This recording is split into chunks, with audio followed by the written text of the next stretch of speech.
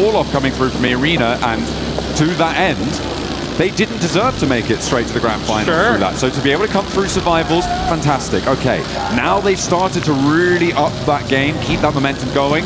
This is a much better scenario, which is kind of why what I was alluding to before is I prefer this chicken dinner that we just saw from Irina to the one that we saw in Rondo in terms of quality, in terms of an indicator for what we might expect for the rest of this phase. Yeah, and we got to be honest too. I mean, these guys very luckily made it here into the finals. They were barely able to pass up the Wolves. Oh yeah. So I mean, to see them barely make it in, at least I think it gives a lot of relief, right? Because you know, for all the Wolves fans out there, they're like, we were so close. Yeah. But for E-Arena to actually pop off, it's like, okay, you know what? The team that made it deserved it, right? Like, they're something here. And if they were at the bottom of the leaderboards, it'd be like, kind of a waste.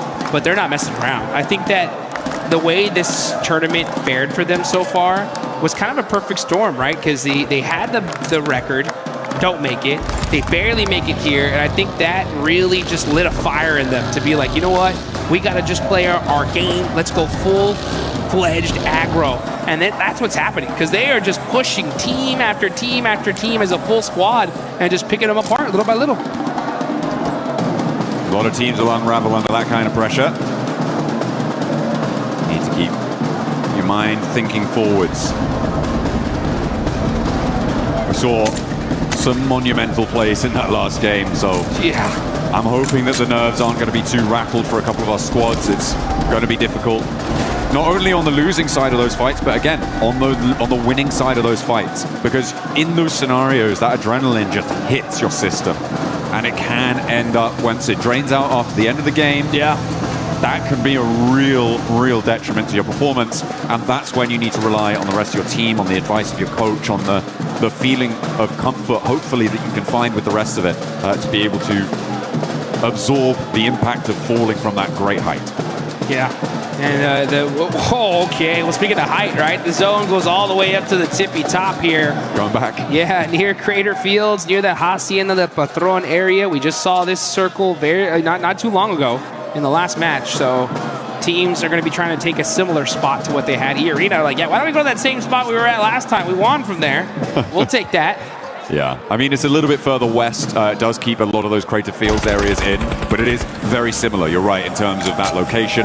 Aurora spotting a player from Furia, but Coops will not stop in just one game. He's going to find shots onto them again. I feel like they should definitely be aware of his location this time around, but losing a player, you know, for Furia, that's not a good feeling. That is not a good feeling. Yeah, that's Miramar for you. It's tough. I mean, you're trying to rotate, and losing players on rotation is a rite of passage here. You try to avoid it as much as possible, but just sometimes there can be that one guy there waiting for you. You can see Godlike getting peppered up from Lost. And all these players just ridiculously good at shooting people out of vehicles. And Jiggle, I heard the crowd pop off. Jiggle ends up taking out quick from Aula.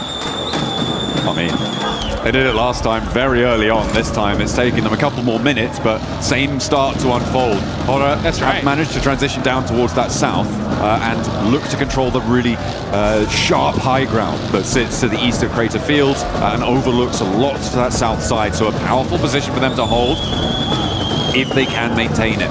A little crash between Flash over on the east side and Vitality. That very quickly concludes with one casualty. Win trying to get some revenge, but not really connecting as Razak bumbles over the top, but doesn't eat damage either.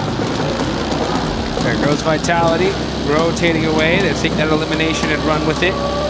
Federalis driving outside of the zone here, maybe looking for another vehicle.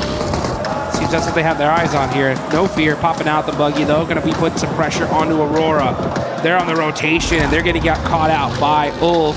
No Fear's going to push up a little bit closer here. Scarface through the nade into the building, catches out top, and that is Aurora getting picked apart here in match number 2. Only one player now left standing. I do not think Doc is going to get the back up. He is over 500, probably about 700 meters away from them right now in the shadow of Nigma Galaxy on the west side. You just can't move. This is an easy set of flushes coming through. Ulf have got this roadside compound. They got quite a decent amount of cover. It's Heero who sit on their northwest across the road, up on that high ground. So for them, for Ulf, I'm feeling like they're fairly safe. This next circle might put more pressure on them, but being as central as they are, it's unlikely. Yeah, they're sitting pretty. They don't pretty much have to move very much at all. And yeah, they don't have to move at all here with this next circle. Vitality, though, over there by water treatment, are going to have to push on in. Nongshim Red Force on the south side are going to have to get into some battles here very, very shortly. And that's just because Nongshim always land on that southern end. So a northern circle like this makes them late to the circle. We'll see what their decision-making is here as Tianba looking to put themselves in a slightly more central position as Sleepy gets a nice knock there on Aaron. S2G are also pushing in from this northeast side. Aaron down, allows Tianba to move in. Eagle and Milu in with the same vehicle, but there's a beautiful spray down. What a response coming through from Solus, holding in the face of the push. QZ wants to try and turn it around, but Solus has more left in the ammunition. Wow. We'll find a third. Looking for now the last player of Tianba. QZ with the M249 is being hunted. Ketch steps into the fight as well to assist his teammate, but there is still more to do. QZ won't go down, but he finally falls, and Solus stands in the face of Tianba, says not today. Not today, indeed, as Ulf with a beautiful stiff arm onto Tianba. And oh, you can see the pressure is on. You can see the player Gavin Ketch relieved after that one. What a play from Solus, though, to be able to shut him down. There you go. Tian bounced out of that compound. It was not to be. I mean, what a lineup there. A little bit wayward on the crash. It felt discoordinated between the two players in the vehicle. Not quite what you want to see from Tianba. I don't want to say lazy. I feel like it was being harried by Heero with the off angles there on the northwest side. S2G were putting pressure on the back of that, and it became a little bit too chaotic. They couldn't quite find their way through it. There was no way that they could navigate that storm, unfortunately. But for Solus, that is a monumental clip farm. Not quite a 1v4, Jukes, but it was pretty damn close. That's as close to a 1v4 as it gets here, folks. I'm telling you, big plays coming out of here in the finals. Axel getting naded up pretty good, peppered by Al-Ula. Let's look at the replay here. Solus with these headshots. Taking out that duo. And still finding himself some good movement here. Yeah, as soon as he sees QGZ, comes on out, pops a nade on accident, and gets the knock. Oh, okay, we're back in with Al-Ula versus Vitality. One over the top, looking for another as well. There are 3 players alive on side for Al-Ula, but there is damage pouring back over towards Vitality as Razy now and Axel have to step into the fight to try and keep this one going. Razak gets shut down though as S2G are flowing out to third party on the north side here.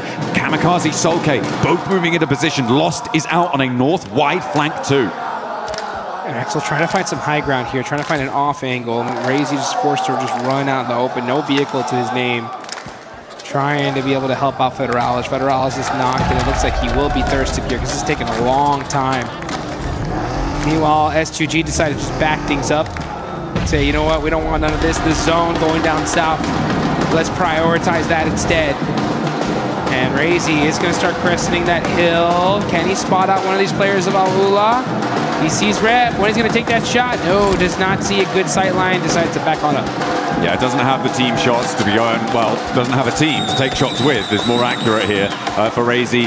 You need to be 100% sure that you can lock down a knock, or maybe even a flush. Ida getting rolled down by Orangutan there. Nicely done, but there's still a little bit more to do. Ida being devastated yet again.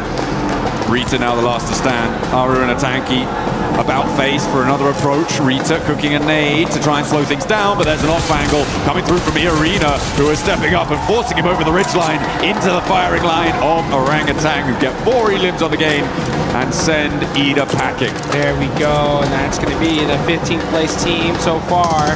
Starting to turn things up, but here we go. It's the White Rabbits battling it out against 4 Thrives. Turney K getting the flushes. It's all up to Falak, and it ain't going to be good enough.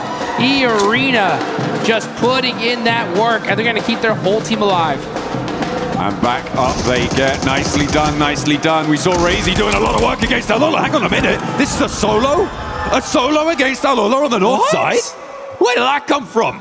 Rayzie's popping off on the north as a solo. 3 eliminations. Ray-Z putting the points here for Team Vitality. The Indo squad looking good here as they're going to be pushing into this next zone. And we're looking at this next circle as it is just south of Crater Fields. You got OG on that southern end right next to E-Arena. That battle should happen out any soon. And now you got Enigma Galaxy right next to Nongshim Red Force as well. Let's see how they're going to play this out. Coop's got that Mini 14 looking for that long-range headshot. I'm also looking at S2G on the northeast side of the circle right now, Jukes. They have to push in, and as a 4, do you go in the shadow of Horror, or do you try and sweep down and push past Flash and Ulf? It is a difficult approach for S2G, and they do not have long to make that choice. I feel like they are committed much more up to the north edge and could potentially challenge Horror on that northern side. Let's see how this is going to play out. Schwepp's got the high ground as well. This is still only stage 4 here, folks. Admino does get knocked, though, from Godlike and flushed. So it's only going to be 2 players up for the side of Godlike. OG in the same boat with the duo. Driving around, just trying to get a little bit of intel. Doc is nearby. You got to watch out for that.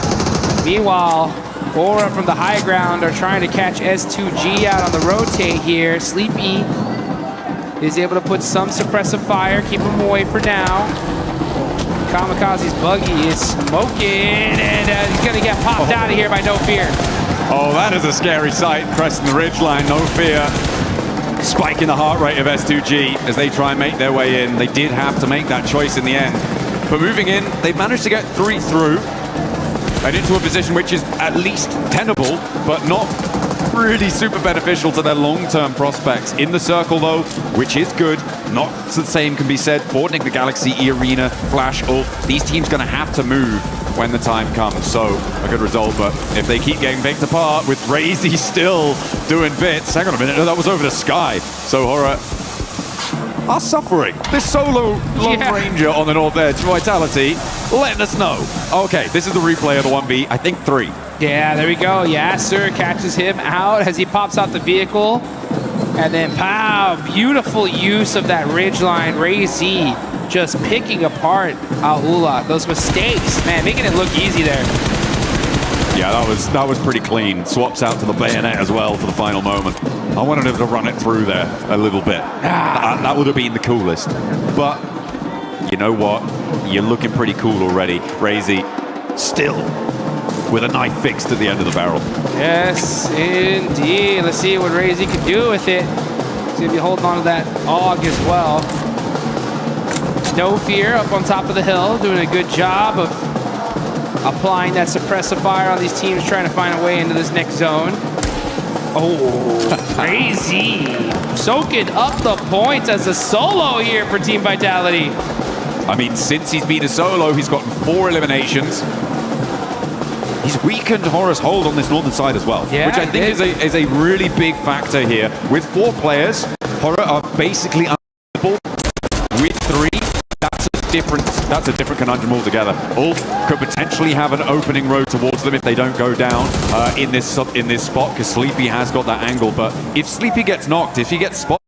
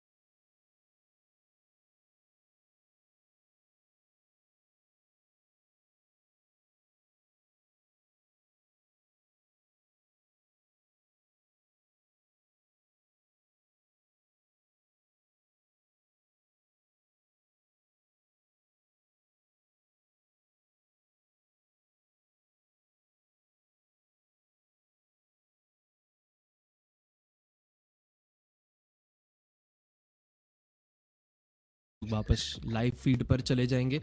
सो आप लोगों ने हमारे साथ overall मस्त। Sleepy has got that angle, but if Sneaky Beaky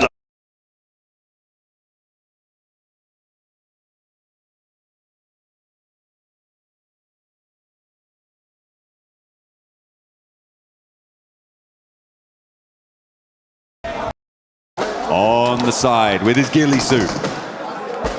Trying to play it quiet, trying to play it smart, finding these angles. Crazy. Playing it very, very quiet. He's looking to get that green for his team. And this is how you do it right here. Staying alive, just, able to get some confirmations, some sneaky confirmations on some knocks, soak up some points. Meanwhile, S2G got a little car wall set up here.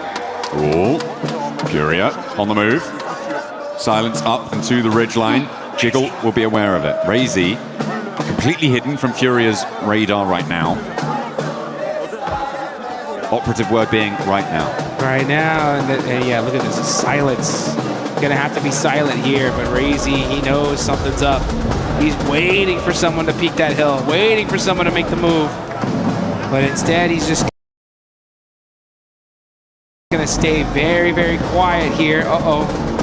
Up they go. Jiggle, you better watch out. They're coming for you. Silence, driving up the hill little by little. I think Razy's going to get spotted here. Igor is going to run straight into it potentially. Oh, maybe not. Darts back a little bit. They're waiting for the peaks. This negotiation on the north side is tense. S2G isolated right now on the southeast side of all of this. Sort of all just playing in the same spot. Looks like they're trying to start to move out now, which I like. I think it's the right decision. And we've got solos from Aurora, solos from Ulf, as well as Orangutan. Atanki may be the first of those to go down, but does take a fair chunk out of loss before he goes out. Put some damage on the board. S2G looking to clean this up here. They definitely need to win. They're in 12th place. Win will definitely put them in a good position here for the rest of the day. Furia, the same boat. Let's see who's going to take this chicken dinner. The Aura rocking a 2-1 split with Jiggle on the absolute high ground here. Don't forget about Doc, though. Aurora all by himself. He's still there. You can see him. He is just holding that spot and starting to soak up some placement points here. Only 6 teams remaining. The thing for Aura right now is that they know there's a solo on the north side, which gives them a little minor advantage if there's going to be a third-party fight between them and Furia. Razy's angle might not be known. S2G take a shot from Eren, who is their solo from Ulf. And Eren finds the flush as well. So S2G now down to 2 players. Jukes, there's a lot of solos here, but they aren't without their opportunity. Yeah, that's for sure. They could win this whole thing if the timing ends up perfect for them. See, nice shots there from No Fear. Oh, instant confirmation too. MSG's really hurt. So he's going to throw the pan there. Yeah, no. That would have been nice. Pulls the pin on the nade. Take some of this. How about some of that? Long nade. Not able to get the finish. And it looks like S2G should be able to get the reses here. Does he have a Molotov for another nade? Because I mean, he has the high ground. He might have the arm to get there. It doesn't look like they're going to go for it. The res likely to be coming through now. For S2G to keep themselves alive as 2 players. It's Razy that I've got my eyes on still from Vitality. He's gone so far, come such a distance. Eren, most likely the next solo to fall. Igor's has flexed out and is very close to Doc for Furia. That could be a dangerous spot if they're caught. Oh, he's hopped out as well. Doc might just be able to get away with a free elim here. There's a nade in his hand. This is not where you want to be for Igor's if he doesn't hear this pin, if he doesn't get out of the way.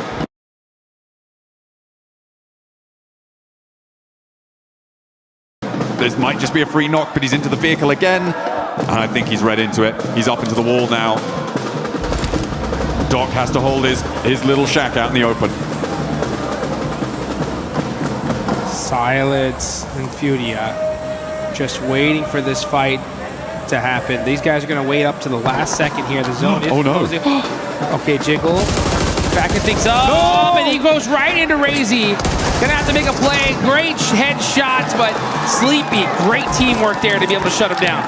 It felt like that was the opportunity there. Jiggle stalling on the buggy slip, but just didn't quite finish off that spray. And the backup from Heero, of course, they did know he was there. As I was saying earlier, after losing a player to him was good news. Oh, another solo goes down. That will be the final solo out. So we are playing 3v3v2 as Furia in with a chance here to put that chicken dinner on the board. Same story for all three of our teams.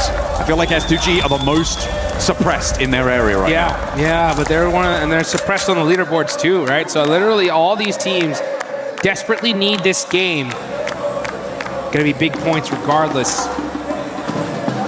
You can see right now, 8th place, 11th place, 12th place. It's gonna help them out big time. Let's see what No Fear can do with that high ground. This is stage 8, folks. The zone will be closing into nothing once that zone pops. Sleepy applying that pressure on S2G. He's got the intel now, knows exactly where they're at. He's got a couple nades. Gonna go ahead and use that high ground to try and get the shots. But some big shots on the aura. That's No Fear eliminated. That angle being gone is critical. A really nice pick up there over onto the high ground, as well as Jiggle going down. Leaves Heero now just on the one player alive. Furia want to regroup, and the descent comes through from the last remaining player for Heero, Sleepy, who has broadside on Lost, but he's not taking the shots just yet. I think Lost spotted him just before he ducked behind the ridge.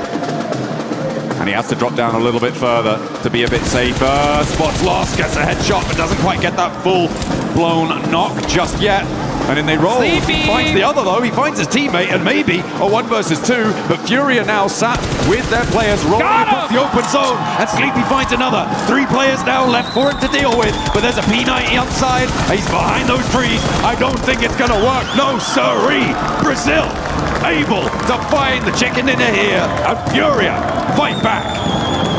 It's about time. We knew that chicken dinner was only gonna take a little while, and it happened to be just 2 matches here into day number 2. So Furia get the win, and the crowd is pumped up for their team here. A huge, huge win for the side of Brazil. Absolutely beautiful stuff.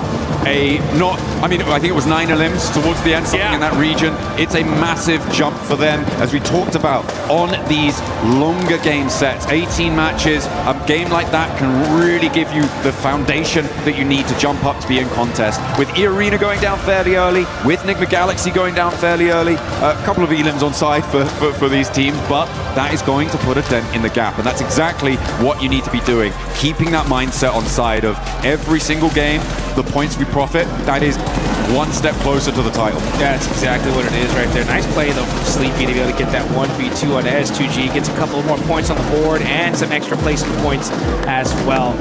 But you know what? The board is gonna be, the leaderboard gonna be balanced out a little bit right now, because like you mentioned, top teams go out, teams in that mid pack start moving their way up. But I think that inequality is going to be coming right back, because guess where we're headed now? Oh yeah, it's going to be a little bit toasty over on Rondo next, which is very, very exciting stuff. We've already seen, 2 1v4s, at least 1 1v3, a couple more. Why not throw them in there? It's basically just what happens at this stage. But yeah, I mean, the Razy solo 1v3 on the north side there, beautiful. The impact he had also cannot be ignored. If 4 players were alive for Heero in those final circles, I think they win that. Yeah. Without Razy having that impact, it completely changes the dynamic. It allows Furia to be so much more free and easy on that western side. The suppressive force of Heero on that north edge is so much assuaged. So I think that is a very, very important part of that last game that maybe flew under the radar for a couple people. Yeah, you got to be hyped up for Razy. 1v3, then finish in with a 1v2, and you guys got a 1v1, and watch the rest of these matches coming up in just a bit.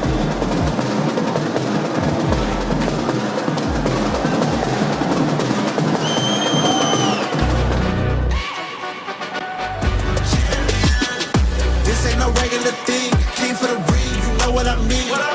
You see my name in the lights, better get right, I'm champion.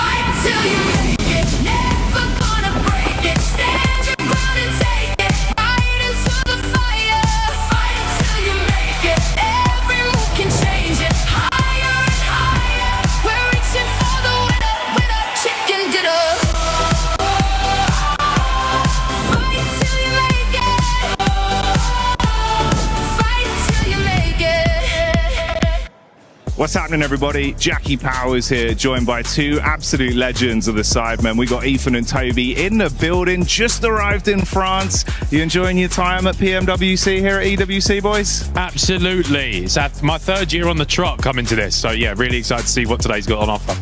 First time here in France, so actually we're really excited. What, just generally first No, not generally, but this in France. Normally it's like in Saudi, but here in France, it's exciting. You enjoying it though? Getting on with the vibes? Bit different, right? Yeah, we got in early on the train this morning, so took a little bit of waking up, but I think we're into the swing of things now. You always look fresh. Both you do. You've come out giving it. You got the style on the go, so I can't complain, boys. And there you go. You're showing us up. Yeah, can we get a fit check, please? Fit check. Great. Hey, look, you look unreal. Beige. The turtleneck, he looks amazing. The watch strap, look. Wow. Ugh. That's what we do. That's what we do at PUBG Mobile. We've got a bit of a different vibe on the go. I know you love a bit of PUBG Mobile yourself, but you've been enjoying the chicken dinners? Caught any of the glimpses of the games? I haven't caught any glimpses just yet, but they're going crazy as we speak. We've got a little glimpse of a screen up there, and I can't wait to watch some of it. It's going to be big. I think we've had a lot of interaction from the fans this event, which has been cool. A lot of different nations. It's been super loud. We've had drummers. We've had like cymbals. Mate, I've seen instruments I've never seen before. I thought it was a football game. I heard it. It was crazy. I can't believe there's drums at an esports event. It's unreal. They've kind of been getting sick with it too. One of our commentator talent basically used to be a drummer. So he's been sat there every game, mate. He's watching in the background. I just want to get involved. I want to teach him a new beat. He's loving it. He's loving it. You any good on the instruments yourself, pal? Me, no. So Jizzle, however, he has an own producer back in his day, you know. I dabble. Hey, we got to get you in there. We could cook something spicy up with the fans, right? No. It's been a long time. EWC anthem? Come on. I don't quite have the same rhythm as I used to, you know what I mean? Could be a nice tie-in. We'll get that in for the next charity match, no? Maybe. That's what I'm saying. That would be sick. Look, it's going to be a good time. We got about, all of today, so about 6 games overall today, and then tomorrow we go into the final finals, last 6 games. We got some big orgs here, boys. Couple big names. You got like 4 Thrives. They're coming out, showing up. Vitality, legendary esports orgs, right? Orangutan as well. They've come in bossing it. Orangutan all the way. Come on, orangutans. Listen, this ginger bearded beast. My orangutan. Yeah, come on. Go on, the orangutans. Oh, mate. I hope they do you justice. Yeah, they've been looking good, honestly. They've been looking good. So we're saying orangutan go chicken dinners all the way. Let's go. All right, let's see what happens, boys. Always a pleasure. Pleasure, any mate. Final words before we send this one back? Up the EWC, up the PUBG Mobile, bosh.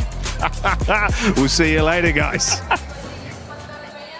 Thank you, Jackie. And I agree, Jackie. You look good today. You look good every single day. And so do we. Joined by Lace, Calaris, Natura, and once again, the 7WG. But we got to talk about Furia, that last match. The Brazilian aggressiveness was there. And boy, did they show it.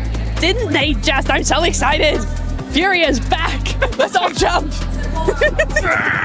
No, but he's just gone. Okay, my show now. Furia, right?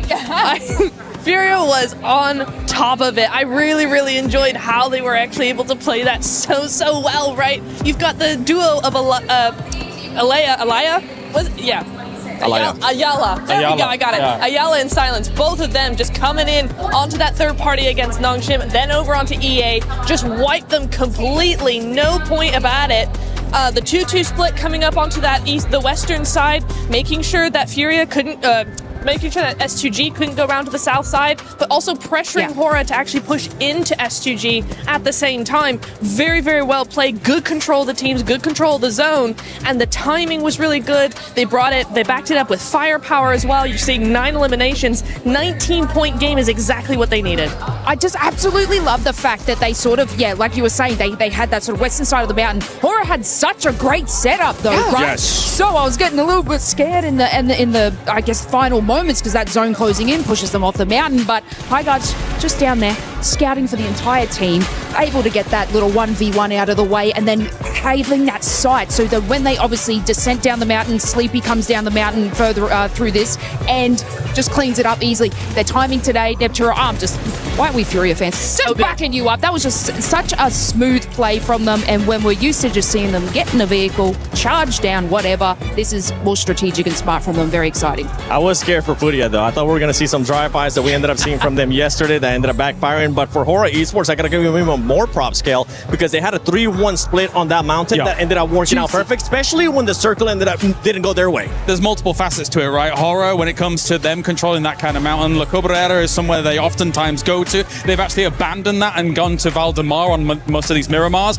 They had to abandon their loot phase quite early to make that extreme wide rotate based on those sort of shifts that were going north to get onto that mountain fast. And I think they really understood how to hold down on that location well, to the point where they were having to deal with certain circumstances that they didn't want to have to, like trying to cordon off Ulf as they're trying to move forwards as well. So very impressive game here by Horror, absolutely. It is. S2G as well, being able to collect some points in this last match too. And one team that was able to collect even more points that definitely needs them, Orangutan.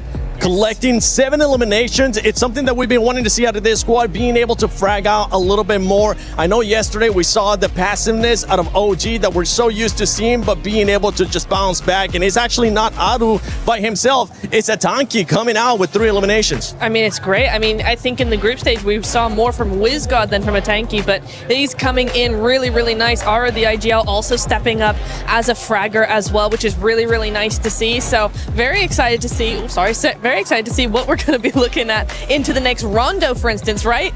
Getting the that momentum on the Miramar is like 7 eliminations on a Miramar already. What's Rondo going to be holding in store for them? Feels weird that we're doing Rondo, not at the start of the day. It does, doesn't it? But anyway. It's like, okay, well, mid-day. Mid-rondo. Mid-rondo. It's a mid-rondo. You know what it reminds me? I said it earlier and I'll say it again. It reminds me when we used to have Sandhog at the halfway point. Oh, yeah. Where teams that weren't performing well, that would kind of use Sandhog to just spark up their day. But talking about Rondo, let's look at the top teams right now from Rondo. You got Enigma Galaxy up there. Aurora Gaming so far really hasn't had the best start to the day, especially when we're looking at the Miramars. But going into Rondo, we saw what they were able to do yesterday, and I'm hoping that Aurora is going to be bouncing back here. Yeah, you'd like to think so, right? I actually do think that there's definitely been lulls in some of the performances internationally as well, and obviously this team for a long time, when with that alpha gaming, etc. and things like that, everyone was hoping that eventually they'd hit it big, eventually be able to get one of those big titles. Actually, coming into that day one, I thought to myself, wait a minute, is this the time? Is this the time Aurora Gaming actually finally makes it happen? Because they were able to be up towards the top. They've slipped a little bit, especially with the arena looking as well as they have done so far. But there's still a chance. There's still hope. Yeah, for Aurora right now, 34-point gap. So I am hoping that we're going to be seeing some insane gameplay out of them, especially going into Rondo. We have seen E-Arena put up 29 eliminations. Can anybody get even close? We saw the aggressiveness out of Furia with the third parties too, but we got to talk about Enigma Galaxy been performing well as well. And what I really enjoy about Enigma Galaxy so far is the way that they've been getting those placement points outside of their win. You can see them being able to be consistent. Exactly. They've got 14 placement points outside of that win. So they are really making sure they hit that podium time and time again, backing it up with eliminations. And again, this is something that I saw yesterday from Enigma Galaxy, is their timing is on point. Coops is back in his prime, it feels like, and the whole team is rallying around that. So the timing is really good. The synergy is very good. They're holding, they're waiting, they're making other teams play for them instead of doing all the dirty work themselves. It's a really, really nice control play that we're seeing from Enigma, and it's working out beautifully. I mean, I just want to quickly touch on Ulf, because we were a little bit worried about them at the start. We're like, what kind of plan do they have going forward? It's good, it's wins, it's that, it's not, it's dropping. That one, the vehicle sent. They're actually in like a 2-2 split hold, and they were like, what do we do? Let's take the vehicle, let's wedge Tiamba up against that, and able to sort of decimate that entire squad. Obviously the rest of the team sort of joined in that position, but look, they're making split decisions quickly when that moment comes. Is it bad that these decisions have to be made incredibly quickly because they didn't plan it out beforehand? A little bit, but look, they can capitalize on it. It is. One team that I'm going to be looking to hopefully capitalize here in Rondo as well when we're talking about eliminations is going to be none other than Tiamba. Tiamba has been quite slow today. We've seen them just going down that ranking, and it's a team that needs to be able to bounce back, because guess what? Yesterday, it was all about eliminations. Yes, they do end up having some placement points, but it wasn't of the likes that we know they're capable, especially with what we saw to Survival. Yeah, Milu and QZZ have looked fantastic throughout the entire tournament, right? And Milu really rose to the occasion after QZZ was able to get that MVP title on previous internationals. I do think that, yeah, it's been a bit of a slow start for them, but regardless of that fact, there's definitely an opportunity for them to get back to fragging power, fragging potential that we've seen from them in the past. I'm just looking at Coops right now. He's locked in. Raouf just going around, circling his chair. Satan as well. But Coops, it's all about Coops right now. Hopefully somebody else will be able to step it up from that team as we're going to be going into Rondo. So Hot Jukes, John Allen, take it away. What is Satan looking at? Here we go. We're headed into Rondo, the match to put some massive points on the board. As if Miramar wasn't crazy enough already, it's about to get even crazier. Maybe it's just something about the start of the day, Jukes. Maybe it wasn't Rondo all along. It was just the first games. Maybe this will be the calmest Rondo we've ever seen. Yeah, they brought that Rondo energy off the rip, right? Yeah, they're used to it. Fresh off the breakfast, ready to find their dinner. And that is what we're going to be looking to find here for one of our teams. It will be the case. Maybe a massive early game. We saw it from Milu yesterday. Huge. And the rest of Tianba as well. Huge start to the day yesterday. Not quite as powerful in the game so far today. So hopefully for Tianba, they can find that resurgence here. And if you're an Arena fan, you're hoping that they can continue to make their strides forwards and keep that White Rabbit chase going. Gotta be able to separate yourself from the rest of this lobby, and if you're gonna do it anywhere, it's Rondo, that's for sure. I mean, we've seen a 39-point game in this tournament. Oh man, will that turn things around from. Look at Team Vitality though, averaging, 4.33 limbs per game, 1,000 damage. It's a great average here.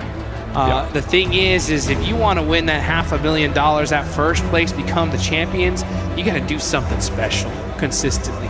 So I'm interested to see, right, how these teams are going to fare now that we're playing Rondo for the third match of the day, right? Are they going to be able to keep that aggression up throughout the entire day here? And who's going to be the kings of Neox Factory? Oh, could be. Or indeed, somewhere else if Flamepath decides that we don't want to be going to Neox Factory.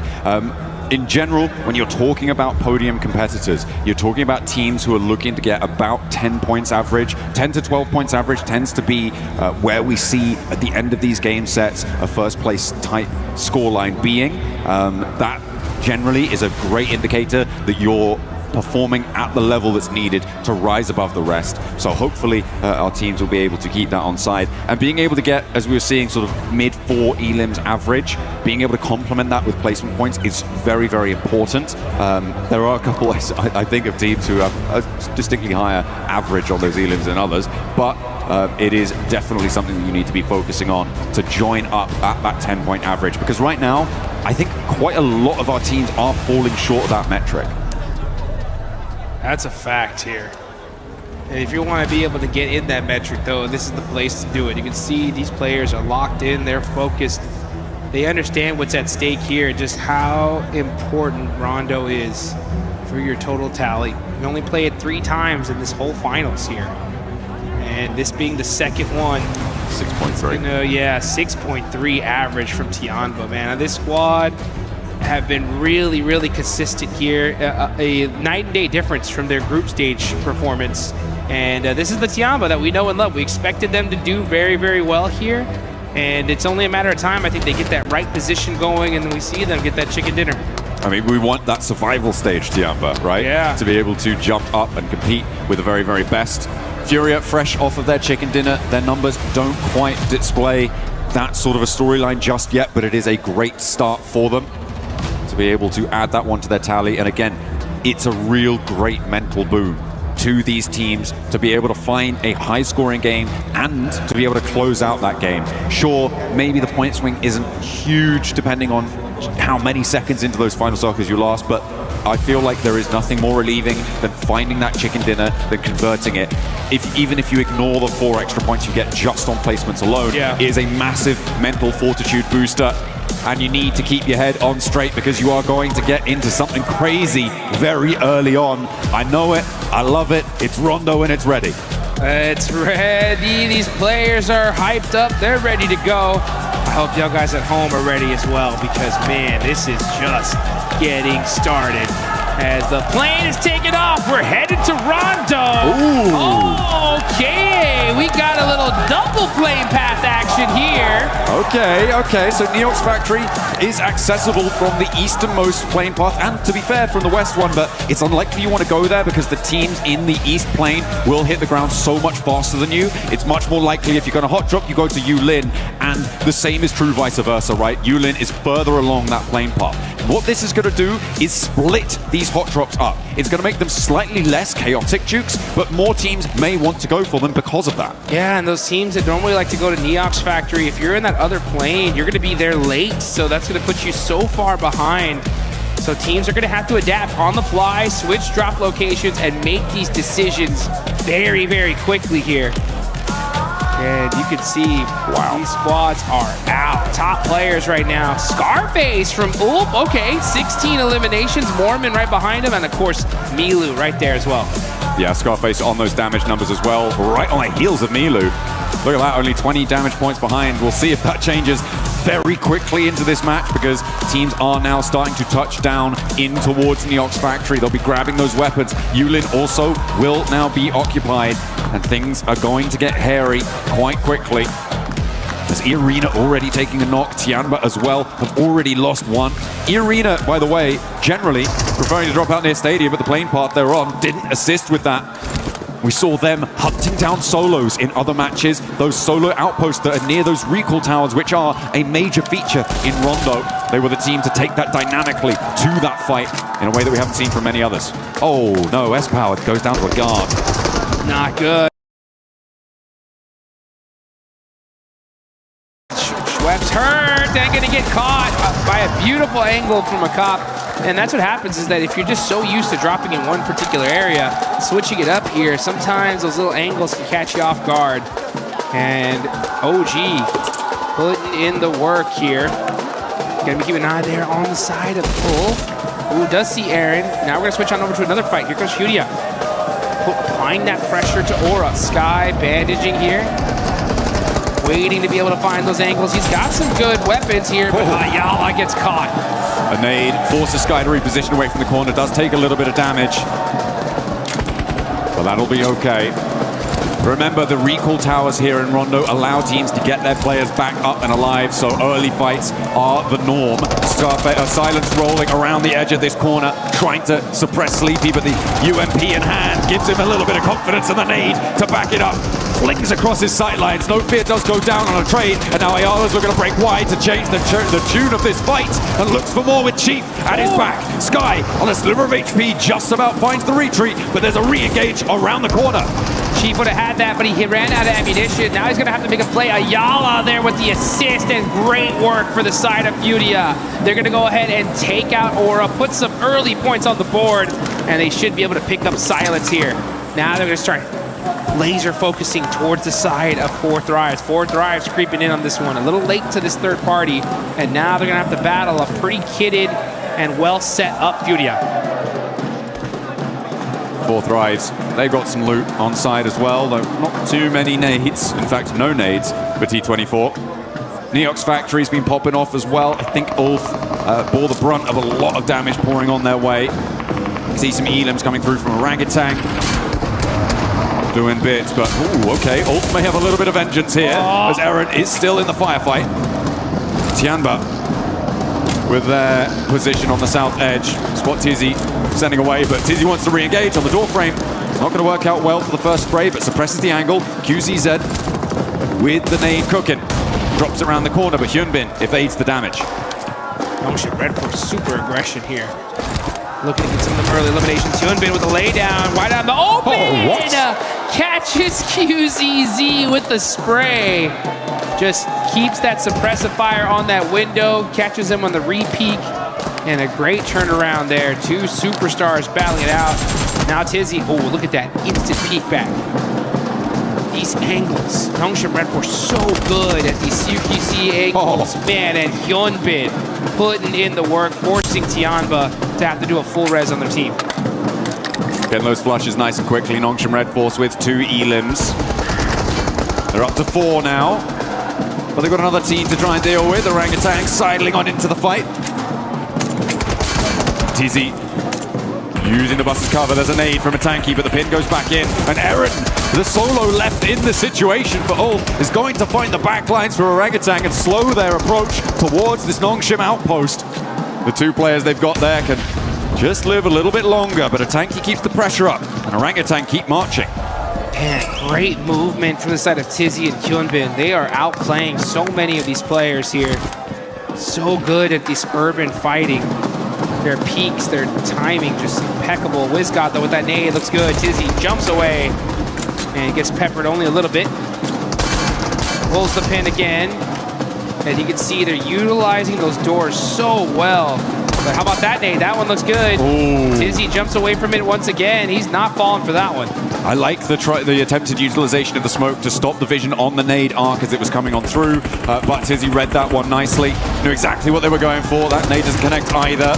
Still has a couple more. The shotgun around the corner. Steps in for it. Wins the trade. And immediately Eren snaffles that point away for Ulf. He's up to 3 elims there on the inside. This guy's doing bits. The rest of Ulf are happy to hang out near Danqing on that south side and let Eren roar over in Neok's factory, because it still has yet to conclude. Aurora, I think, still have a solo in that spot as well. And Eren does finally go down to Godlike, who have rolled up into the fight in Neok's factory. A late approach as they were forced away over towards main round. Now you can see T24 trying to find some angles here. Zypha, ooh, quick shotgun here. He's got the right-hand priority. He should win this. He does. Catches Ayala. And now, shots happening back and forth all over the place here. But Zypha's going to have to make another play. But suppressive fire. Was that IQ? Yeah, IQ on the other angle. Doing a great job of applying that pressure, that headshot. It's going to be the end of Furia. Furia, though, well, in this location. That's correct, yes. Igor's on that south side, very far away from Yulin right now, means that they can get that full reset. The recall towers are still available, and at the moment, only one player is completely down. I think that's about to change as well, as Admino gets back to his feet. Aurora with top.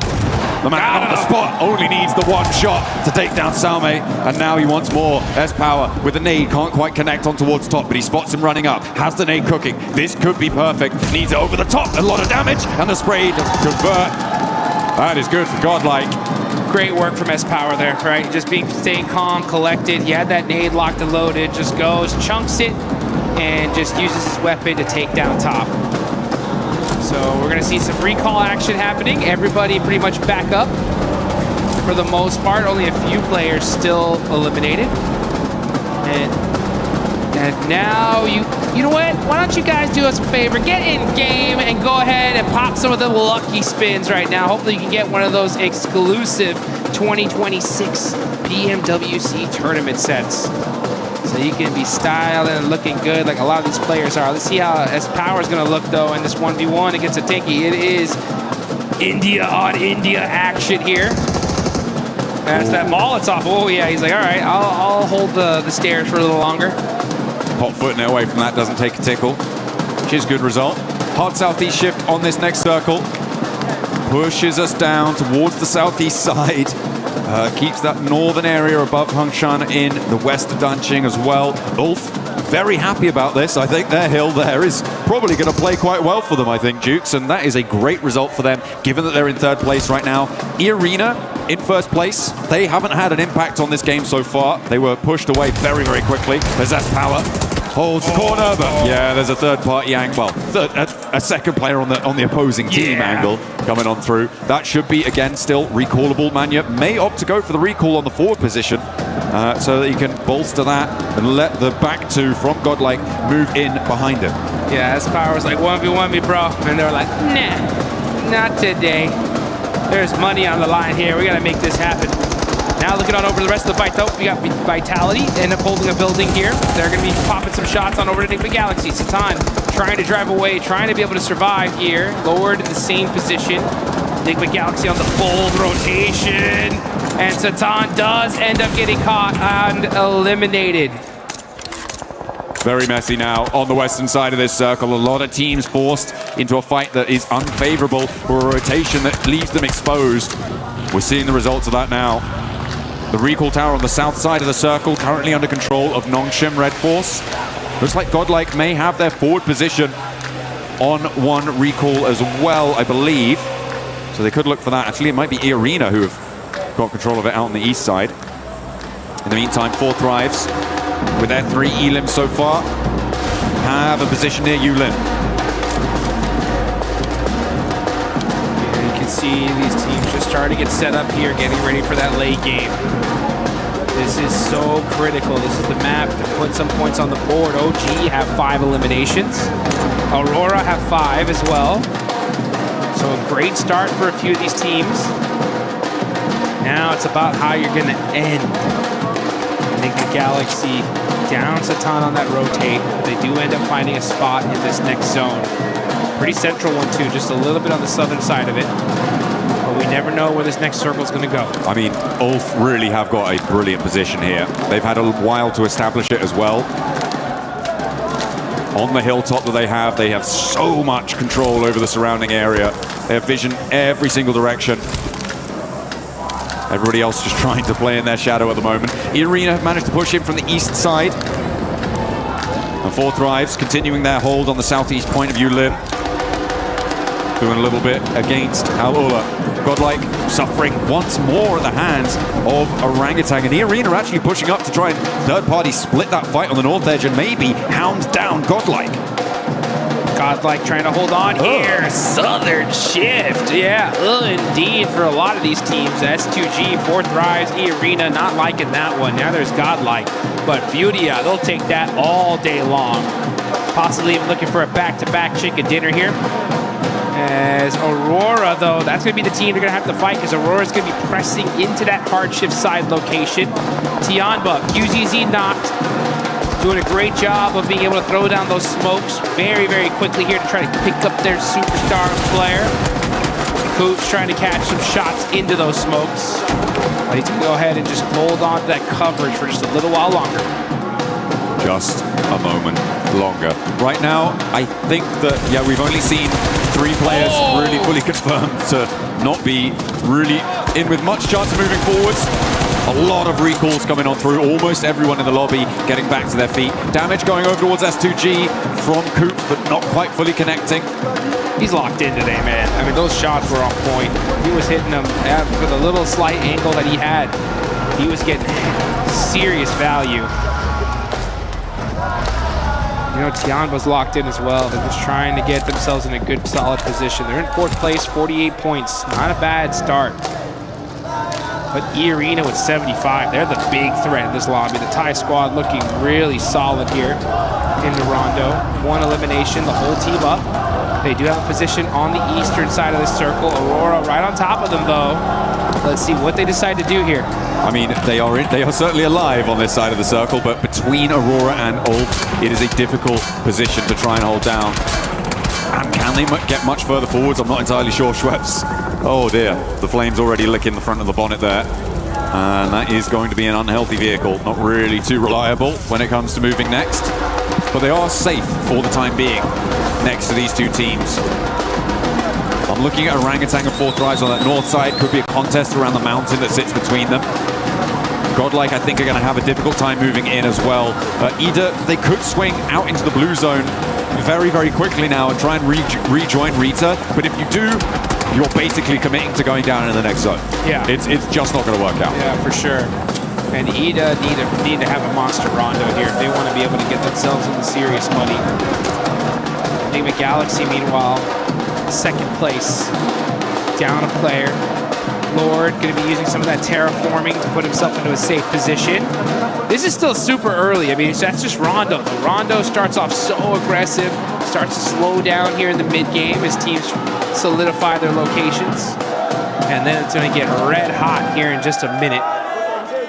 Let's see where this circle goes. We're going to see a crazy southern hard shift again. Will it center up? That's going to be huge for these teams. And it does favor the south side a little bit. Okay, I mean, for Aura, this is great news for them. Their west side is fairly free and clear. Ida do opt to regroup on the south side, which I'm not entirely sure about. I feel like that may be a misplay for them. A very difficult approach from that angle. S2G trying to make the approach that is probably in Ida's future. Finding out how difficult it can be. Furia extracting a toll for it. But they do crash in. They do get to the center of this one. And actually, may be able to get control of this recall tower that's available for about another minute or so. If they can get control of it, get that recall in fast, they could be in with a full force squad on this location. And I think they know that Jiggle's here, but they don't have a lot of time to play around with. It's really ticking away, and a bounce on the nade's not good. Yeah, kind of a little bit of a self-nade there. I don't know if you saw that chain link fence at the top of it. Great nades, though, from Nongshim Red Force. Oh, it doesn't hit the mark, though. I thought that was good. And they're going to be sharing this location for now with E-Arena. And this is pretty darn central. So I'm surprised they're really battling this out. This is a dangerous fight, honestly. Like, if they take this fight, they're going to get third party. I mean, all the fights now in the middle are dangerous. Godlike on the south side. What happened? Ooh, I think a vehicle explosion there came on through. Was Took that Tony K down? No, it wasn't a self drop. Don't worry. I would have clocked that one. It was an explosion that came through. The nade, ooh, just falls short of the deployable cover. And they continue to not quite find the mark for Nick McAllister. Sorry, for Nongshim Red Force. They aren't quite connecting here. Not quite getting what they want to get done. Orangutan try and crash into the middle against S2G. It's looking to go pretty well for Orangutan, actually, as S2G are going to go down fully. These recall towers are pretty much done and dusted. Only a couple more seconds to get them used. Yeah, it's going to be tough to be able to use it here at this late stage, especially if you already burned a lot of your recalls earlier on. And let's see right now as Ray-Z is able to get a nice knock there on the tops with a nade. Another one in return as Bose catches Federales. And now here comes Win in the vehicle. Possibly just trying to get some information. He gets some for sure. Pops out. Oh, that did sting. Okay. Razak, though, got the shotgun. S12K. Oh, gets knocked. And Team Flash put in the work here on Vitality. Hey, we know what Razy can do, but he's not going to do it this time around. Vitality go down. Flash playing on with 3. The recall towers are now shut down, which means that every elim will stick. There are no recalls available. The arena somehow managed to get straight to the center of this circle. Is kind of crazy, and to do so with 4 players alive, great news. Hopefully they can make that one work. Meanwhile, on the south side, you've got Godlike, Ita, and Furia all looking for position. Yeah, this is a replay, I think, on how Tony K went down. Yeah, he ran into the buggy. He ran into the buggy. Yeah, well, it was that cover flare that ended up busting up that buggy, and it was just inching it little by little and just did enough damage to pop it. So you gotta watch out where you drop those cover flares. Hey, no harm, no foul. They're all alive, and that's what matters right now. Nade over the top, over towards Nick McGalaxy, though, from Tianba, who have had to fight down from this north side of their compound. Nick McGalaxy have been hiding here for quite a while, and Tianba seemed to be an overwhelming force for them. Ralph, alone, isolated, away from the rest of the team. Ulf have been trying to push in from the east side, and somehow Scarface doesn't go down here. Finally does get knocked to QZZ. There is an answer, a little bit of damage, and his 4th drive's chiming in for a third party from the west side. QZZ getting caught out by Ulf. And now Milo getting shot in his back from 4th drives. Tianba now are fully pinched. You got 4th drives looking at one side, Ulf looking on the other, and this is all outside of the circle. Disaster here for Tianba, who are looking so strong in this game. Gonna have to fight their way out of this position. A lot of movement now necessary on the northeast side as well as on this south edge, and this is what I was worried about for Ida. They managed to get a couple of elims on the angle, but they trapped themselves behind the water. Wrapping around that one, it takes so much wind out of your sails. You just don't continue that speed. You don't carry any momentum in towards the circle. And they found out all about it. Furia were a roadblock for them, and they may have dragged Furia down with them, but for Emre, he's now got so much to do, and he's going to crash probably straight onto Aura, and almost certainly going to go down here. I'm so surprised he hasn't already fallen, and Emre just sneaking his way through. Tianba on the drive-in now. Gonna have to force to just fully send it onto the middle, but they are getting beat up here. Sacrificing players one by one. Milu, oh, with a bad drive. And now it's up to the single player. Oh, he does end up catching 1 point. So Tianba hold on just for a little while longer. Staying alive, staying in the thick of things. The arena unlikely to be able to push fully up and over with Ulf suppressing this angle. Akin can survive for just a while longer. And Ulf are going to have a tough time actually pushing towards this one with the suppressive fire coming in, but Akin does go down. That actually comes from Furia. Very long shot down from the south side. Close to max range, I believe. Furia, 393 meters there, Ayala. Ooh, Ayala and Furia are putting in work here. 10 points on the board so far. Right behind him is OG with 8. They definitely needed those points. And here comes Furia, pressing in through the south side, moving in little by little, making sure that there ain't nobody near him. Aurora with the western high ground as well, this mountain, giving them a lot to work with. The position held previously by Aura, but they decided to commit instead much more central onto the west point of the compound that sits central on this circle.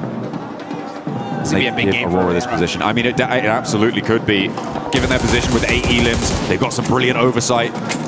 Not too many teams have the flexibility to challenge them. It is, of course, the kiss curse position, though, because you do have to leave it at some point. Well, almost certainly you're going to have to leave it at some point, and that is where things start to get a little bit muddy. If this zone shifts to Aurora, they're getting like 20 points this game. Plus. I mean, this is the spot to have. But it is quite on the edge here. Let's see if they end up getting lucky. This is the time to get lucky in the map that you really want to get lucky on, that's for sure. But meanwhile, Nongshim Red Force catching Chief out from Furia. Sneaking it. A shot in around the sides of those silos, through the fences. It is pretty resible, though, for Furia, I imagine. The circle does move away from Aurora, though, and up towards the north side. This is a lot of open ground that maybe Fourth Rise could try and leverage, but there's not a lot for them to try and work with. You could see just sweeping out to the west, it's wide open. You're going to need those cover flares, so it depends how many they've got in the back pocket. Create some of your own defilades with that destructible terrain. It's what they're going to be needing to do to control that north side. In the meantime, Furia still giving it large on the south side. Doc starting to throw some nades in. They know they got to get moving here. They got those vehicles. They're smoking, though.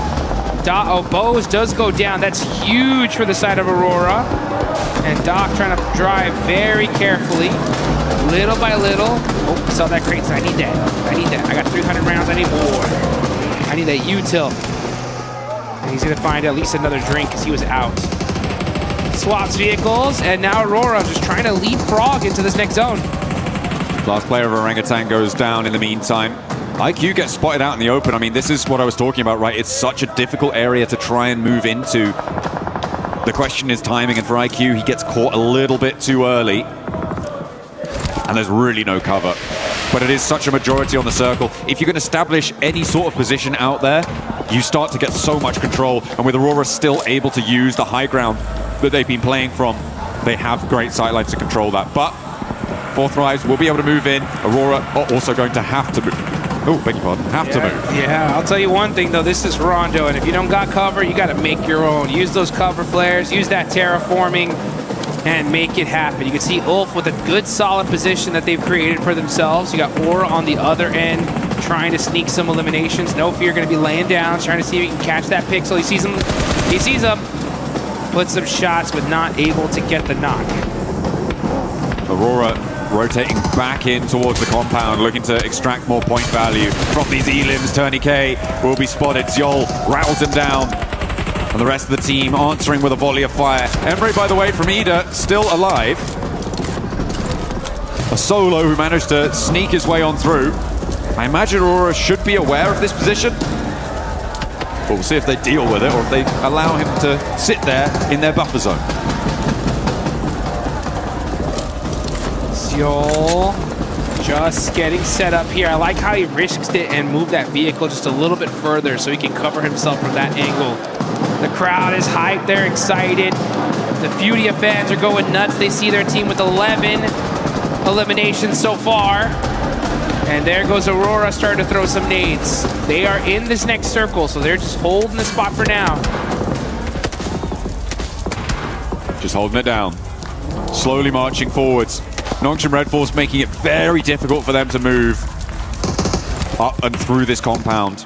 If they can get a knock, if they can open a way, might be an opportunity for them. There's trades back and forth across every single angle. Nongshim also have spots on towards Horror, who are trying to make their way up on the western edge. Oh, it's a nasty ascent up this hill. There is a complete broadside from Hyunbin. He's got that DP, a lot of ammo in the tank, and a big north shift comes through. The circle goes up to the top and away from all of these teams. So all of them are going to have to start moving. Hyunbin, he realizes it. He's like, oh, we're in trouble. We need to just start getting some eliminations here because getting into this next circle is going to be almost impossible.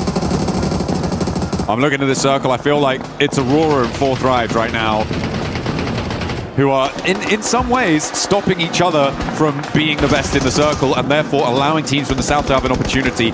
If this fight concludes one way or the other, which I don't think it will, Jukes, not at the moment,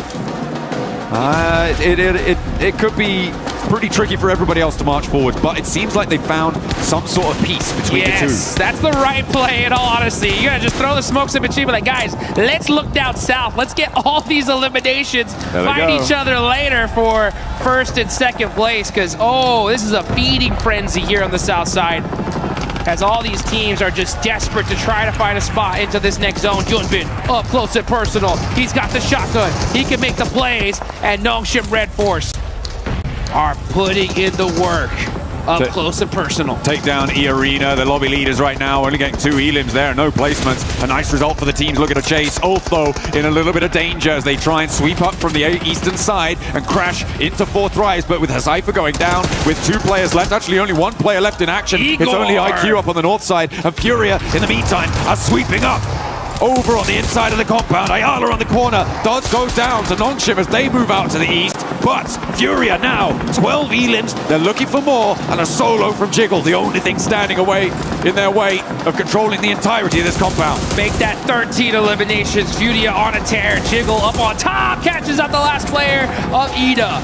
Aurora, though, are just waiting for this. Gotta be a little bit careful with that cover flare. A little bit too close. Chief now forced to just run out the open. Jiggle with the jump down, trying to make the play in the 1v2. It's Igor to shut him down. Hey, that's so nasty, though, because it does mean that Igor is going to be alone, solo, and will not be able to weather the storm of bullets sent his way by Nongshim Red Force. Now out in the open, it's Aurora as we transition up to the north side. And 4th Rise, I mean, they lost so much on that push forwards, and it's just IQ now. Cypher, I don't think you're getting back over to him, mate. And he does go down. IQ, a solo for 4th Rise. 14 eliminations for Nongshim Red Force. 10 for Aurora. This is a big game any way you cut it. And it's going to be one of these teams that's going to win it. Who's it going to be? It's Aurora versus Nongshim Red Force. Yol gets knocked. That could be the opening volley. But Nongshim Red Force just going to hold that angle. So easy, catches top as well. So just knock after knock, back and forth. That's going to really hurt the utility from both these teams. Reefus, level 2 vest, pretty beat up. Sees an angle though. Hits the headshot onto Tizzy and gets the knock. How do you do it to him, Reefus? Goodness me. That is a beautiful start, and this is the open ground I was talking about before, Jukes. It's just so difficult. There is that sloping ridge in front of Nongshim as well, that means they really kind of only have one angle to go, and it is fully covered off by Aurora. Yeah, it's because Aurora is shooting some dang laser beams here at the end. The tiniest pixels, nothing but headshots. Nongshim Red Force, we know they got the gun skill to pay the bills though. Gonna have to battle it out with Aurora, because Aurora are on fire right now. Now they have the numbers advantage as well, top with 5, and look at that. Nongshim Red Force, they're just stuck. They're stuck in this one spot. They are laying down, but Hyunbin evens out the battle with that huge knock on the Zio. Perfect timing. And it's a forward position as well, which means that in order to get them back up, they need to break forwards. For Aurora, they need to expose themselves. That makes it more likely we're in a 3v3 clean. Hyunbin suppressing the corner of the rock there, looking to try and put them back behind it. And he will bury them behind it as Doc is taken down on the angle. That is resible, but it's going to allow them to move forwards incrementally, making their way, making their approach here. Reefus don't dare step up. Hyunbin is just an absolute beast with these laydown plays. Putting in the work, catches top. Hyunbin is on fire.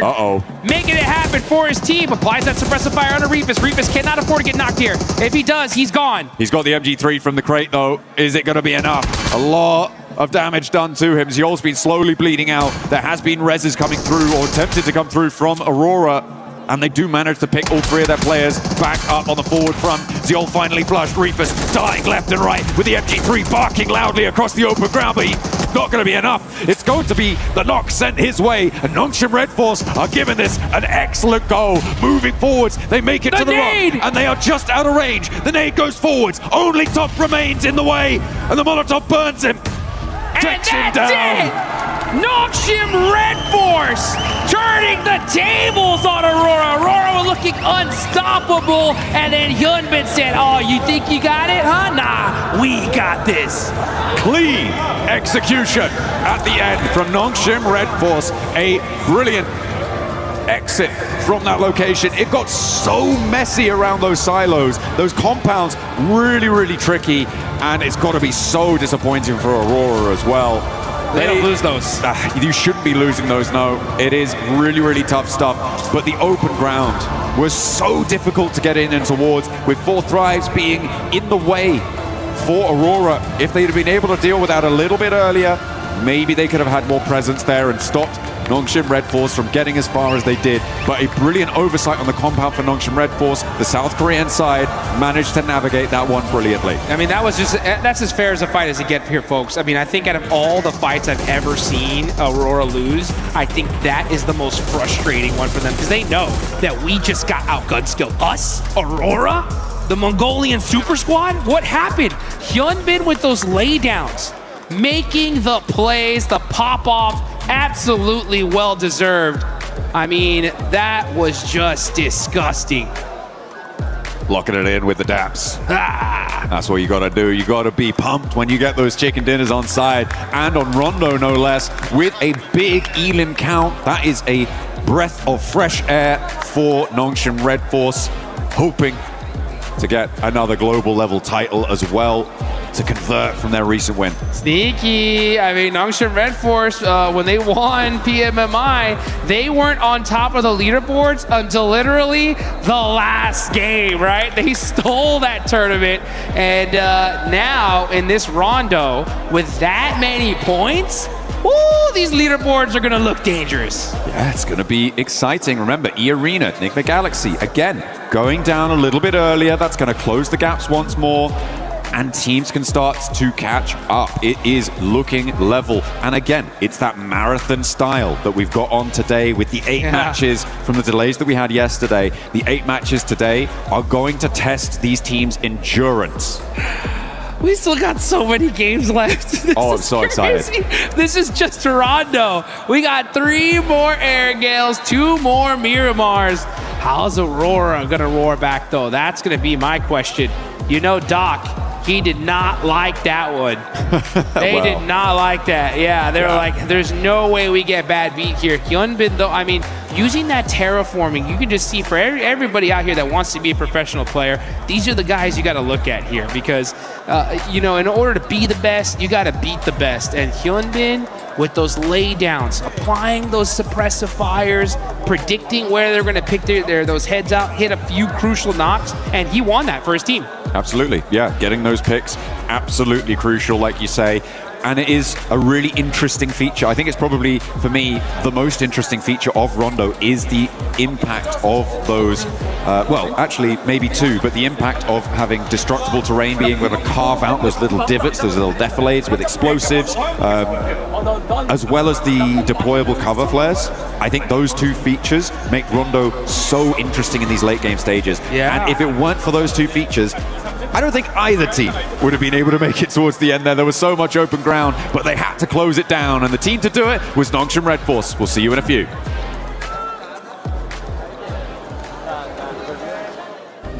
Play is in our DNA. Whenever we let it out, it becomes our superpower. Now imagine an entire city being built to supercharge it. Kadir City, powered by Play.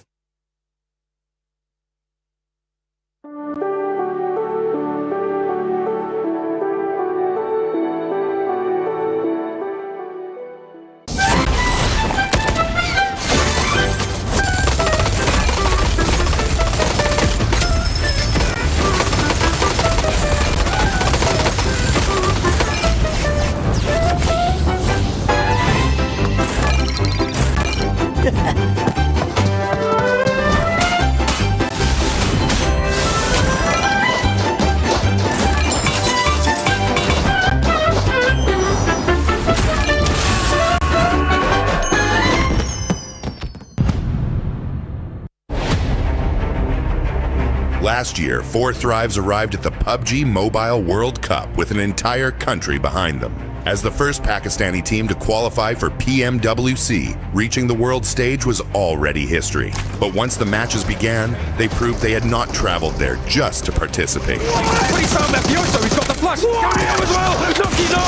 How can you do it to him? They want that first place, but you're gonna have to prize it from his cold, dead hands. Squashed with a chance now, and he's able to close it down. 4Thrives finished second in the group stage, going directly into the grand finals, and eventually securing 7th place in the world. Last year, PMWC taught us to be more aggressive and more consistent to win this championship. Their journey began at the PMGO Season 1 South Asia Finals, where they handled the pressure of playing at home and claimed the regional championship. Now sending shots around the corner, so much damage done, and it's ended. 4Thrives get themselves a chicken dinner and secure an unbelievably good position. That victory sent them to Jakarta for the PMGO Season 1 main event, where they would face teams from across the world.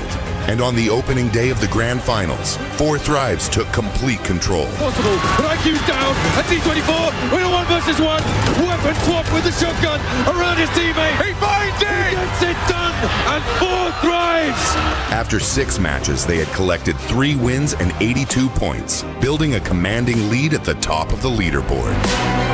After the 3 chickens on PMGO finals day 1, our confidence boosted a lot. Like, we didn't felt any pressure and we knew we are going to win because we had a big lead. The second day brought a different challenge. Every team in the lobby was chasing them, and every mistake could reopen the championship race. They finished with 122 points, 77 eliminations, and 3 wins to become the PMGO Season 1 champions, securing their return to PMWC. Last year, they arrived as history makers. This year, they arrive as global champions. Nothing has changed for us. Our hunger is still the same. Even you can say we are more hungry for this PMWC trophy. We are even more confident than before. We have more experience. We believe that we can be the team who can win this back-to-back global trophy. 4Thrives have already shown that a Pakistani team can reach the world stage.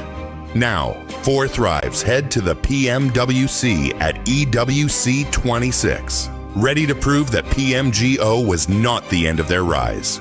It was only the beginning. Hey, get us up on the left now!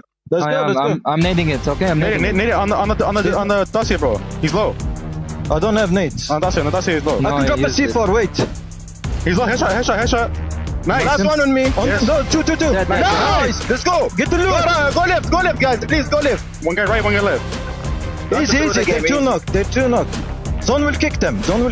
My door watch. Let's go left. I'm running up. Behind the tree. Okay, I'm running up on him. Play time. Behind the car. Kitleyim ben. Risk yapmayacağım. Taşla yatıyor galiba. Mermi çektim. Tarıyorum Cima, full tarıyorum. Mermim yok ama. Mermim kalmadı. Lan gidin vurun, alana salacak. Nice oğlum. Nice. เฮ้ยขวาตัวนึงขวาตัวไหนเราไปนอนอยู่นอนสวยซ้ายเจมส์เล่นด้วยกันนะใจเย็นมองนี่คือเจ็บมาดิกันวิ่งมาเลยหลังต้นไม้เจอมาลูกกูสายกลางกดซ้ายกดขวาโอ้ยเฮียไม่วะ This rondo would be the match to just kickstart a bunch of the teams that weren't performing well in this first 2 Miramars, and one of them being Aurora, showing on Calaris one of the biggest throws that we have seen. They look so good until the end. Everything was lining up so well. They threaded the needle down on the south to be able to get between Godlike and Fury on that rotation. And I thought to myself, they're playing it fantastic. They're being able to hold a position, cautious of where Horror was, and then maybe flex out on that west side. But Max, the fight against Nongshim, who played an amazing game as well on the other side. Like, you can't hate too much on it because, yeah, Nongshim Red Force had some insane shots. Hyunbin in particular, the way he was able to every time to allow his teammates to push forward and he would cover them, but he wouldn't just be cover fire. He would literally tear down every single player on Aurora Gaming. I think he knocked out top twice in that final fight. I'm not happy about it. I'm very happy about it. If Kalaris is angry, I'm having a good day. So yeah, but like as you said, it was great rotations overall from Aurora, but the gunplay from Nongshim Red Force is what redeemed the game for South Korea. And this is completely opposite from what we saw from Nongshim yesterday, right? Because we were talking about Hyunbin just being super aggro and going without his team and all of this, and he's done the complete opposite of that today here, going, I'll support you guys. I'll be that support player. I'll be the fragger, but I will let you guys go first. I mean, it wasn't just this final fight for Nongshim Red Force that looked amazing. It was the parking bay control, dealing with anybody coming from silos, fighting into the circles as well. This for Nongshim Red Force was a masterclass of control. The fight with E-Arena especially. Yeah, the thing is, that fight on E-Arena was executed so well. It was so snappy, so quick. But the fact that they survive that fight in the city, right? Get outside the city, fight against the other teams that were 4 thrives, then win the fight onto Aurora, all of that. Basically, while still keeping yourself up as a 4-man team is insanely impressive at this level of play. I think there's very few teams that can make it look that good. No, because, and this is the thing, is this is one of the teams that can go from 0 to 100, right? They were in that compound, they were there for a long time, they were just kind of keeping away from E-Arena here, and then they just unleashed the beast. I mean, look at these eliminations coming in from each of the players, so even across the board, and they just are able to just turn up the heat, go, okay, it's go time, and go for it. Yeah, we usually talk about Hyunbin just being able to be the frag out power for this squad. TZ as well has been stepping up. It's good to see that all the players have been stepping up in this one.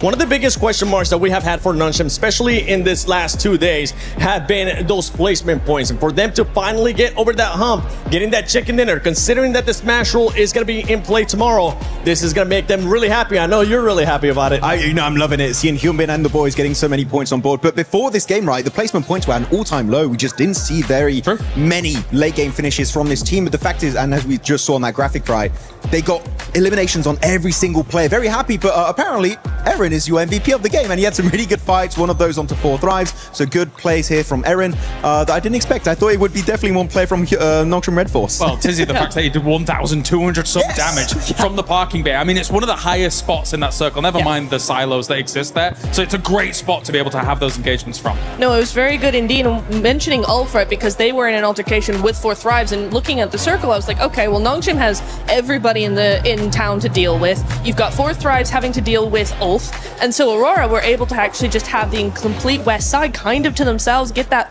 long-range third party going, which is that's their MO, and that's probably why we saw them do so well. While they probably should have had that win, was they were long distance, they were able to have that long distance, put some distance between them and other teams. But for Nongshim, for them to actually third party over onto Ulf in the 4 thrives fight, just as 4 thrives were kind of getting cleared up. That is true. They do. They do. Ida has something personal with They do. It's so true. It's so true. But Nongshim really showcasing how great their timing is and how well they can actually read the lobby, what's going on around them, and take advantage of that. One team that we've been following as well, especially today, that has been starting to kickstart it, it's 4 thrives. 4 thrives. In this last match, they were controlling a lot of that north, but they were 2 split, even though they weren't man down. And this is something that we were harping on a lot yesterday from them, having unnecessary splits at times. They were being pinned down by Aurora, though. They were being pinned down. It's a very difficult portion of zone. I don't think we've seen it be played that much, and so when it's so open like that, it is difficult to try and have the control that you really want. But yeah, there were some changes that could have been made to that. I think you hit the nail on the head. I think that when you look at how Nongshim Red Force had to play it, in a very similar area, you see how flat that area is. You can't, there's a lot of times where people get stuck in urban endings and urban situations, and then you're thinking to yourself, okay, that team on the outside is going to be able to hold them off. But you saw how flat it was. They couldn't put pressure onto anyone coming from their 4 thrives. They were there in a good spot, but they were there too early. Yeah, actually looking at another team I feel like did really well this game is actually Furia, right? Able to jump up here in 4th position, get himself a total of 60 points, 2 points behind the podium, held down by Nigma Galaxy. But this game, how they were able to do actually a big jump around the teams in the southern side against Godlike and also the side of Ida, and then getting in the city and sweeping teams. Sure, they don't get the win, but highly impressive from Furia. They feel like now are building up their momentum. They're a very streaky team, and now I feel like the podium is where they want to head towards next. That's back-to-back games too for Furia, being able to just show that aggressiveness, getting those eliminations as well, maintaining themselves within the 4th place, because one thing that we're kind of looking at is E-Arena starting to create a gap with some of those teams. That's something that 2nd place, especially of esports, they had 2 outstanding mirror marks, and in this one we saw Eden being able able to get the MVP. I just want to bounce off what you said about Furia with the 2 good games, because I didn't like them moving into that silo location. I thought they could potentially backfill the west side after coming in super late on that south. But hey, they proved me wrong. I think that they really showed great presence of mind, great kind of space control when they were moving through, and were able to take the gunfights well. Yeah, it was very nice indeed. I was watching them kind of how they were moving, because some teams like Aurora, right, you have your position and you kind of just stay there. There's not too much movement going on. For Furia, they were in the middle of the silos, and yet they were always looking, always moving, always trying to figure out where the next play was going to be. So very mobile, very proactive thinking. You could tell from how these guys were moving. Yeah, just very proactive, and that's what you want to see in the middle of a city fight like that. Yeah, we did see the second page there for a quick second, and I want to highlight one player from Godlike. Man, S-Power is putting up like so many great clutches. We had some clutches early on Miramar. He did it here on the hot drop right versus top. He was cooking the grenade, got the damage, forced to find CQC. I really do believe that my favorite player from India, by the way, normally is legit. But I got to say, S-Power is putting some global level fights here. He is looking highly impressive. And right now, I would say the best player in India by a significant margin. Yeah, it's not even close, honestly, especially with S-Power. Now, all we need is to see what the Nongshim players were able to do, which just wasn't just one player. We need all the players from Godlike being able to step it up. But as we're going to be heading into the first Erangel, let's send it over to Barney and Luti. Luti, what an absolute treat today is. I mean, 8 games, that's so many clips can happen today. I know, 5 more maps to go, yeah, so much more PMWC action to come. But I tell you what, we wouldn't be anywhere if it wasn't for the fans, right? Of course, they're coming from all over the world. That's right, and we've got some right here in the Gadir City grid as well, so why don't we check in with them? Okay. Okay, you want to check in? My side is better. Oh yeah, I'm pretty sure. All right, I'm pretty sure my side is better. Calm down, okay. All my fans on this side of the building, make some noise! Nah. I think we're better. Please, from my side, make some noise! Yeah, okay, now you know what you gotta beat, guys. Now you know what you gotta beat. Okay, I see some Furia fans. Everybody, Vasambaruyo! I see. I have 40 fans right there, and I can see in their own language as well. It is time. Sean Macho! Look at them going. They are crazy. Okay, you know what, Luti? Yeah. I'll give you that one. Yeah, you can beat me 1-0, but we'll check in a little bit later today. Casters, who do you think won that? I think the fans all won that. You know, I'm going to be completely equivocal, yeah, that's everybody won, because we got to experience the energy that is going to be put towards this match, the first of our Erangels today, a triple billing, as we sidle over towards match 8 with Nongshim Red Force able to close down a clutch chicken dinner in the final moments of that last game. Now they turn their attention to the grassy pastures, and maybe we'll get an answer to our question about a couple of our other teams, Dukes, because of course the thoughts on everyone's minds when it comes to these Erangel situations is what is going to happen in Pachinki? Yep. Is Enigma Galaxy going to be left alone, or is Ida going to continue down their futile path? Well, that's the question, because the only other question is Enigma Galaxy going anywhere else? And the answer's no, I'll tell you that. So we're gonna see what's gonna happen on the side of Pachinki. But who's gonna get these points, man? We're heading on over to good old-fashioned Erangel. We got 3 of these matches today, and this is the first one here in day number 2 of the finals, live here in Paris, France. This is the PUBG Mobile World Cup. It's so American of you to say Paris, France, as if anybody was laboring under the delusion it was Paris, Texas. Come on. That ain't happening. That ain't happening. It's about the same heat, though, I'll tell you that right now, because it was hot outside today. Oh, yeah. I mean, it's been pretty hot in these games as well, as we are channeling the sun. Even when it's hiding behind the moon, cheeky little sun, you know, got to get him back. We did indeed, but we are going across Erangel once more. The plane path splitting the middle in the most horizontal flight I think I've ever seen. Right, that's as dead center as it gets right there, literally, right down the middle. And you can start seeing these teams start to spread out. Top players, Aaron right now leading the charge when it comes to damage. But man, those leaderboards changing things up. E-Arena still up on top there. Enigma Galaxy down in third, Wolf right behind them. But Aurora and Nongshim Red Force pushed themselves up. Now you can see Nongshim in 5th place with 59 points. That's a much more comfortable position. But we are starting to see some point gaps already starting to be present. This is the most important day here, folks, because that's what's going to set that smash point threshold. And E-Arena have a nice little gap here, so they're a little bit comfortable, but it ain't over yet. They got to keep that aggression up all day long. Hey, you know what? I talked about it before, right? E-Arena, chicken dinner towards the start of the day, and then what happens, right? It's that question of then what happens. Oh, by the way, Ida, not in Pachinki. Enigma Galaxy will be left alone. It is a Gatka split drop for Ida. Oh, Thank you. Thank you so much to all the coaches, to all the analysts, to the players. I love it. Shout I love out to it. everybody, dude. Yeah. Shout out to everybody. Shout out to you. Yeah, exactly. You know what?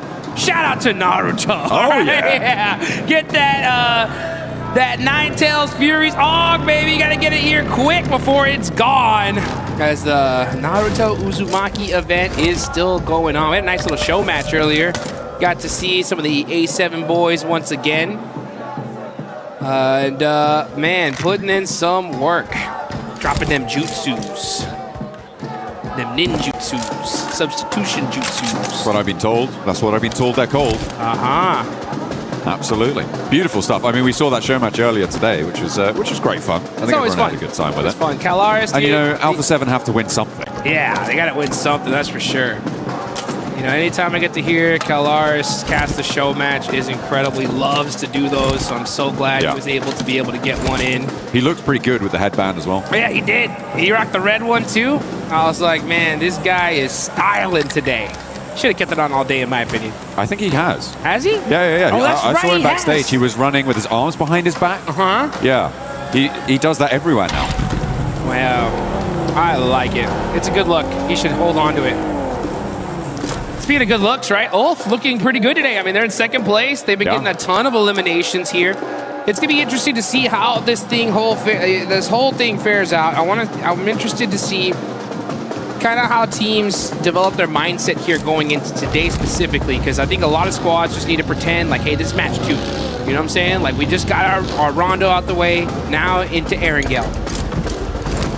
Yeah, Aaron doing a lot of work for the team on Ulf right now. The elims he's been able to find, picking them away from a lot of different scenarios. He's been able to extract just these sneaky little flush steals once or twice, as well as the rest of Ulf doing a lot more. They had a really solid position during that rondo. There were some difficult south shifts that forced them off that high ground mountain quite a while into the zones, which kind of took a little bit of momentum away from them. But the fact that they're able to convert and get a decent line on that game was pretty great, pretty great. And getting that match MVP title as well for Aaron. So yeah, it's 2nd place. Good news for them. One step closer to E-Arena. It's a very tight grouping over towards the top side of these tables still. I mean, there is a bit of a drop-off, I think, you know, from 9th all the way up to 2nd. It's fairly flexible still, given the number of matches we still got left to play, but it's going to get a lot more solid, and teams beneath that, I feel like you're stretching a little bit far now to try and catch up.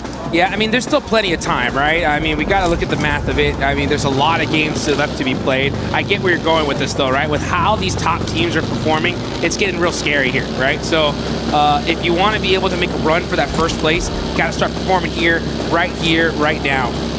Especially for that 9th place on down. It really is starting to get chicken dinner time. Yeah, absolutely. But we've seen teams go, you know, back-to-back, triple chicken dinner. So for all you guys that are fans there of, you know, 4 Thrives, Vitality, Flat, S2G, all the squads down there, you know, give your team your energy, right? Start spamming the chat. They need that positive reinforcement here, because they are not even close to out of the running there. We got a lot of matches left to go, a couple good wins, and boom, they're at the top. I'm looking right now at what Enigma Galaxy are doing. This split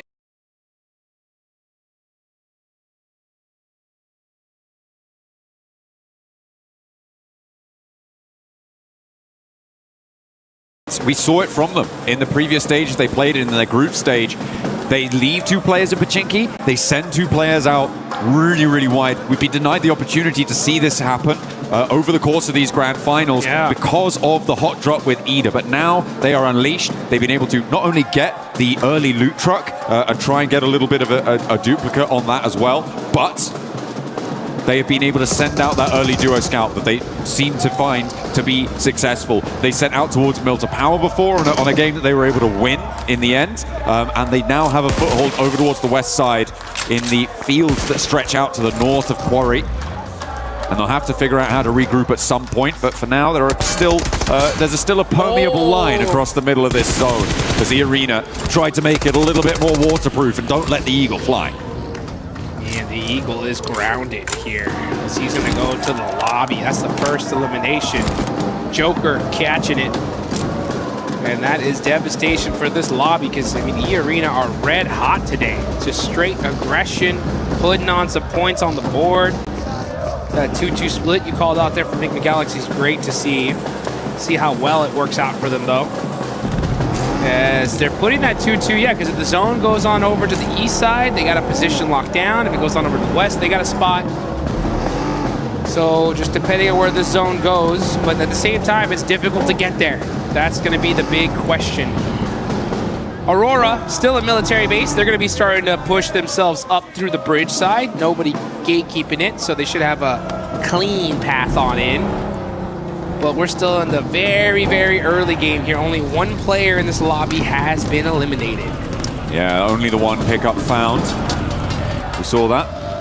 Over onto Tianba as well, which is not going to be friendly. They had a real glow up into the survival stage, I think it's safe to say. But here, it's not quite been as consistent. And when that's probably likely to the fact that you're adding the top 10 teams back in. Right? You're coming back into the lobby with the teams that directly qualified. Tianba, it's great that they've gained that confidence. This is not the Tianba we saw in their group stage, but there is a little bit more force to come up against. And that's, I think what they're trying to come to terms with. This lobby is wild. It really is. I love to see just the progression here of PUBG Mobile. Back in the day, we had like a handful of good teams and everybody else was kind of pretty far down when it came to skill. But the skill gap has been closed, and teams are going to have to get moving real quick here. That 2-2 split working out for Enigma Galaxy, considering that they already have a couple players in this area. Vitality's right behind them, though. Coops got to get away from this one. He's on the drive. Trying to sneak away here. Serpentine, he's down low. Can he get away? No.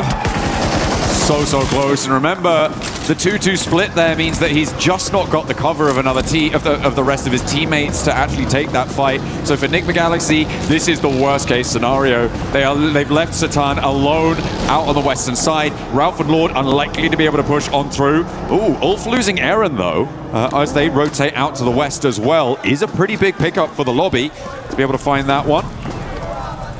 And in the center of this, it starts to get crunched in. E-Arena, I feel like they've got a pretty solid spot on this. Vitality trying to line the edge of that swamp. Defend it like an ogre. Run, Satan, run. He's all by himself, just trying to find a position for the rest of his team. But the rest of his team is going to have a tough time rotating on over to him. Yeah, that's. I was just having a little chuckle to myself about how it looks like Satan's trying to go over the north, and the other duo from Enigma Galaxy, it looks like they're trying to go around the south. And the Benny Hill music was playing in my head. They were chasing each other's tails, and neither one able to catch it. But it's going to be a sent straight through the middle. I mean, for Enigma Galaxy, it's a repair play. A lovely little thread on the needle there for IQ. Over towards Federalis, and they share the swamp across the way. Nice little pop shot. Oh, they want this. Okay, 14's on the push. Here come 4 Thrives now. Battling it out. Huzaifa up close and personal. Axel driving away, using that hovercraft to find an off angle. That's going to make things interesting. Vitality going to have to make some plays, though. E-Arena catching out Raouf. So that 2-2 split not working at all. Bounce nade is going to be good from Huzaifa. And 4T turning things around here. There's another one! Hell yeah. You had to know it was coming, Axel, and you pay the price. T24 does get flushed in the meantime. S2G third partying this from the south side. Hot Jukes Razak is in the hovercraft, but it starts to go up in flames, and down he goes. 4 Thrives, ruthless aggression roll up, coming on in. Hit them with the suplex and take them down out of the ring. They are no longer in this Royal Rumble. Ooh, welcome to Suplex City, baby. That's how you do it. 4 Thrives getting hot. 4 eliminations, taking out Team Vitality with a great shutdown there. And now you can see on the side of Everest, Team Flash, they're going to be holding that high ground. Next circle about to pop. Are we going to see another crazy hard shift? We'll find out. Lord getting eliminated here, and south we go. Yoink! All right. I mean, to be fair, this is actually kind of chill, given the layout of all of our teams, sure, right? We're already here. A lot of them decided to go down south. The major feature that caused this is those fields, right, that sit to the south of Hospital. Nobody wants to sit in them. It is really nasty to be in that sort of area, as well as Everest being a roadblocker on the northeast side of it. It creates this lineup. So teams funneled into this south side, so a circle like this actually benefits the majority of the lobby. Yes, it does. Yeah, I mean, they were already all set up in this position. The zone going here, super beneficial. This is a huge spot here, and it's a battle of contention. Aurora starting to push Nongshim Red Force. It's a rematch, and Nongshim Red Force win once again. No doubt in my mind that's how it should have gone in that last match. They make it happen, repeating history. And does that mean that Aurora are living up to the definition of insanity? I don't know, but they're going to have to change something if they want to win the fights against Nongshim and join them back up on the podium, because they are putting some pace down now, the South Korean side, opening distance and take control of an area on the south edge of this circle. Putting pressure onto S2G, stopping Godlike potentially moving in, as well as Flash off in the distance. I've had the pleasure of being able to spend some good quality time with the players from Aurora, especially after their performance at PMGC. And I'll tell you one thing, if I know these guys, they are fuming right now. Well, you know, it's not infrequent that Doc wins the MVP award, despite not winning this tournament. Yeah. And he's not necessarily on track to do that here, but yeah, it's evident that they definitely are gunning for this top spot, but right now they're being denied. Yeah, let's take a look though as we move on over to some of these other fights. Now 14 teams are remaining. We got Aurora, Vitality out. A couple players from some other squads out as well. Wolf did lose a player early on, but E-Arena, 2 eliminations. They are the big squad in this lobby. Got a nice position in this zone as well. It's going to be really interesting to see how this game is going to fare. Also, can't wait to hear what the Deaths has to say, especially about like that Enigma Galaxy split. I hope we hear from them because it's such an interesting play. Well, I mean, that circle shift out to the west side that went so quickly kind of devastated them. If it hadn't been as hard, it basically, I think almost any other circle, it wouldn't have been anywhere near as devastating for them. It was just so nasty because everybody started flooding west almost immediately. Oh, speaking of difficult circle shifts, that is pretty nasty. But yeah, the regroup was then completely blocked off. Did it again. The gap started to close, and the backstop for Enigma Galaxy wasn't pacey enough to catch up this time. Yeah, disappointing, unfortunate. Maybe they need a hot drop to be able to perform well in these games. Maybe Ida should go back to Pachinki, and that's what they've read into. But you know, Ida, pretty happy with themselves that they did right now, because they have that Gatko position. They are one of the only teams in the northeast side in these open fields. And they get blessed here in this circle, and that just goes to show sometimes a hot drop is good to avoid. Satan all by himself. Oh, he's so in trouble. It's on fire. That Murado, he's going to have to pop out, lay down, and Nongshim Red Force right there. This is like literally the worst location he can be stuck into. Not good. Well, yeah, just a bad game for Enigma Galaxy overall. Still a couple more though in the books. It's not terrible for him in this position, right? You have this little defilade, you're kind of covered off from the buildings out in the open. The nades, though, from Nongshim Force does make it all the more terrible. That the looks pretty speed terrible. with which they rolled up does make it harder, but he's still got a little bit of fire in the belly, Jukes. Less terrible now. Yeah, Satan on the move. Did get a nice knock there, and now it's bad. Okay, yeah, well, he's not there anymore. My point was, there is a little bit of cover, and teams on that ridgeline can't necessarily peek over the top. The reason that they were able to do so is because there isn't so many teams out in the open fields, right? And if it happened a little bit later, maybe that would have changed. So I think I read a little bit too much into that to call it enough cover. But either way, he does go down. 6 shot, though. One of the very few players to be able to knock Hyunbin on that trade, though. Yep, that was really nice. Just saying. Just saying, indeed. Not an easy feat. Hora. Wow, what happened to Hora? They tried to roll in from the west side, and it didn't work. I think that's a pretty apt summation of what's about to happen. Hate to see it. Yeah, you do. Orangutan have a real opportunity, though, to find an isolated outpost as the south side gets hot as well. Yeah, it's getting hot indeed. You can see So Easy on fire. They're down to 1 HP. He's going to get knocked. Al-Ula looking to take out Nongshim Red Force. S2G. And yeah, here comes S2G. This Wizard Tower is by far one of the most dominant positions in this zone, and that's why so many teams, they want it, and they want it bad. S2G on the push. They know that that Wizard Tower is weak from this hillside. Starting to throw some utility out, trying to see if they can get a good opening knock here. Seems like they're slowing it down, though. Over on the northwest side, you've got E-Arena at loggerheads, scrapping it out across the way as well with Furia. 2 players, 3 players now down. Tourniquet's on the inside, terminating with the P90. Pops the reload there, gets the ammo back into control, and the res can come through as well for the backlines. Furia are going to get dismantled, and they get taken down. Oh, it's rough, especially considering they lost out to E-Arena. They feed E-Arena 4 more points. The White Rabbit really on the run here, hopping to victory. Next zone, where's it going? If it centers up, it's going to be disgusting as that field is wide open. Okay, it goes to the north side. Is it like a rule that the circle has to touch the edge of the previous one in this game? Just hug it. It's just like, yeah, I just pick a point around the circle. Yep. I attach myself to that. See what we're going to go for. Another hard shift is crazy, but it's a crazy fight unfolding for Godlike as they find one, try and trade it around the corner with Team Flash, and Tops goes down, put into the meat grinder there. Let's go at Mino, getting a nice knock and finish. 4 points on the side of Godlike. Haven't had the hottest of starts here. Still putting up some points on the board, though. OG, other Indian team, putting in some nice knocks. And Godlike OG are right next to each other on the leaderboards. Again, still a lot of matches left to be played. This could be that start for them to take charge. A few good games is all it takes. There's fewer and fewer matches, though, getting played. Alola try and roll up, try and take this fight with S2G. But it's not going super well for them as they haven't even been able to find that knock onto Hamzy.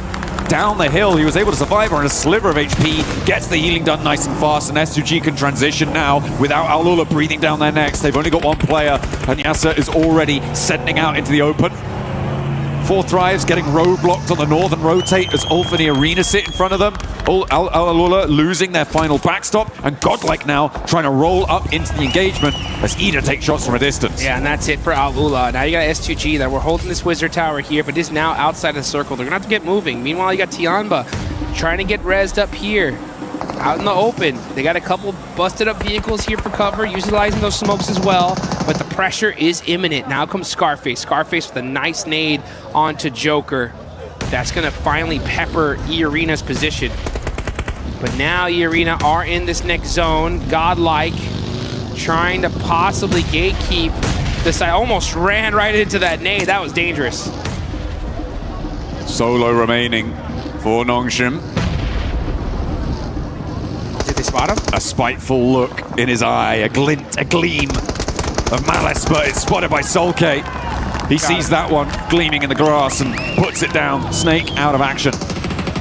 That's huge. Now they don't got to worry about that anymore. But now they got to worry about Godlike as they got one of those players up close and personal. Going to switch on fights all over to this fight, though, as E-Arena, top team in the lobby, still alive. Now we're back. Hey, they're more than alive. They're kind of thriving on this northwest side in that fight. Goodness me. Godlike losing their backstop there as Mino goes down. And now playing on as 2. Chunks being torn out of everyone as TDK continues to turn up the heat with that P90. Finds a load of elims from Ulf. TDK now taken out. That is huge. That's going to be from Aching. Tianba now getting in the mix. They know it's E-Arena, so if you're Tianba, this needs to be your hard focus here. You want to be able to slow them down. I mean, you want to, sure. You absolutely do, but the question is, can you? With TDK out, you're right, without that P... Oh, wait, hang on a minute. I think Joker was able to recover the P90 just there. Do you have ammo for it, though? I believe he was able to pick everything up there from the body. Oh, but it's a hard shift again. What is Dukes, going on? It has to touch the previous circle. It's a rule. I'm telling you. It's something about this game. 4 Thrives, they're going to have to leave, but they may have to leave one of their players behind as Falak has taken an E. Scarface down low. Last player alive for Ulf. Nade over the top from Down IQ. low. Good bounce. Too slow. Rolls under. Right behind the wheel arch and it's right in his face. Bye. Scarface, you can't chew that. Oh, man, he ate that one. And 4 Thrives on the move. IQ going on over to Falak. Gets the res right on time. Save. Able to keep things alive. I have no idea what that was. Able to keep him alive, but Zypher not so lucky. As Falak will get back to his feet. But they have a long road to tread now. S2G covering off the south rotate. And I feel like E-Arena sweeping around may not be the worst idea. Maybe try and push through 4 Thrives. Continue on. Challenge S2G's backstop, maybe. Oh, it's a difficult approach. No matter which way you cut it. But for E-Arena, they're already on 6 elims, Dukes. They're already into the top 6. They're having a good game, and everybody from 2nd down to 6th has already gone down. Oh, Schweppes spins out and gets punished. Falak barely moving out the way. Gets a couple, but now there's Mormon up. IQ, got to make a play here. You need to stop E-Arena. They have been too dominant so far. They are putting in work. They take down Falak. Now Mormon gonna have to run away. This nade looks good from IQ though. Oh, it gets to secure. 4 Thrives finally shut down E-Arena. Okay, so they are drawn a little bit shorter than they could have gone.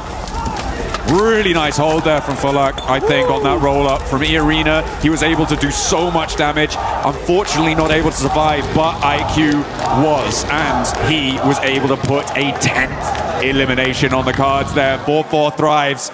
They have been blasting on this western side in the thick of it. The fight, seemingly, where the flower of their success has bloomed. IQ now rolls over the top, steps up with Aching, and he springs out wide. Nearly sends to the sky, but will take the tumble, finally going down, and breaches them up to 60 points. Oh, and now he gets it. I'll take that buggy. Thank you very much. As he's going to go ahead and head into this next zone. Uh-oh, getting shot up. Oh, that hurt. I don't think he is. And S2G said, no, sir, not today. Not getting in here. Access denied. Hey, you know what's brilliant? What's that? Ida didn't hot drop, and now they're in the final circle. Oh! Isn't that great? It's almost like it was a good idea. Who'd have thought? Who could have thought that not dying immediately would be a good idea? Orangutan trying to break out from their compound on the north side, but again, so open. 2 teams with broadside on you. I don't think you last that much longer here. A cop on that north edge. I feel like we're just waiting for him to go down here. Oh, yeah. And he falls. Goodbye. And S2G finally starting to make some noise here in Erangel. But it's S2G versus Ida. 2 teams from Turkey. Out in the open, though, S2G definitely have control of this circle. Oh, yeah. At the moment, Ida are completely penned in within their compound. And with this circle, they have to leave. There is no 2 ways about it. Man. They have to get out of there. The question is how you do it. The start needs to be a big pick. The zone didn't touch the edge. Oh my goodness. Crazy. What a change up here. Kamikaze able to find a P90 and full level 3 gear. Oh man, that is just so good on the side of S2G. Gotta be careful though. He's gonna be hiding behind this tree. Cannot afford to get knocked, but they have full control of the circle. Ida have to move out. If you're Ida right now, you really need to kind of start peeking and trying to find a pick. If you can get a good knock here. I think No, they're just mounting up. I mean, look at the timers on those smokes. Oh, Yeah, they're just going to go for the vehicle rollout and try and crash it. They're going to try and read the zone. The laying out back, the laying out wide for S2G. They've left a trap for Lost to be able to find the pickup, but Rita may be able to find something. The fact that there's only one knock sent to Ida is not great for S2G, but finally get a second. There is finally an answer, and Emre charges in, but the ammo count is very, very low there, and they've already lost 2. Trying to get this confirmation. He should be able to get at least 1. Yeah, he'll take that point. All right, well, that's a consolation prize. But S2G looking to make this happen unless Darkin gets a good shot here. He's only got 21 rounds left. In the Mini 14. And Kamikaze's full level 3'd out. That's going to be a hard knock. I mean, there's plenty of ammo left in the back pocket there. Oh, Kamikaze. ouch, ouch. Oh, what a lineup. Steps out a little bit too wide there. And Emre able to shut it down, but he's getting crunched in by the zone. Forced in, but S2G seemed like they had complete broadside here, but now we're in a 2 versus 2. Emre steps back into the blue. Baits Sulke out for the peak, but doesn't quite confirm. He's still down on his belly, though. Stands up, goes for the fight. Does take a lick back, but Sulke puts him down. A 1 versus 2 as Darkin spreads out wide, tries to sweep over towards the off angle. Hit the gas. Darkin coming up close and personal, and Hatsuji with the DVS. And nah, not today. This is our game to win. That's a big S2G chicken dinner. S2G going God mode at the end there. Chokehold on the zone, able to take it all down. Nobody standing in their way. Really nicely felt there on that south edge. For Ida, a little bit too passive in their zone, in their compound, but they survived deep into the match, Dukes, and that is a good result. I feel like they were able to do, well, I know that they were able to do a lot more than they've done in any other Erangel over the course of this tournament. Yeah, or any other game in this tournament. Of these finals. Yeah, this is huge for the side of Ida. Honestly, a great finish. They were stuck in those buildings. That's a hard one to win. I just personally would rather see them just from those buildings really try to pursue a knock before just randomly sending it in. I think that would have been the play, but hey, you know what? To each their own. Sometimes you got to go for it. It could have gone either way. Yeah. But S2G, I mean, they're so good at just popping people out of vehicles that it just made it hard. But we did see that solo player from Ida really put in work towards the end, almost turned things around for them. I mean, Emre was doing a lot over in the open field there. I feel like what happened there was that they got information on the backlines on towards where Lost was, and they were able to flow out that way. And that's what they went for in those final moments. Maybe a little bit overinvested on the angle though. Let's listen in to hear what they have to say on that match. Sürünüyor ya. Eve bak. Evdeki arabayla çıkıyor, sağda çıkıyor. Tamam. Hamsi çok iyi bakman lazım ona. Hadi arabayı tutacağım. Bakacağım. Ha, çok mermim yok, sıkmayacağım, gelsin. Geliyor, sana geliyor. Pozisyon alacağım. Nice oğlum, nice. Çok iyisin. That sounded really chill. That sounded really chill, relaxed. They felt in control, and I could smell it. Oh yeah, they knew that was their win. Yeah, let's get high, folks.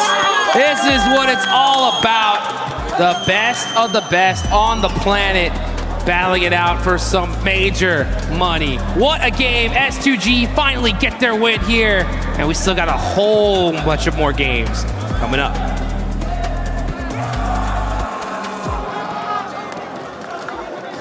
WC26, I'm the 7WG, and I'm joined by none other than the record-breaking man, Snacks Gaming. Snacks, how are you enjoying Paris so far? I'm in amazing bonjour and representing India here doing the watch party. I'm the first Indian ever to host a watch party officially from the S tier tournament, World Stage, World Cup.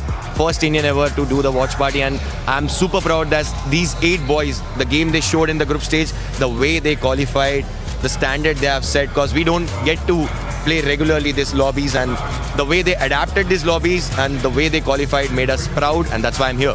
That's the biggest one, the way that they have adapted to the lobby. I feel like it's one of their biggest strengths too. We saw that with OG, we saw it with Godlike as well. Talking about Godlike, no more hot drops out of that team. They started performing a lot better here in these last matches. In the group stage, as they said, they did try to experiment the drop fights. I mean, they had a lot of drop fights, but initially for the first day of the group stage, they didn't felt good after taking the drop fights. They switched the playstyle and now they're playing safe for the initial part of the drop. Then after that, if they survive 4-man, you have seen the players' potential. The way S-Power clutched. I mean, I feel like it's going to be the clutch of the tournament. The way he played. The gunpower these boys have is insane. I just want them to stick together, play 4-man together, because in this lobby, it's all about team game. It's all about the way these teams isolate fights. And I wish they play together and they bring something really good performance back for India. And I'm hoping that's going to be the case, especially with the first round that we just saw, and then on the upcoming matches as well. I think they will be able to bounce back. I have got like finishing in top 5 and OG finishing in top 10. Damn. What are your predictions, brother? I mean, I just want them to do good, because we don't know the struggle they have been going through. We don't know the grind, how much grind they have did. Everything answers only through the gameplay. I wish we get top 5 for both the teams. It's going to be a huge thing for India, because again, I said we don't get used to play regularly in these lobbies, and we get more opportunities because of these boys. And all these players watching from India, all these esports players watching from India, they'll get inspired and they'll feel motivated to do more for the country. 100%. Shukriya, bye. Thank you so much for joining us. I hope you enjoyed the rest of the show, and I hope that the Indian teams continue to step it up. Back for some more PMWC at EWC 26.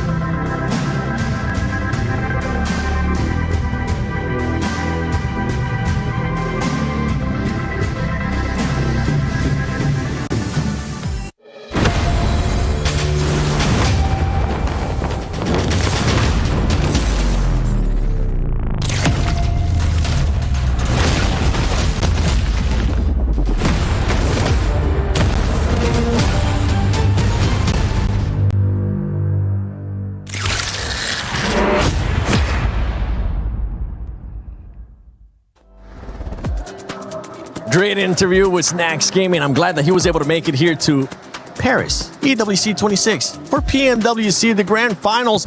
But let's talk about this game, because S2G, we finally got a chance to see S2G the way that we have been wanting them to, pretty much having to grind out that circle, having to push people away like they were able to do with Alula. It was clearly a Turkish wombo combo right there. First and second place got Ida getting himself to second place finally, right? Can talk about that a bit later on. But yeah, S2G, beautiful fight onto Al-Ula. There was Godlike, there was also Nongshim Red Force, and they were all vying for that one Harry Potter tower down on the southern edge. And overall, the fighting capabilities of S2G have been soaring in the finals, and we just see more consistency, which is what I was hoping to see from this roster. Yeah, I mean, I really enjoy right now the classic Kamikaze, which is now canonically known as just the full center as a one player, and then just dominate from there. And the thing is, Kamikaze can get it done, which is super interesting. He just exerts a lot of control. Soul K from the backlines on that anchor, super cool. Wouldn't call it a wombo combo.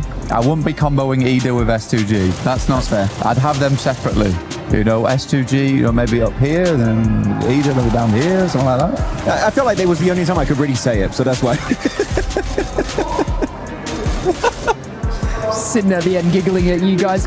Can I just hand it over to IQ? Can I just yes, like an MVP right now? Because holy guacamole, the clutch insanity from IQ right now. Obviously, you know, we kind of want the rest of Fourth Thrives to join in on that action, but the clutch ability and also the decision making and the macro calls from IQ right now is insane. Also, the opening fights and frags that IQ is doing. We obviously saw it on the rooftop. I think I blinked. I think me and Max just kind of blinked, and I was like, wow, that was the fastest kill I've kind of seen. But like, it's insane the performance coming out of a single player right now. Yeah, we saw it. We saw him being able to get that first knock on Vitality. I ended up jumping off my seat, Max, because that was such a good opening, and it was actually the decision making, as you were just mentioning, Lace. The decision making from this squad is something that we keep kind of questioning, but they were able to just send it right away to Vitality without even thinking about it. They were like, one knock, let's do it. Yeah, I mean, it's really good decision making overall. We're just trading mics all over the place. But no, it's lovely to see that IQ gets that opening knock with an insanely accurate burst spray. Right, that was just a beautiful execution. And the team is like, well, we have the man advantage. might as well send it and actually get that engagement. So yeah, IQ's just been spectacular, not just in terms of the eliminations he's able to get. We're just trading stuff right now still. But also in the terms of the opportunities he is able to create for the entirety of his team. And when an opportunity has been made, man, they just fully send it. They do fully send it. Let's take a look, actually. I want to see 4Thrive stats so far, because this team is one that has been picking it up so far today. They've been getting those eliminations. I want to see a little bit more placement points out of this squad, especially for this last match. IQ is not just Pubg too, Blank, because that's one thing that we always talk about 4Thrives. Pubg, who Sypha has been able to step it up to when we ended up thinking about PMGO. T24 is that player that just really hasn't been performing that well. I'm hoping is going to start picking it up. I mean, T24 has always been a really good player, right, overall, which has been nice to see. But you're right, Huzaifa putting a lot of work here. IQ, you were talking about clutch ability with the macro play as well on side. I mean, he's making some good calls right now. I think for this game, getting deeper and deeper into these matches is a really, really important thing for 4Thrives. There was a lot of love from the crowd there as well, which was great to see. Also, going to just say, why have you got a heavier mic than to all of us? Your mic, like, here, let's switch it. What, you want yours back? King Mike. So I can talk to Tomasz. This one's like less. Ooh, it's better. Yeah, this feels lights, light on my feet, on the desk.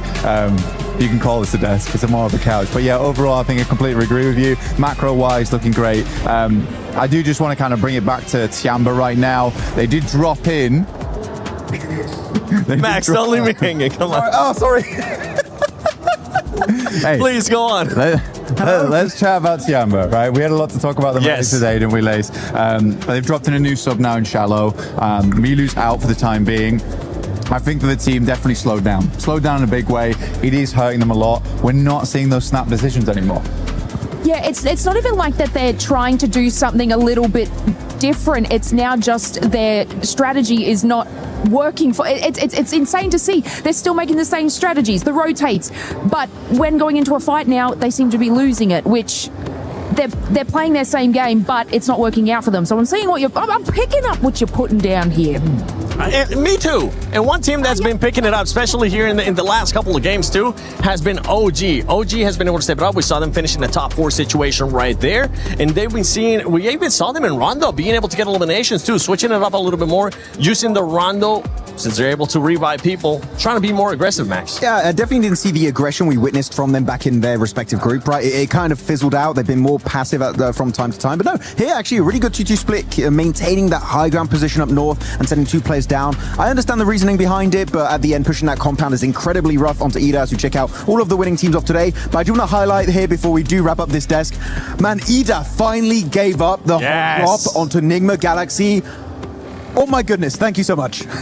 It's good, right? Getting a second place off the back of that is cool. I was almost expecting them to clutch up there versus S2G, because that is very typical Ida, is just to get all the way to an end game and then just have a really silly win at the end of it. Yeah, Ida, sorry, I'm thinking about Fudia, because I saw them being able to get that chicken dinner earlier in the day. But Ida, yes, I agree with both of you. I'm glad that they finally just stopped doing that hot drop and decided to change the mentality, because they were in last place before they decided to make that change. One team that's currently not in last place and is wanting to challenge that first place is none other than Fudia, and I believe Kalara's got a chance to talk to them. Hey guys, of course I am down here on the stage with Ayala, as I have him after this great performance here throughout day number 2 of the finals. My first question here for Erangel is, sorry, Miramar even I should say, in the second Miramar. You guys had great space control to be able to eventually get yourself to that win. So talk to me about that late game and what threats you might face. Queria perguntar como é que foi o jogo de Miramar para vocês, né? Ali no final, como é que vocês estavam se sentindo ali no late game? Qual foi a estratégia de vocês? E aí, tudo bem? Esse jogo aí a gente começou perdendo o shift, só que a gente não desistiu e continuou querendo. A gente jogou bem esse jogo mesmo estando em trio. Então a gente ganhou os morros, foi jogando juntos e a gente conseguiu ganhar a play. So it was very nice play. We managed to get it through with 3 players, so it was really important for us. We made the right decisions and we could get it. Awesome. So let's talk about the Rondo for a moment, because that was great as well. You guys eventually entered into the silos, the urban area and things like that. And I thought you were going to be in a lot of trouble, but you actually looked amazing in that execution. So what were your concerns on Rondo? Who were you kind of looking out for and how did you execute that? A partida de Rondo também foi muito boa, né? Vocês entraram ali no silo e ficaram por ali, parecia que ia dar ruim algumas horas. mas conseguiram sair muito bem. Quais eram as suas preocupações ali nessa queda e nessa partida? O que vocês estavam sentindo? Nessa partida de rondo, a gente começou bem, fazendo mais kills no começo, depois fomos pegando mais kills, só que a gente errou em algumas coisas no finalzinho que a gente depois da play conversou, então tomara que nas próximas plays a gente consiga ajeitar tudo para conseguir ganhar esse campeonato. So it was a pretty nice match. We managed to gather some kills on the start and in the middle game, but by the end we did some mistakes, but after the game we talked, we solved those mistakes, and we are better for the next ones. Fantastic. Well, thank you very much for joining me here, Ayala. That is it for us here down on the stage. Thank you, Kalaris, and thank you, Ayala, as well, for that great answer. And yeah, for this team, I mean, they started off hot today. This last match, though, ended up being a big old donut.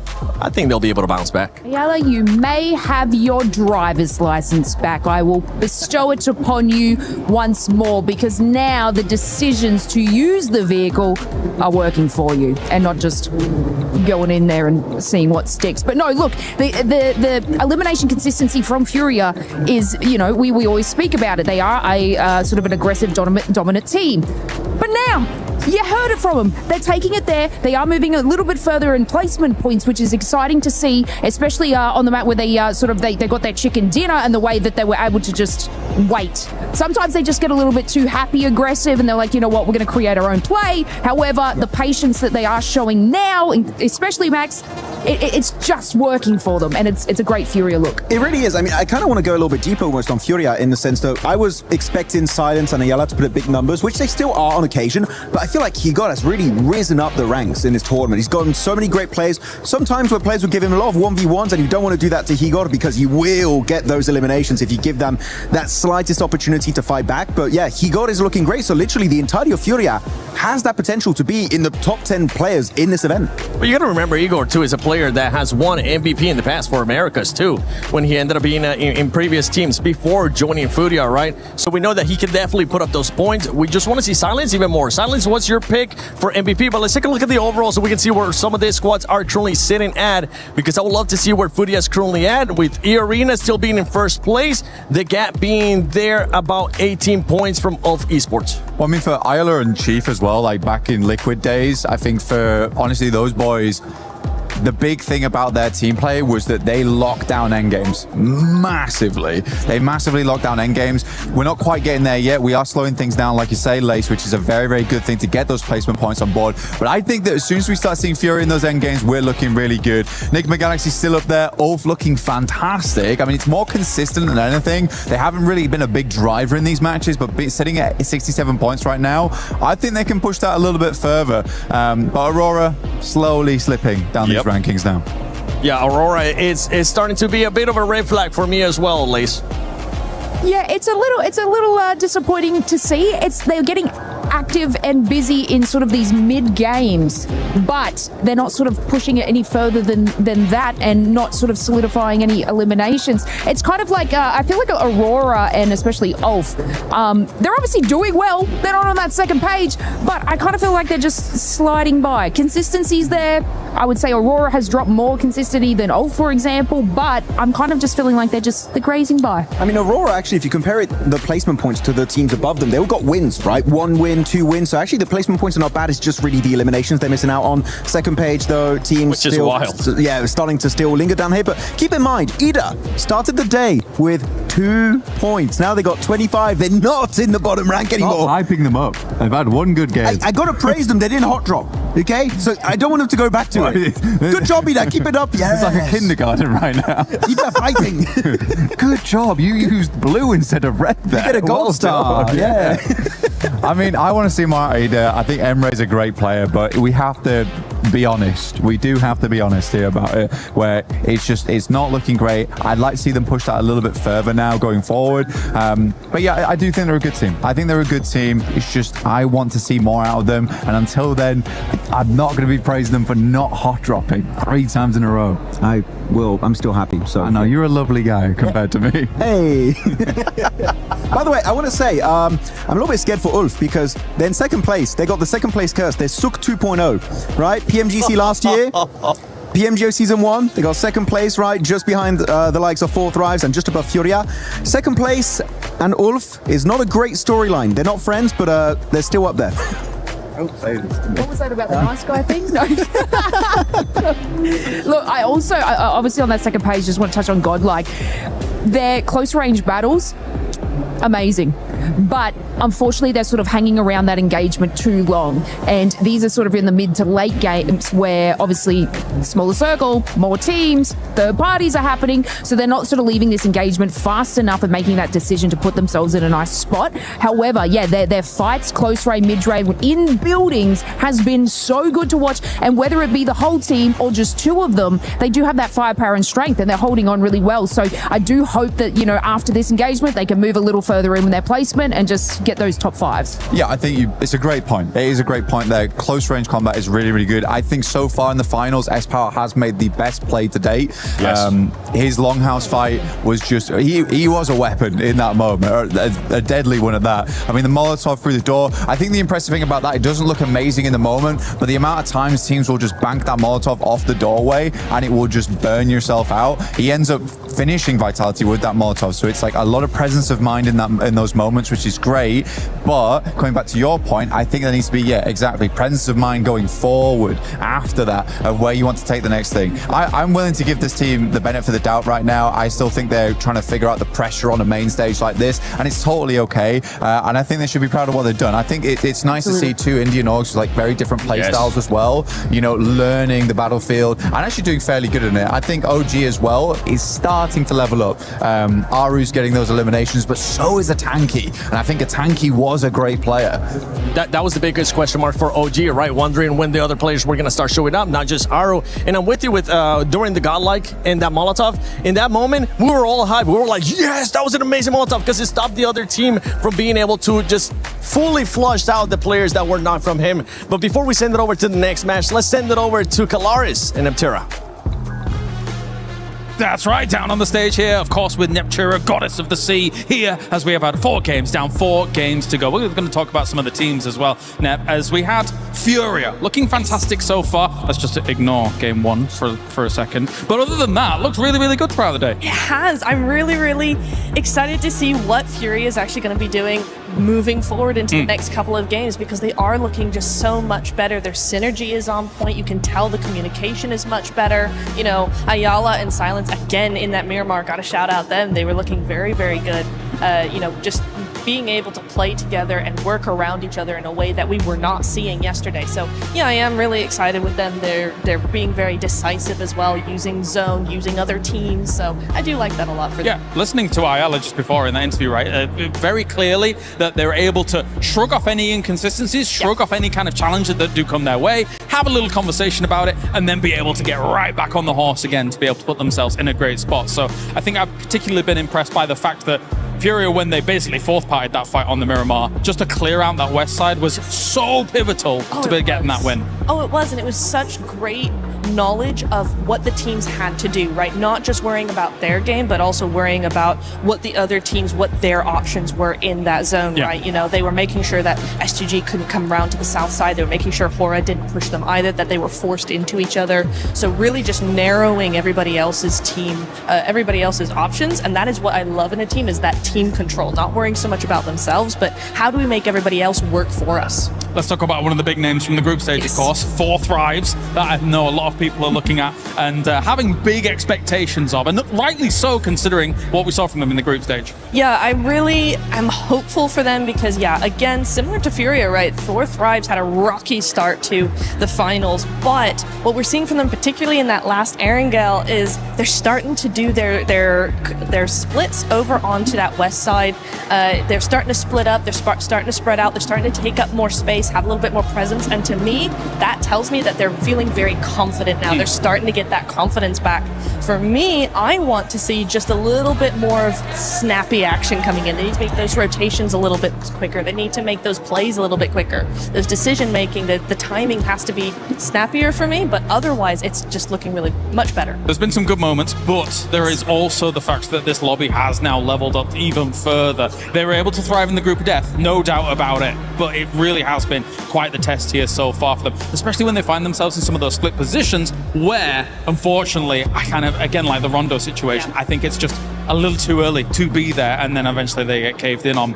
Finally, let's talk about Flash. Yes. A team that had like big expectations as well coming in to this tournament as a whole. Not quite got their footing underneath them though. Do you agree or disagree? I agree. I think I'm not sure what's happened, right? Because we did see them they never had a huge presence, I feel like, even in the group stage, right? They were never this massive frag team, but they always had this quiet dominance. They were always able to be in those end stages. They were always able to take home a few eliminations, even if it wasn't a podium win.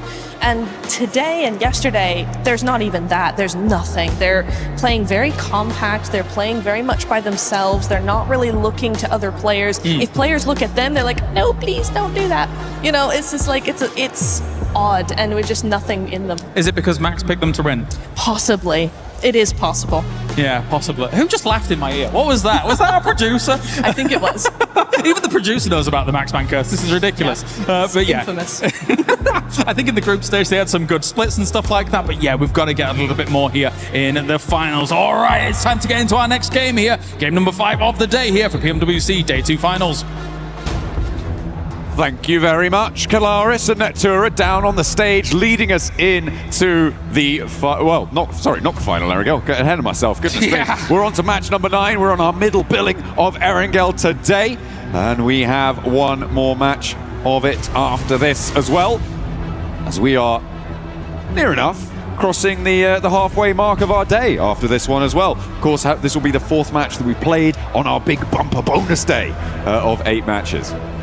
Let's get into it. This Erangel is going to be a big one right here. We've already played 2 matches of Miramar. We had a Rondo, and now we are getting into our 2nd match of Erangel here. And it's going to be interesting to see just which team is going to come out on top, because we're starting to see a little bit of differences here, right? We're starting to see some of the squads at the bottom show up.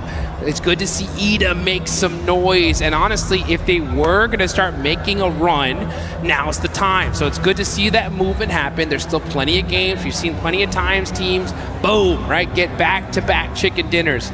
And let's see if now is going to be that opportune time for Ida, now that they're no longer hot-dropping Enigma Galaxy. Maybe they're feeling themselves after that one. Yeah. They're just going to go back. Oh, that worked. Yeah. Or like, hang on a minute. We're quite good at this. We got late into that game. You know, let's go back on hot drop them, because we'll win now, right? Right? Don't think that's going to work out. Hopefully they stay away, but that might be good news for everybody who's facing Enigma Galaxy. We saw their 2-2 split out from Pachinki not really work out too well from them in that last game. The circle shifts were very, very dramatic. I think it's safe to say for the majority of the zones, right up until the final one, where it started to get a little bit more sensible by that time. So many had already fallen victim to the circle on those shifts, on those rotates. It was pretty difficult to even get to that stage. Not many teams did. Plane path now sending down the east side of the mainland, going between Stalber and Severny and heading over to Novo. So potentially difficult to get out towards Gatka. And you know, this is the sort of situation where I feel like Ida might just go back to Pachinki. Oh, that would be a sight to see, that is for sure. But the plane's in the air, the island's down below. Erangel's officially open for business. And oh man, if we see them go back to Pachinki. They can't get to Gatka. I know they can't, but they gotta adapt. You gotta be able to make those changes. They're able to push themselves outside of last place. 25 points on the board. If they get a good performance here, they absolutely can make a run for it. But let's see what happens. You got Vitality already out, heading towards Stalber. You got Aura going up towards... Oh, crisis averted. Yes, they're going east. They're going east. Good play. Ida making some adjustments. Oh, hang on a minute. One of them's going... Dark is going east. And, okay, they're doing it. Okay, they're going for the Milta Peninsula, it seems.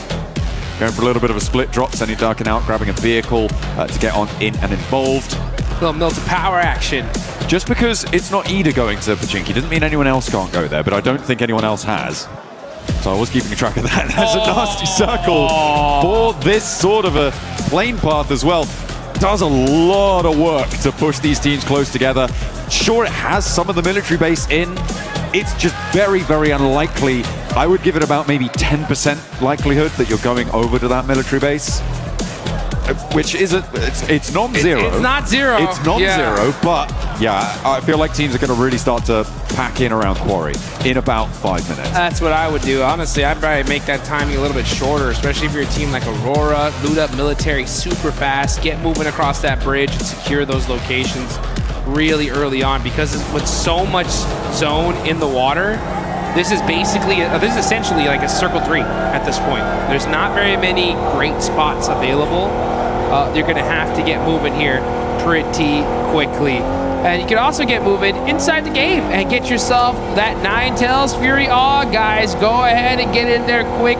The Uzumaki Naruto event, by far one of the best collabs PUBG Mobile has ever done. Still around, don't miss out. It's looking fresh. So if you missed the show match earlier, make sure that once this stream is done, go back and check it out. Yeah. It was mighty fun, and of course we had to let Alpha 7 win something, even though they didn't make it to the finals. Sucks for them. They were able to take that title there. The Hokages over on their own. The Hokages. In their own right. The little intro video as well. Revel looked super cool with that shadow clone. Dude, that was the sickest I really like that. intro I've ever seen. That was hot. That was hot. Put that on the highlight reel. Hell yeah, absolutely. Get it done. Enigma Galaxy going to be chasing down the truck, getting those supplies. Although, look like they're going to be doing so with very minimal weaponry there. Haven't been able to quite disable it before it leaves the city. Where's the weaponry? Come on. Shooting it as it leaves. They're dropping 1 or 2 more crates out. Finally, it's on fire. So a little bit slow to get this one dealt with. But finally, they find some weaponry they can use to pepper the back of the doors there. And they draw it too close. So they'll be able to leverage that.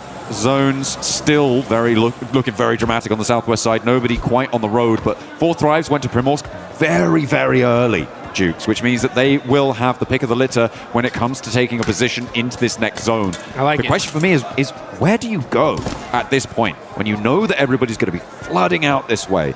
For me, I feel like potentially some of the compounds to the east mouth of Quarry could be quite good, but transitions away from there can be difficult as well. And the reason I'm going for that is because I feel like I would want something that's at least on the south side, just in case it goes to military. Yeah, I would take the hill above Ferry Pier. I think that's the strongest spot. Yeah. I mean, because you're right. That zone could, for some reason, it's been crazy today, right? It could yoink all the way back to Millie, and you have at least a decent spot to be able to get there pretty quickly. And then plus, if the zone does go in almost any other direction, you have that sight line of that field that's right above you. So you can get a lot of work done from that position. I wonder which team is going to decide to take it early. 4 Thrives heading into Primorsk so quickly, though, I think is an excellent decision, because if some reason that zone does go to Millie, with Primorsk secured, they should be able to at least find some boats and make a crazy rotation on in. So it's not a bad idea. Enigma Galaxy getting out nice and quickly. Nongshim Red Force as well, moving in a little bit further south of this, and they will start to line the hills just north of Ferry Pier. It's like they are the first 2 teams to really make that break for it outside of their looting phase. And I'm expecting a response from 4 Thrives fairly soon, but so far hasn't really come on through. Ralph able to get a lot more scouting done than maybe he would have expected to. But they managed to sequester themselves nice and deep in towards this zone, which is, I think, going to play very well for them, taking the position just northwest of Ferry Pier. For sure. I mean, this is still a very, very close game. I mean, second place on down, one good game, we could definitely see a team even like all the way down 12th place jump up really quickly. E-Arena have started to create a little bit of a point differential, though, in between first and second. Actually, I wouldn't even say it's a little one. It's a pretty big one here. It's 18 points between first and second. So E-Arena are going to continue to want to press that on there. At a certain point, though, John, especially if we see E-Arena like pop off in this game, I think the lobby is going to have to start taking notice of it, right? If you want to be able to slow them down from setting that point threshold so high, I think if you realize it's E-Arena by getting at least one elimination on them, you may want to put a little extra urgency on trying to take them out. Maybe, but then again, if you do that, you could be sacrificing your own point scoring potential. True. And like if E-Arena are that far ahead already to be into the situation where it might be an idea to do that, I feel like you're already running into the situation where you're just trying to get up as many ladder points as you can, right? You're trying to just step up, get from 6th to 4th, something like that, go for those jumps. I feel like that's the sort of stuff you're looking to do. Maybe if you're at the bottom of the tables you could, but even then, laddering up is still very, very valuable. So I feel like,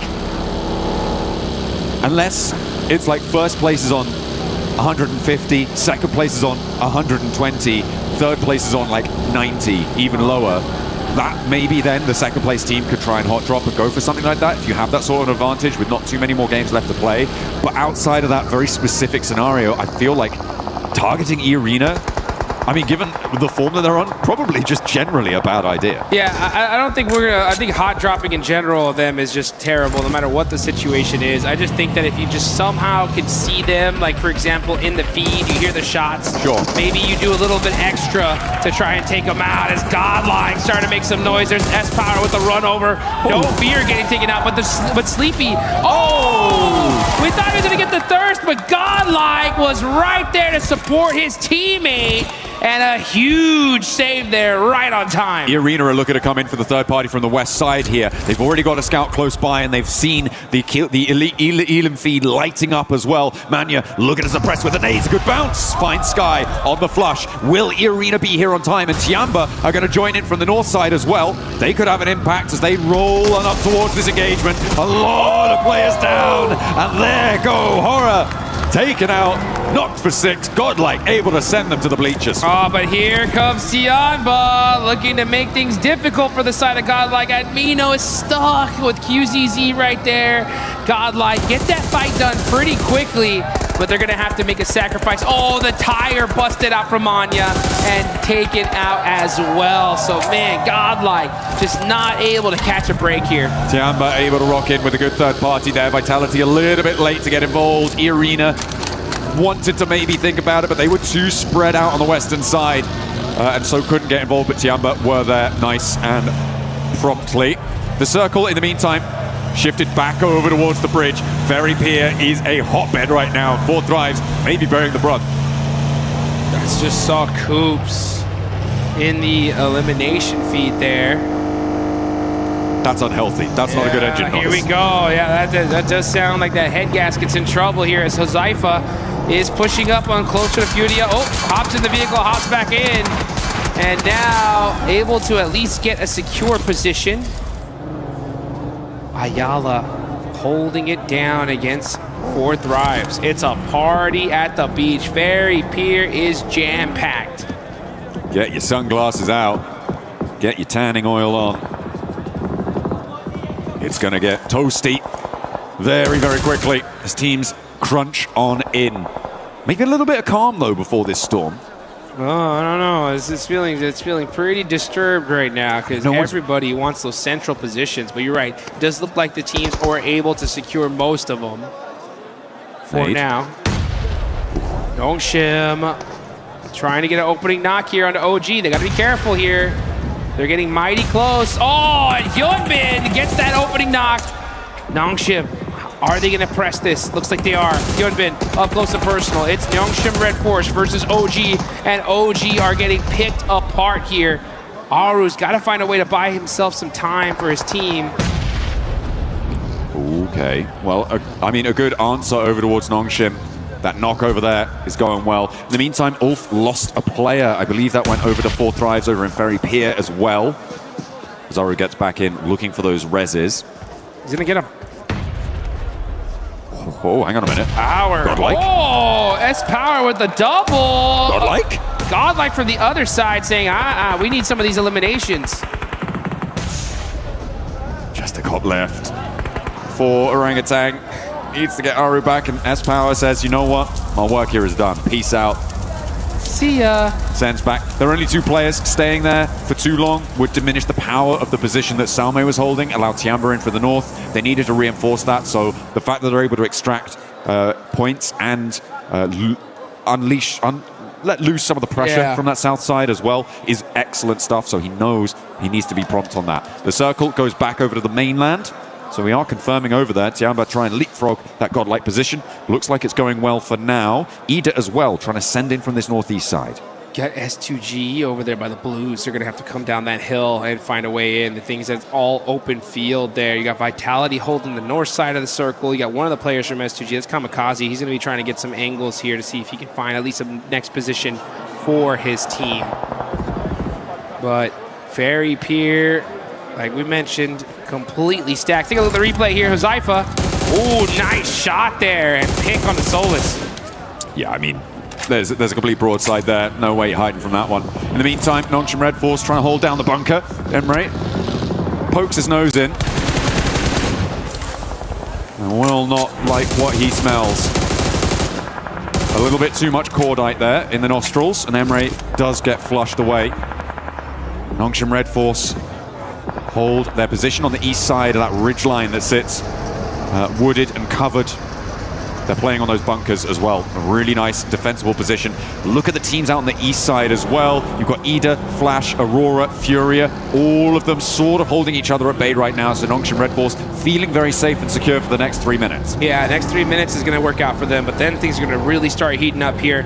On the north side, you got S2G now starting to press very, very close to Team Vitality. Yep, Razek just saw him, and they're going to be on the move here, possibly trying to avoid this fight, get in a more solidified position in this circle. Kamikaze just keeping an eye on the side of Vitality for now. This is still super early here, folks. This is only stage 3, but we've just seen so much action through the chaos of that first circle placement. Yeah, it was really hard to navigate towards it. A lot of damage inflicted, and yeah, with Aura going down as well. We're down to 15 teams. A lot of raggedy squads on the cards as well, which makes things nasty for plenty of our players. Godlike and Orangutan, though, are both in central positions as their duos, which is kind of their saving grace in terms of survivability. They'll try and keep things going. E-Arena on the west side, holding around that quarry. They've left Schweppes actually onto the Primorsk Hill on the northeast side of it to be that off angle for them.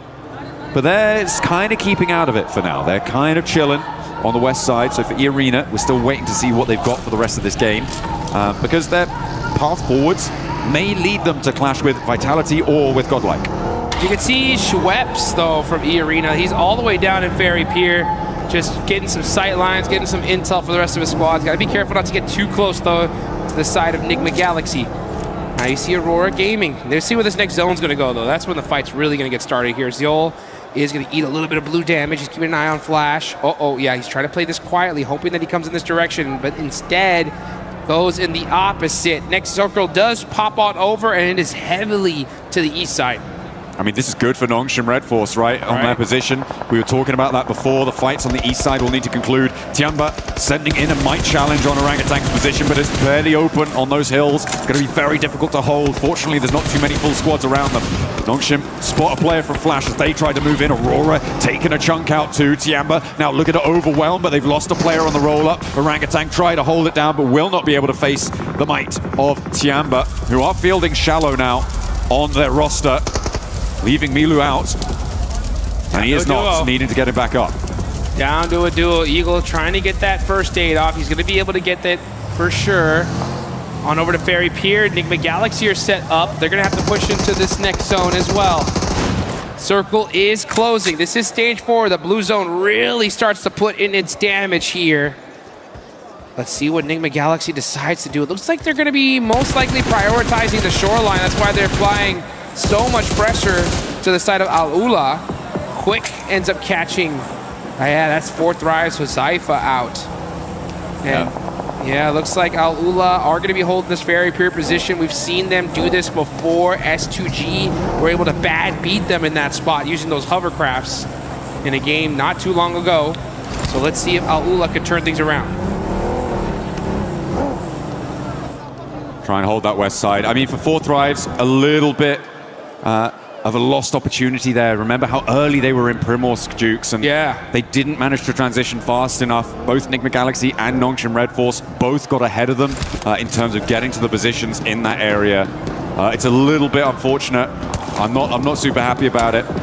And now they find themselves in the middle of a fight that may not go their way with 3 full 4 squads. Sorry, Ulf only have 3 players. So with 3 squads surrounding them. Luckily, they are in the zone, so they aren't super under the impetus to move, but they may want to.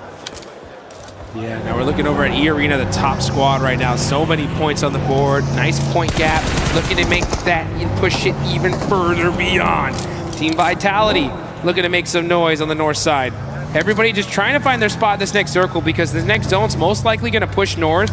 And if it does, that is wide open field, which S2G have a decent position in. Tianba and Nongshim Red Force are pretty locked down. But these teams on the south side of Ferry Pier, honestly, should already trying to figure out what is the path they're going to take into this next circle. And the only way they're most likely going to get there is through some insane shots. I'm looking at the shaking and moving right now for E-Arena because now is the time that they need to transition into a pivotal point in this game. For the time being, for the longest time in this game, they've just been on this west side, waiting, playing that edge, assessing the situation. But now they need to start to move forwards, and that is not how you want to start it. Salme immediately goes for the flush, and he's gonna go unpunished for the moment. I don't think they've got an answer here. A nade up and into the top floor of the window for Tony K doesn't connect. Zest Power hiding somewhere else in the building there. Will not find that fight. So for E-Arena to lose a player here, I mean, that's great news for the teams chasing them. Yep, huge news. And Godlike now knows exactly who they're fighting and the importance of them taking this out. Next zone does go on over. Huge zone here for Tianba and Nongshim Red Force. That Ferry Pier heal is just so strong. I kind of like this for Ulf as well. I mean, it may be a struggle to fend off all the teams in Ferry Pier, but once they're there, they have a fairly isolated area, survive quite deep into this match, but the transition over to the hills can be very, very difficult, especially with two teams lining you up side to side. Vitality gonna have to make a break for it now as they have to roll out from the north edge. And they're gonna have to cross a lot of open field here. This is what I was talking about. This zone is not very kind to those teams that were playing on the edge position. Yeah, Team Vitality, you're just kind of waiting to hopefully have these teams in the middle start fighting so they can, you know, get a free rotation onto this next circle without too many eyes looking at them. But it's going to be a tough rotation. Yeah, Razy is going to be driving right back. Say, guys, it's pretty jam-packed down there. No bueno. It is no bueno out in that open area. Enigma Galaxy finding the back tail of Al-Ula and able to drag that one back. Claws does fall as E-Arena is still trying to dislodge Godlike.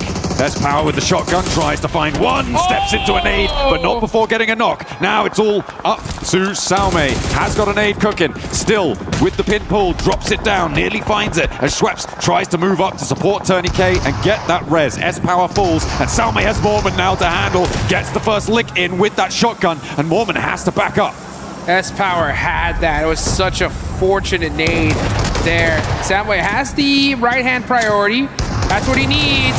Catches it on the Mormon and gets the knock, but great teamwork there from Schweppes to get the nice 1v2. Enigma Galaxy could potentially roll out and try and third-party that, but in the meantime, Vitality crashing up on towards Tianba's position, playing beneath Nongshim Red Force out to the east as Vitality have taken a knock out to their western point. They are still 4 players alive, but E-Arena are rolling out now. They could turn their attention that way. Steps onto a landmine, blasts his leg sideways, and down goes another Vitality player. They are getting torn apart as E-Arena descend as well, sending a forward position.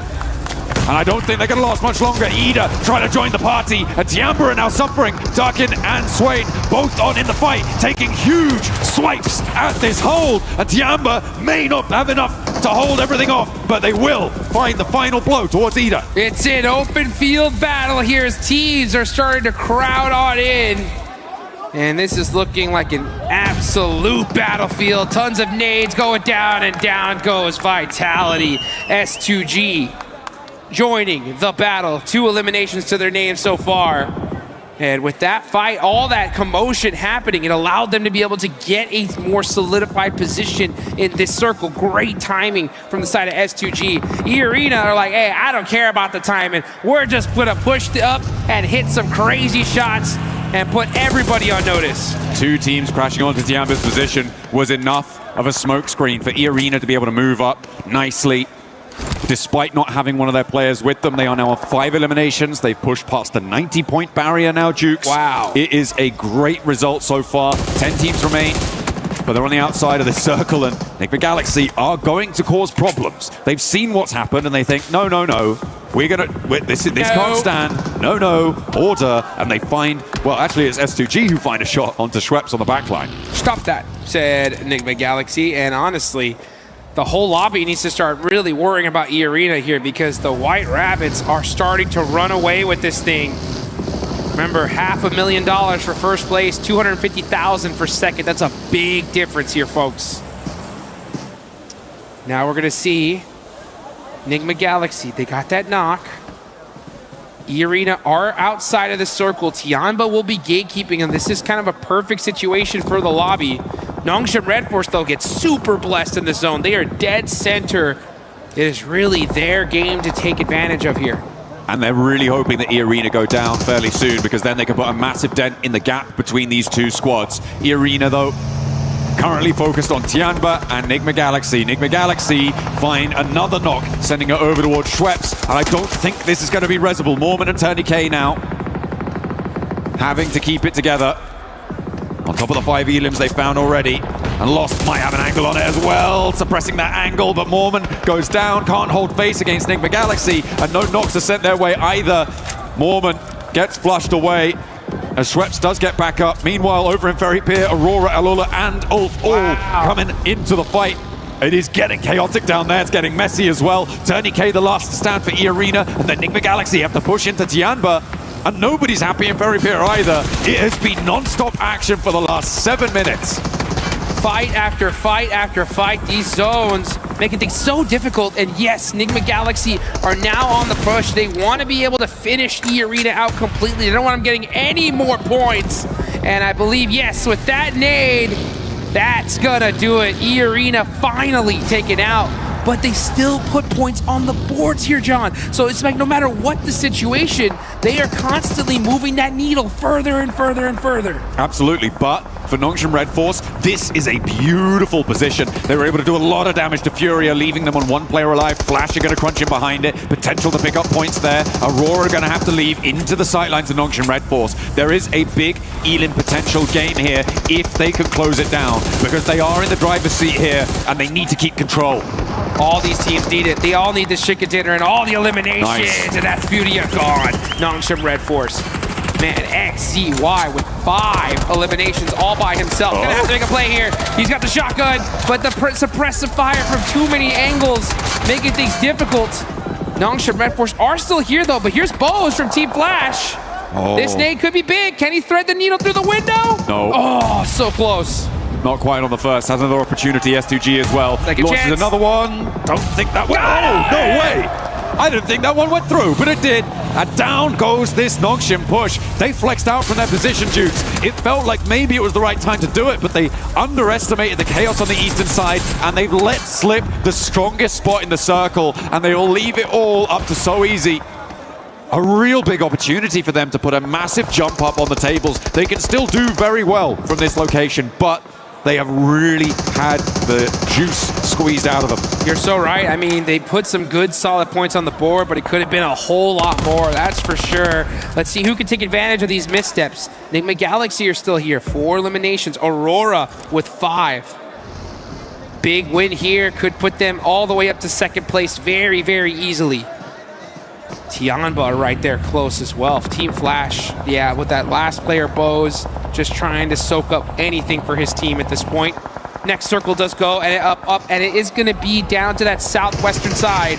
Enigma Galaxy barely have a position here, but this is all open field. It's time to hit the deck and hit some shots. Satan getting peppered from both sides. He goes down. He was waiting to take a shot over towards Tianba as well, but S2G take their turn at Tianba, but it's not going to go well for anyone, really. Enigma Galaxy trying to step up, S2G trying to move in, but nobody can find an opening, thanks to the suppression from Aurora. Solke goes down, and Tianba are holding their nerve, but only 1 player now left standing. QZZ against Kamikaze, over the bonnet, tries to find the shots. 3 rounds now left in the back chain before the S12K gets the reload, but it's not enough. Kamikaze keeps S2G in there, and Solke may get back to his feet. They don't have a lot of time, though, because the zone is moving in. This area is looking like a dang blender. Shots happening all around in every single direction. You gotta find a way out, though, as Doc now on the push, looking to shut things down, getting up close and personal, but it's Coops. Coops on fire, literally now, as those nades, Molotovs, too strong. Oh, no. Coops by himself could not hang on. And now Aurora ramp up the heat, turning up the thermostat on the lobby. But in the meantime, S2G, they may just get themselves back up to 4 players alive here, Jukes, which is kind of crazy, given the chaos that just unfolded at their feet. Remember, Tiamba were there. They were taken down just about with the assist coming in. And Nongshim Red Force still alive, by the way, with their solo player up and into 3rd place guaranteed. It's a little bit less efficacious than they might like to be, given the position that they held, but they'll take it. Huge game, huge game. Honestly, it's so easy to play this quietly. He can disrupt this pretty big time. But you can see S2G, they get the full reset, and we get to see them bust out the welding gun as well. So they're going to have their vehicle all set up. As far as when it comes to zone control, though, it's all Aurora. They have this entire zone locked down. But the thing was, they had this advantage before against a team of Nongshim Red Force, and they lost that game. This is their chance to make up for it and secure this chicken dinner. S2G on the ferry, but lost, gets spotted. That is Nongshim Red Force's solo, striking out wide. The point gets taken away from him, but diminishes the power of S2G, maybe gives him a little route in, but already Aurora have flexed 2 players out. I think they're going to be able to deal with this. Ooh, unless a nade lands on Top's head. Launches it forwards as he spotted it. Ooh, nearly, but not quite, not quite. Has to march in, making the mad dash, and Top actually not quite connecting. Has another nade to pull. Top trying to trade it off, and Aurora can really sequester themselves into this angle. Doesn't spot the nade, goes boom right next to his ear, but doesn't quite burst the drum. That was a prediction nade, though. He knew that he was going to run up, so he threw it ahead of him and got some really good damage onto So Easy. But he is able to get away for now. Here he goes, though. Here comes some more util from the side of Aurora. They've lost him. They're spending a lot of time focusing on this one player of Nongshim Red Force who is refusing to go down. Drops a nade right in front of them. Top steps up, nearly goes down again. They're having real trouble here, and S2G not really having an impact so far. The zone's starting to close all the way, and So Easy just about holding on. But dear life, as Reaper steps into the fight, the DBS there in hand, not quite enough, and down they go. Now S2G up on the chopping block, looking to try and do something, but that nade is big, and the next one is bigger. Takes a huge chunk out of S2G, and Sulke trying to stay alive desperately, but he crawls onto the nade, and it blasts his belly open. Aurora swing out from Ferry Pier and find a chicken dinner. And it's about time. Aurora clutching it up. They wanted that chicken dinner earlier, weren't able to get it. But in this one, they get that secure. So Aurora showing some serious consistency when it comes to Erangel here in day number 2. We still got 1 more left to go, and they are looking strong. Absolutely. Great stuff. It's exactly what you want to see. It's been said of Aurora before, right, that they're a team that needs to ramp up in pace. They do need a little bit of time to get into gear, and maybe that's what we're seeing here, right? Maybe they are going to be able to find that ramp up over the next, the rest of the matches today and in the games tomorrow. Yeah, and it's going to be right on time, too, because E-Arena have been extremely consistent today. Even when they went out now, they still put up 5 points on the board. So they're the biggest threat in this lobby here. Because remember, folks, at the end of these next 3 matches, that smash point threshold is going to be set tomorrow.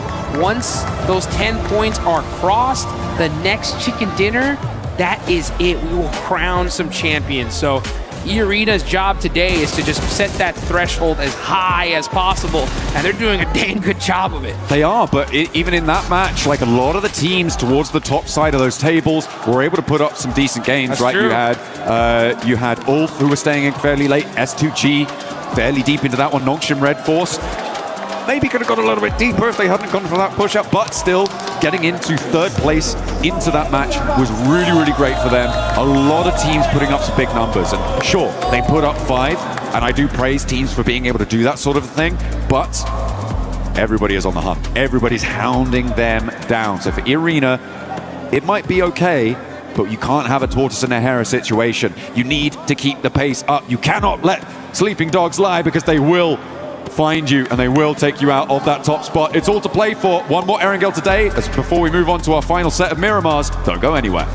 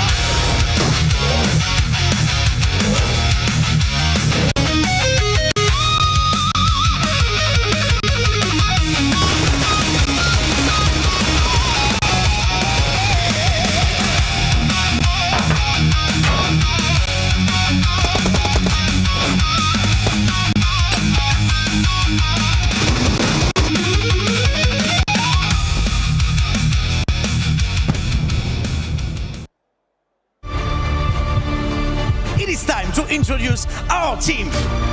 Obviously, I'm here to support Godlike Esports. This is one region that was, never considered to be very aggressive in general. But with Godlike Esports, the thinking has changed, and these guys have shown the character. Watching them perform on the biggest stage, I think it's a moment of pride and honor for us.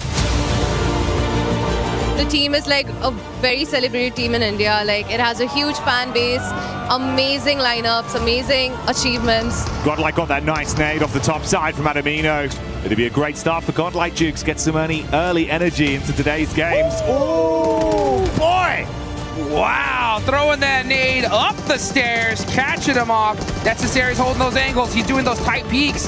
He's been throwing heat-seeking missiles all game long and opening the fight for his team. A full 4v4. S2G tried to catch a couple of their players off guard. You can't stop S-Power, and you cannot silence Godlike in this moment. Adamino for the closing play as Godlike take this chicken dinner with ease! The most memorable event has to be the map of Rondo, where Godlike came up with 30 points. As everyone, used to call our region as not so aggressive or passive, and a lot of things like that. But again, Godlike Esports proved with their firepower and with their composure that we do have that firepower. We can also go for, big games.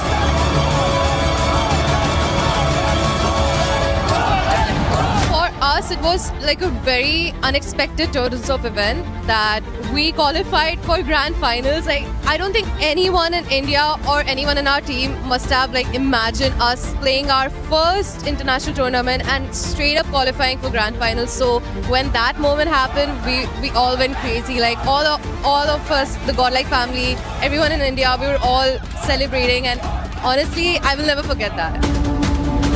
The fans over here, the love for the game, it has been amazing, and we are having a great time over here till now. Yeah, I always had this dream to go and visit Eiffel Tower, and it was a dream come true moment for me.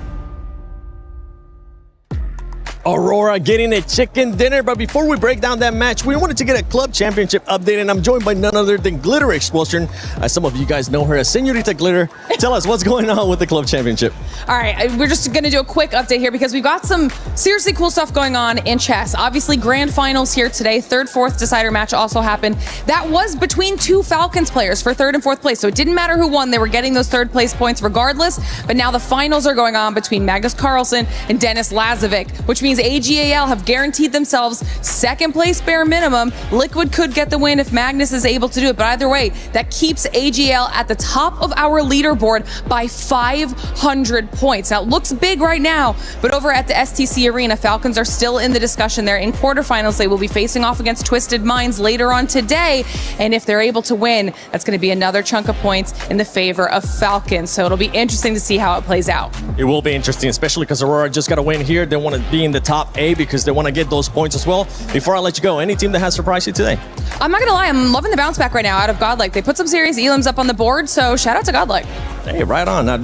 Thanks. Actually, spot on. Thanks, Glitter. You can go back and just keep on looking for updates, okay? I want to see what else is going on with the other club championships, and I want to see what else is going on here at PMWC at EWC 26 because some of these squads, especially Aurora Max, getting that chicken dinner. But before we even do that, let's talk about the PMWC Lucky Spin. Available now. You can check out the Electron Energy set, the Proton Power set, and also that Alien Fusion Grossa, which I want.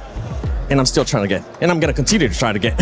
So make sure you guys check that out. This was co-created with PvP creator Nana. Make sure you log into PUBG Mobile, get that lucky spin before it goes away to get your PMWC swag. But now, Aurora, yes, that's right. Look at this man. This man is absolutely ready. He's been cheering for Aurora for the longest time. But Max, we got a chance to see them play that so well too, and just pretty much like a boa constrictor, just squishing everybody in. Oh, yeah, like a snake. Well, they weren't really snaking in, actually. They were just dominating and eliminating everyone. But, finally, no throw from Aurora Neptura. Yeah. They made it. They saw it through until the very end. And we actually see Ziola. I said he was very impressive. I wanted to see more from Reefus and Doc.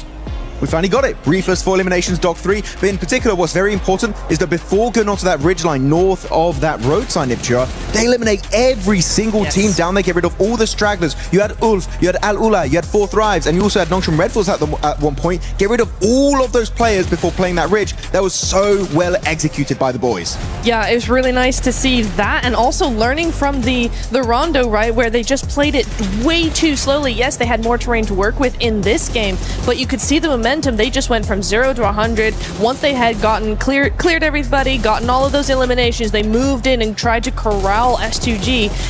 S2G let that happen just a little bit. I would much preferred a better fight from them for sure.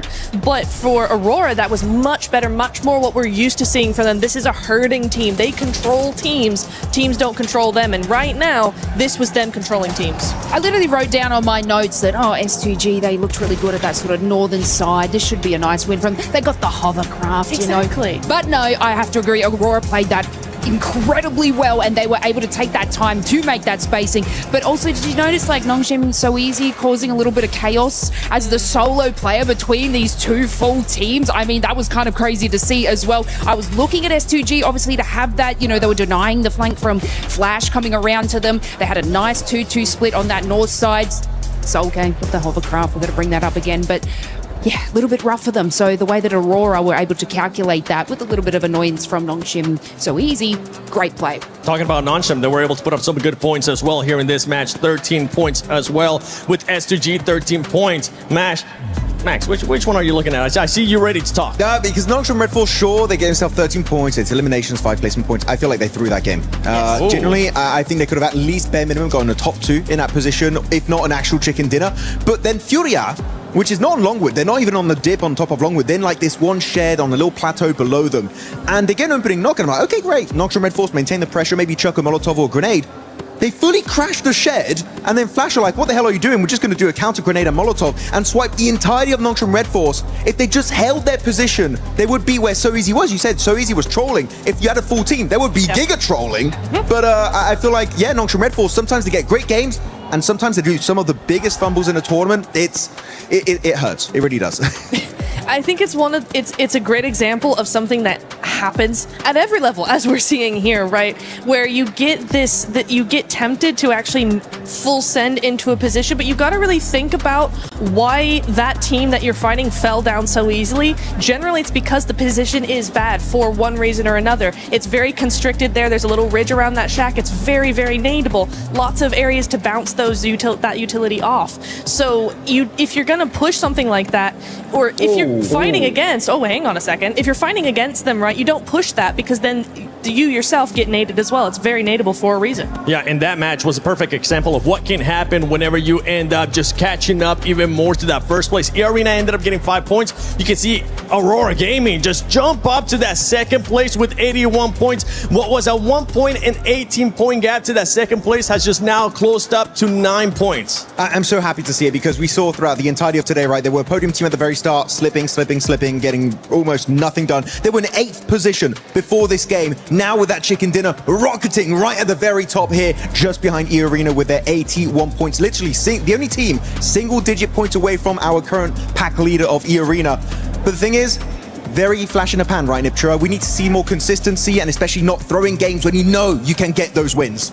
Yeah, it's gonna be interesting to see. We have one more Erangel and then 2 Miramars as well. Aurora tend to do quite well on Miramar typically, so we'll see how that goes. Again, yeah, they can be very hot, very cold, so it is just down to game by game what they're gonna do. But we're looking at the second page here. Flash and Hora, 48 points each. They are looking tied right now, but there's quite a bit of a gap between them and 4 Thrives, so even further down the leaderboard, we're starting to see those gaps emerge. Yeah, Lace, for some of these teams here in the second page, I'm going to be keeping a close eye on them, because at one point, we're going to have to start cutting them out, because that point gap is just too much. And keep in mind, going into tomorrow, that Smash Roll is going to be at play, and it's going to be plus 10 points of whatever first place ends up with. Yeah, and it's strange because, like, I know me and Neptura were having a look at Godlike, right? And they're making such calculated and well played. And then I even sort of said, goddamn, they're so strong as just a little duo. Why don't they just kind of like go in that little map and do their thing? But it's just unfortunate, you know, they were getting like 7 elims in that spot, but just not making it any further. And I sort of touched about that on the shared studio on the couch. It was like they're getting themselves in these great like close range fights, capitalizing on it, winning it, and then like you were saying, moving back in and not like the other teams are sort of circulating because they're doing that too late in the game. But I do feel we've seen it before. Aurora just did it. They can just have this great game and that will push them up a lot further because they're getting the elims. They'll be able to do it. And they definitely need it, especially where they are currently. We've been praising them in regards to the performance that they have had today, but we need to see a lot more out of Godlike because they are currently just so far away from the first place. And at the end of the day, you want to be in first place. That's what they're going to be hunting down. By the way, special shout out earlier on to Hot Jukes and John for casting those first 5 games. But now it's time for the main show. Yeah, it's okay. I still got you, baby. For Blank and Jackie Blank, you got me. Come on, man. Oh, mate. All right, that's one hell of a setup. Thank you, Seven. We appreciate it. Some great points being raised there. Indeed. There's some good breakdown. Got all the fans, of course, enjoying themselves. Saw it over there. They had the I Love Maxman sign. We don't have one of those, unfortunately. We've got love for snacks right now, which is cool. We've also got OG and Godlike behind, which is always good to see too. The support is unreal inside the arena at the moment, as per usual. It has been awesome all the way throughout the tournament, but we do have a lot of people with this time.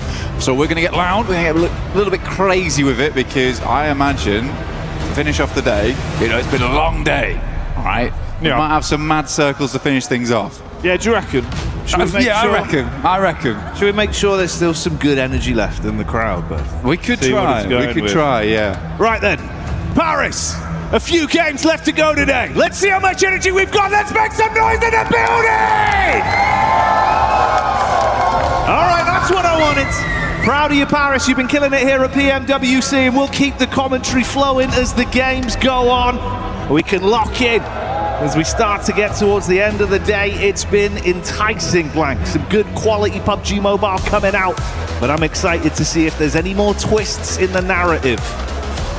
That's what we're looking for. We're looking for some twists, some turns at the end of the day, some mysteries yet unsolved.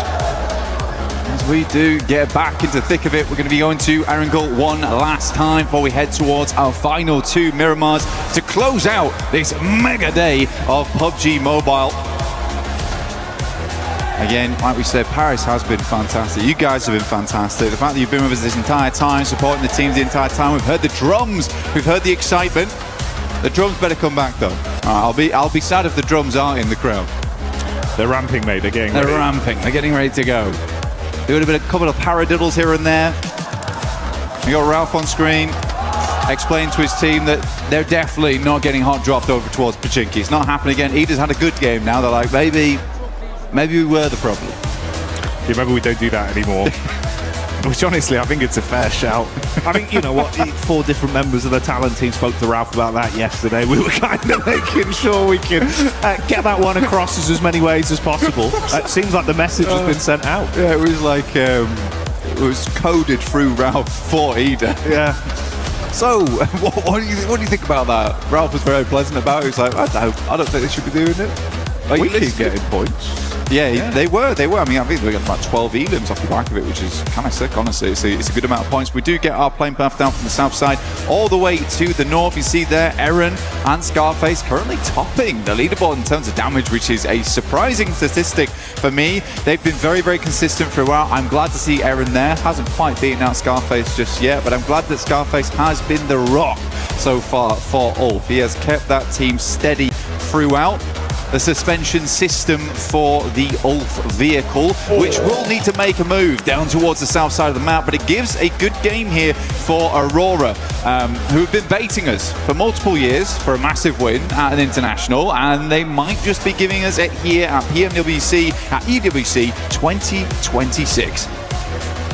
God, we keep getting these sort of circles, man. Once again, right, you hit the nail on the head. It's happened. Sivnovka, the military island in play. Like you say, maybe this is the blessing. Like perfect drop spot, perfect end game potentially for a team like Aurora, who do feel like they've kind of locked it in a bit.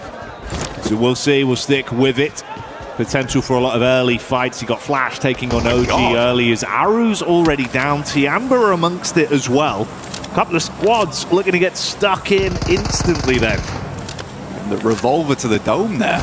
Well, unfortunate for guys over on OG. Flash seems okay, though. Get themselves back up on their feet. Like you say, though, we got Aura on screen. Eagle. Explosive bow. Almost hit it as well. A little bit of pinpoint accuracy with the arrows. Jiggle. Dropping some ammo across. Everyone's a little bit low right now. Level 1 vest, a little bit difficult. I might have been actually just dropping some of the bandies over. Well, Sleepy is having a troublesome time getting towards them. I think he's in an awkward spot. Sky, though, is coming in from the other side of things. He's over towards the north side of Severny, so this is a long exit for both squads. I don't think any team wants to be here. Tiamba, as well as Aura, stuck in this awkward engagement. Eagle with a Honey Badger at distance on the sidelines. E-Arena also swinging by, but they should get gone.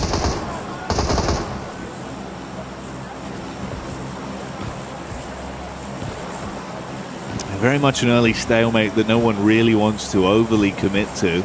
With that first domino to fall, it's going to be a nightmare. You want to get out of this very cleanly as well. Losing one or at worst 2 players, even if you do take down the other squad and get a full 4 points from it, this is going to be a major detriment to your run with how few games we have left today. Yeah.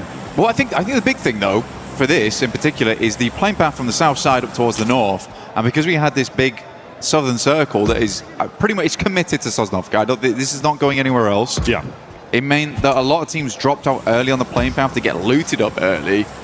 So you do have the likes of S2G, Aurora, Fourth Thrives, Ida, Alula, as well as Nongshim Red Force already in Sosnovka. This place is getting very busy very quickly. Tiamba moves up, but Horror's already getting themselves into a vehicle. Uzi in play, tries to get the damage across. There will be a shot from Shallow, though. Really good stuff there with the QBZ. Get some damage in. Jiggle. Line and wait. Be a dangerous trap in play. QZZ trying to get around the side. Eagle will just run down Sleepy. They don't know. They do not know. He is hidden, blending in to the rust. Man, how has he got away with this for so long? He's just there, down on the deck. No one knows about Jiggle. Come on. Come on. Pistol. Come on. The sidearm. There's... Are you blind? He's a master of camouflage. That's insane. Wow, they actually leave. They actually That's go. wild. We're playing some kind of game where you go in as a small white man and you have to be painted against things. And he's done exactly that. Unbelievable. I can't believe he's become the chameleon in that situation. That's wild. But well played to him. Yeah, mega mechanics there. Only mechanics. Artistry. He's prone. That's a lovely prone. Never seen anything like it. Beautiful prone on him. Got away with that one. Liberties. Yeah. Absolute liberties. Oh, dear me. PUBG Mobile Chameleon. Right here, right now at PMWC. If you want to get yourself some skins to allow you to blend in, well, this is not the one for you because the Uzumaki Naruto event is now on with the Naruto character set as well as the Ninetales Fury Org. S-Power bringing a lot of fury to the lobby at the moment as well. Talking to Max earlier, he was saying that S-Power right now probably the only player at a massively global level. And I would agree with him. I think he is on the likes of, you know, your Mormons, your Errands. He's looking insane. Yeah, for S-Power doing great work for the rest of his team. I think Godlike has really shown that they absolutely can take it to task with some of the best squads in the world, which is cool to see. Satan here from Nigma Galaxy. Another team that's doing really well too. I genuinely think, and I said at the start of the day, is that I've not always been the biggest fan of Nigma Galaxy and some of the pushes, some of the rotates they make. I think they have a lot of potential in them. This tournament, though, has been, you know, it's been off the walls, just like this, because this is wild. It's just ridiculous how close he came when he drove past him twice. Twitching as well. Yeah, I know. Not even fully stationary. Look at him. He's got a slight shifty look about him. He's put the laser pointer down to the ground. He's like, oh. Nightmare. They're going to see that. Put that away. Well, hey ho, that one worked out. Didn't expect it, but master of camouflage. He didn't even try to give himself away. I mean, the laser pointer really. That's sent me. That's good. Ah, that's a belly of laughs right there. A lot of teams now getting in position though. Furia looking to cross. Haven't had a really bad day today, honestly. I think genuinely Furia has been looking better and better as the tournament does go on. More shades of the pass from them, PMMI, where they look very, very strong there. And they're bringing it back. I think that they just had to slow down their gameplay a little bit because their end games aren't nice. That's where they typically thrive. But now they're coming up against Alula, the Claws versus the Panthers here.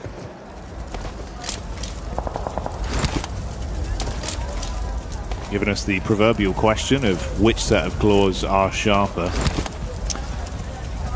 Are they both depicting Panthers though? Because that would be... Maybe a Jaguar. Maybe a Jaguar, yeah. Like that. Keep you guessing, you never know. Battle of the Animal Kingdom. Oh, S-Power with a nice little lift there. That's a 5-pointer. X5 on that one. A lot of airtime. It's a great multiplier. It was a great multiplier. I like that. Anyway, we get next circle. We've seen this before. You didn't hear. I don't know if you could hear that, but there was audible disappointment from the crowd. Everyone was oohing and ahhing at that one. Does head out far towards that west side. Really uncomfortable. Very, very uncomfortable. Ida's already good spot, though. The rest of the team, I would probably say to try and regroup soon, though. Nongshim Red Force has played a similar position to this in the past on this exact spot that Tizzy is currently actually located on with XZY. So I think they'll just try and secure that going forward. They might even try and take the compound that Vitality won on during this map before as well. We'll see what they do. Can't be too greedy though, because again, like I said earlier, it's very busy in Sosnovka at the moment. A lot of teams here. It's going to get pretty aggressive down there when things do kick off, especially with how this zone shifted, man. Cutting out a lot of that play space once again. So you're fighting around the bridge, you're fighting on the island. Like you touched on even just a couple minutes into this game with how close they were off the playing path. A lot of squads did already make their mass migration down and start to try and dig their heels in a little bit. You've got a few squads that are still outside in the mainland towards the blue, having a bit of a slower rotate. A lot of traffic as well on the bridge over to Sosnovka. Furia there as we saw that establishing shot with Alula just ahead, guarding the entrance. It's then Vitality behind them and similarly Flash behind them as well. Yeah, Fury's getting squeezed like a froob right now. It's not looking good for them. They're getting pushed down by Vitality and Flash behind that as well. So this is an awkward approach. They would like to get across, but I don't think Alula's going to let them across so easily. Igor's is far up though, so he just needs an opener. And Alula looks to be leaving. I think that's the correct decision at this time, just because the circle did push so far over towards the western side. You don't want to get left behind. E-Arena still being here is somewhat of a question mark, but if they knew they could hold out a team over towards Box Compound, sure, why not? It is quite cruel towards Tiamba, but this is the name of the game. You pick up the points where you can, and right now E-Arena's doing a good job of it. Yeah, Turney K there. Up on the top side of the rock face, spamming down into Aching, and we'll leave him wounded off the back of that. QZZ already knocked, rest of the squad following in their footsteps. This is a brutal start for Tiamba, and one by one they fall.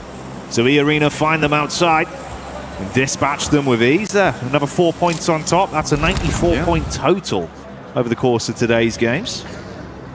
It's a strange one, right? Because they both started up over towards Severny, Didora, as well as Tiamba. Tiamba swings wide over towards North George. Flash does take a knock there, and probably a flush too. This is over towards the fight on the bridge side, so we'll come back to Tiamba in just a second. Axel low, Razy on bended knee. P90 in play at this early in the game as well. Good to see. Trying to run back through, but Razak just goes straight into the crosshairs, and one by one this is looking a bit more uncomfortable. Nice backstab though from Axel.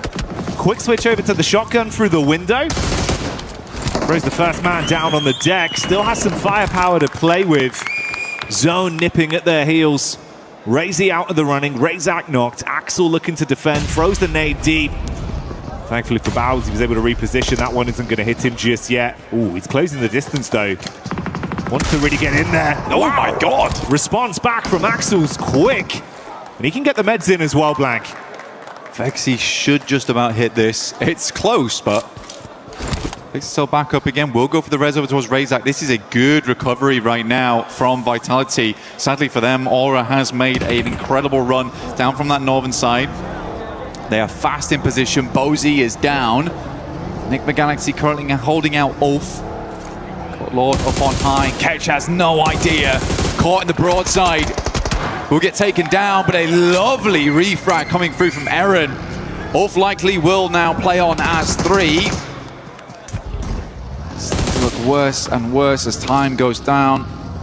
Lord the only to fall here, and Ulf has been very much struggling to pass on by through Nigma Galaxies. The circle in the meantime did move further down towards the south. IQ taking a tumble though. What's happened there? Yeah, this is not the dream at all. Ooh, Lord's actually trying to dismount towards the top side, so if maybe they do win out on this fight, somehow they can grab him back up. Oh, good read onto Scarface. Ralph ready for the encounter. Bullets being peppered. He gets him so dangerously low, but he's still standing. He can just tuck in behind the box now. Oh, well, that would have been the operative word. Could have tucked in behind the box. Not going to happen now. Laid out by Ralph. Satan with a re-aggression as well. And this is starting to turn. That's the way Ulf go down. They started out with a bit of a recovery, but finally finished by Nigma Galaxy. Only one player cut short from the roster there. They'll carry on as a trio. Meanwhile, amidst this, we have Vitality bringing the thunder back onto Hora. It's been a while since I've been seeing Vexy on the main stage, but still got it in him, it seems. Razak does go down, and looks like Vitality might just want to be making the cross going forward. Looks for Sky. Vexy will pick him up, doing a great job here. Settling in for Federalis. Oh, wow. I mean, good job. Really, really well done here from Vexy. I mean, multiple times keeping the team awake and in play, even versus Flash earlier on. Fantastic stuff. Yeah, big step up. Brilliant individual moments there. Zone crunching in a little bit as well. Ooh, Vitality suffering casualties, it seems, with the Elim feed lighting up. That's Flash that are trying to defend the entryway over the bridge. Another headshot from Tops has shut down Vexy after the good form we saw from him, and Axel has fallen due to the damage sustained. The zone eliminates him, and Vitality finally buckle. Yeah, it's just there wasn't a lot of boat rotates from a lot of these teams on that north side. Spent a long time looting up. I don't think they were quite prepared for how southern this circle was going to end up going and how quickly space was going to be taken out of play. But we are in a really awkward arena of the map as we head down towards the southwest side. There's a couple of compounds around here, a lot of open space going forward. Ralph moves up to the plate here. Tony K goes down first. Good shots from him. Will finally fall there to a sideline. But Mormon just cannot hold on. In comes Godlike. They don't care, they're going straight past. We hear the godlike theme music start playing. They want to cash this one in as they drive past, steal Elims where possible, but focus on the bigger picture, getting into the zone and starting to advance into an actual controllable position on this one. Coop's going right back towards them. They're going to pass each other. Okay. Like a friendly handshake there. Felt like I was in Interstellar for a second. Yeah, Coop's looking further to pick up his teammates, but actually went back for some more. Satan, I think, is back up again. Not sure about Ralph. I think Ralph did fall down, but this has been a really good game from Ralph. I think he's not, I don't want to say rare, but he's been making some good flex outs this game. Sometimes his flex out can feel a little bit questionable. This time I was super happy with him, blasting the toe caps off of Scarface as well, who was really incredible to see. Just gave it one more bullet, and that was enough. Hazaifa up on top. Godlike tried to send it. Got further and further in, but Hazaifa laying down the law. It's a great peek. Might actually be able to double down, and he certainly will. Godlike eating the bullets from the elevated peak there of 4 frags as Hazaifa starts to bring the heat to the battleground. Enigma Galaxy got back in towards the zone. This is their POV now. They actually run into Ida of all teams once more. Coop's going to be hit by the shotty. The pump takes him down. And that's the way that one goes, unraveling them. Ida eliminated. We saw Flash falling amidst all this, but Aurora getting eyes on it from so close. They were able to steal a couple points away, put Enigma Galaxy back down in the dirt. 3 Elim points on them. I still think, though, for Enigma Galaxy, what a game. What a game, honestly. It was a real tough scenario they went through. They end the match on 10 Elims. I think that's a good profit. I think you come away with this one thinking to yourself, we went through hell and back just to get towards this location of the map, and we still came away with 11 points total. So very, very well done. Because we do only have 6 teams left at the 17-minute mark. This is the quickest we've seen the lobby cold before off the back of a really horrendous circle. S2G set themselves up, Kamikaze as per usual, flying in towards those front lines.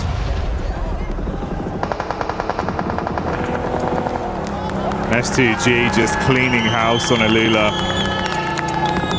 They've gone down pretty swiftly. Ooh, Furia might actually get a bit of a read on this, though, with the forward scout we've got from Ayala in the back of the vehicle. So a lot of sight lines being opened up between our squads. Aurora still got space to play with.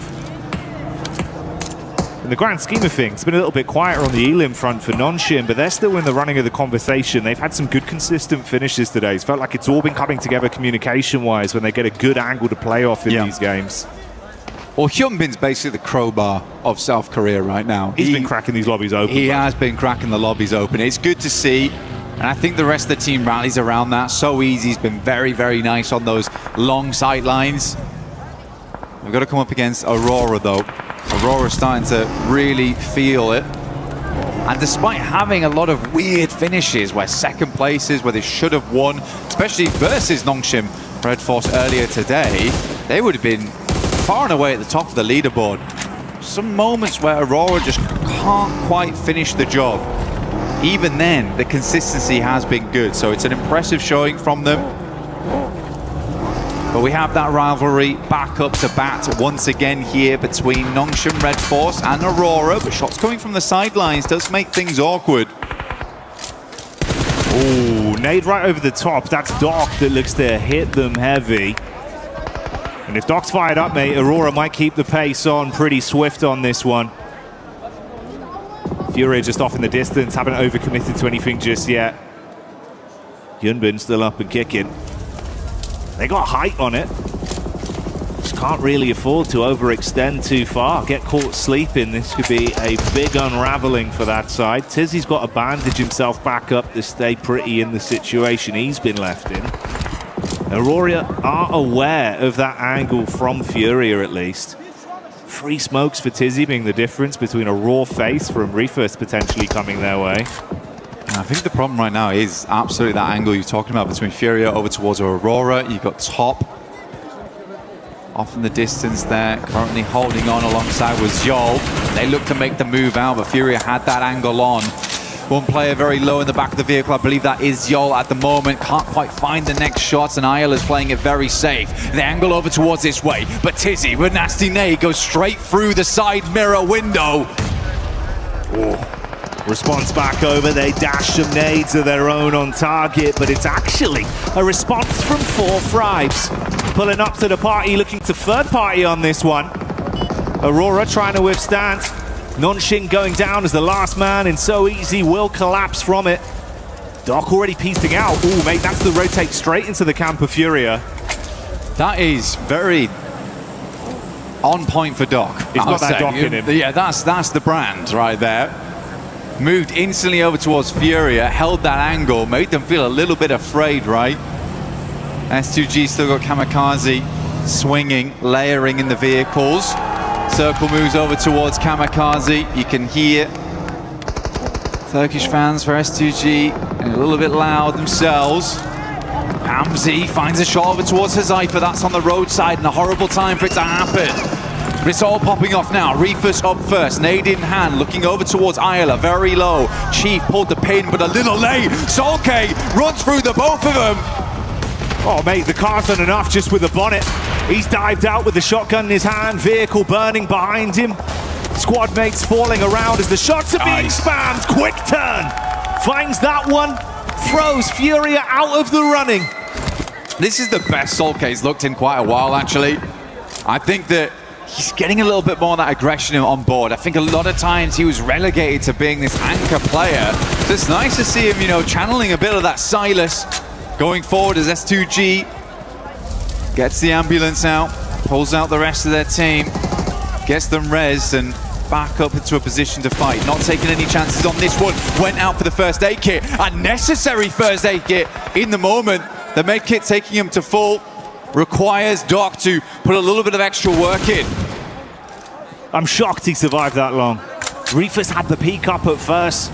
Left him sweating bullets, like you say. The clutch heal barely buying him enough time to stay along for a few extra seconds. Now knocked behind the vehicle. It's a bold maneuver from Solk, but does drag him from the rest of the team. Likely leaving S2G as a 3-man, but they have the compound central. See where the next circle heads over towards. They can play off the back of that, but it's going to be Aurora, 4 Thrives, ping-ponging between one another. Taking some pot shots at S2G in the meantime. Hard confirmed with the nades thrown over, so much so that Doc nearly went down from the danger close to his team. Luckily does have the meds to fix himself with no one nearby to convert from the lower HP he had. But you're spot on, mate. We heard the excitement from the fans. You can see why. S2G, they were playing with some confidence and aggression. Previously, it's been Kamikaze that reps himself in those situations. This time around, he plays close to the squad. They control the compound, but you're going to be pushed from 2 sides. Difficulty with this compound as well. There's a lot of space to control here. There's a lot of space to control. There's some flat walls to work off the back of. So teams could send in over towards one side. And having a 3-man inside there means they cannot control every building effectively. So these 2 on the side here. This is over towards the eastern edge. Sat on Aurora's angle. Possibility to move in. Oh. S2G's just got to be very quick with this, but you know as soon as someone makes a move for that compound, the other team is going to fly on in. They're likely just going to wait this out until the circle confirms this is a definite compound finish. Don't invest your eggs into one basket until you know. A few seconds out from that zone crunching, we'll see if it's going to favor S2G once again. Shifts slightly off it, Blank pulls away. It's nasty. Up towards that north side. Aurora looking to get a chicken under the belt here. Would likely slingshot them up towards first on the rankings. Despite what has been honestly a hairy day for them. It really has. There's been some moments where the question marks have been flung out left, right and center for this squad, but still, they've been keeping themselves looking pretty. Bandaging up between the matches.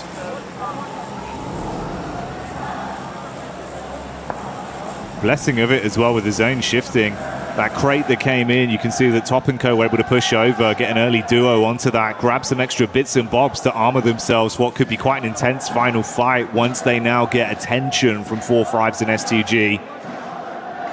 They've got a full 4-man squad, similar, for 4 Thrives, and they're going to jump in the vehicle, start to advance on this. Oh, that's not what you want. Reefus with the snapshot, Falak falls instantly. He's got some cover to play off here as well, Blank. T24, he's just out. He said, I am not been on that buggy anymore, I'm dropping straight to the ground, and I think it was the correct choice. Being on the back of a buggy like that makes you a prime target, and he's just realized that Reefus has got the golden eye there. Quick shots, pinpoint as well as IQ desperately tries to swing around the side. This is a mad dash and one that will not work out in the face of Aurora. More points added and S2G can do nothing but look on. They actually get themselves into vehicles. They're going to swing round. They have to take the moment here into their own hands. Last game, Aurora, they were able to do some good work versus them. Now looking to actually show some aggression. Reefus goes down first. Good engage, but how long can they hold on? Kamikaze in the back wants to arc the nade over, has the SMG to play with, one thrown right back towards him. Doc putting them down with the DBS. Panic stations for Aurora as everything is being thrown at them. Doc takes a heavy hit, but he's still standing. S2G down to 2. Hamzy G on the north side. Kamikaze lighting them up.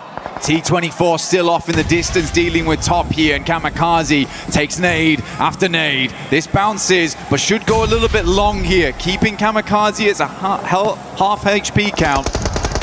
Oh, T24 as well in the midst of all this. That's the off angle you touched on there. Able to strike from the side.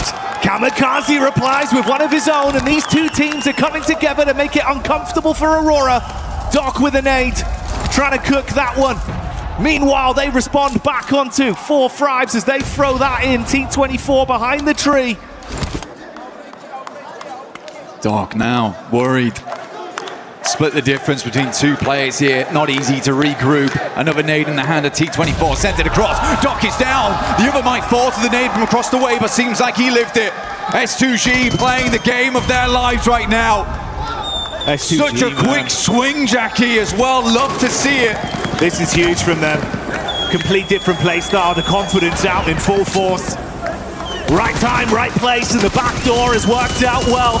Top trapped, T24 spamming so close to him. He knows he's exposed. And this duo from S2G looking to take this one with force, but they still play it smart. Makes the run across right now, trying to deny sight lines. Aurora, Top will at least find it, but the shots are coming through. Kamikaze once again sends straight center. It starts to work out. Nate gets close to the lovely bouncer on it, but won't go quite far enough. Back behind the loot crate. A little bit of cover to work with, but S2G, they've got 2 angles. Top is going to have to play out of his mind to make this one work here. 1 first aid kit ready to go. Hamzy G looks to send an arc over the top here to finish off the game. Goes wide to the side. He's really trying to run the risk on this one. He peeks over the top of the crate, using the smoke to block the angle from Hamzy G so he can take an isolated fight. He's reading it as well. This 1v2, like you say, it's got to be impeccable from him. He cannot afford to miss a single shot. The reactions are going to be there. Kamikaze on the road. Slight height advantage. Throws in the molly, takes the shot, and that's how he gets it done. Kamikaze cleans up as S2G get it! Last game, S2G. They looked a little bit short there, but this game they go Kamikaze, Kama-crazy for the finish. What a game, not lazy whatsoever with a quick swing out to the side. You gotta love it, you gotta believe it, S2G is here to play. We thought it was Aurora about to blot out the sun and cast the shadow, illuminate the stage, but no, it's S2G that once again prove how much of a powerhouse they could be here in France. T24 as well, man, the jump out the buggy to sit down on the floor, I couldn't believe that. I mean, he made a quick snap decision. Like, lads, I'm gonna have to live this game out. I'm dropping into the grass, and I'm gonna cause problems. You can feel the energy in the arena as well. We get the replay from that one. Some big individual maneuvers. I love the strategy as well, Blank. S2G here, the way they were able to control the situation, knowing they had to be so proactive, but didn't overstep the mark. And then on the flip side for Aurora, you're playing with dice, gambling on some of these peaks, knowing realistically, it's a risk that you have to take. It's not an easy 1v2. It was actually a very difficult circle, and yes, it pulled away, but they were unsure where they wanted to fight out towards, and maybe they had to full commit over towards 4th Thrives, clear that angle sooner to deal with S2G. But again, for S2G as a 3-man there, they make the only decision they can. It's been something they've been saying all tournament, is we just don't care.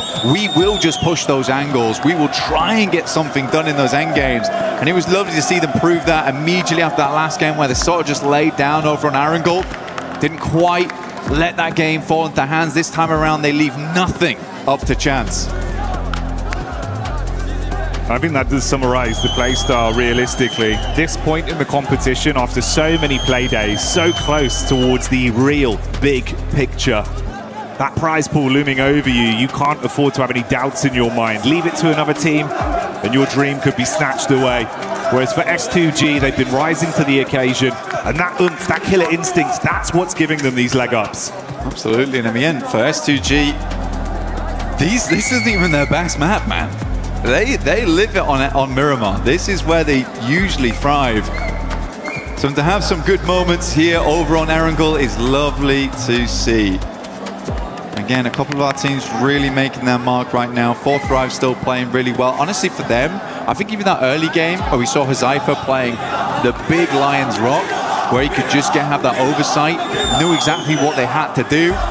as teams flowed in, just deny them. But we do have Kalaris over on the stage for a little hit with the players.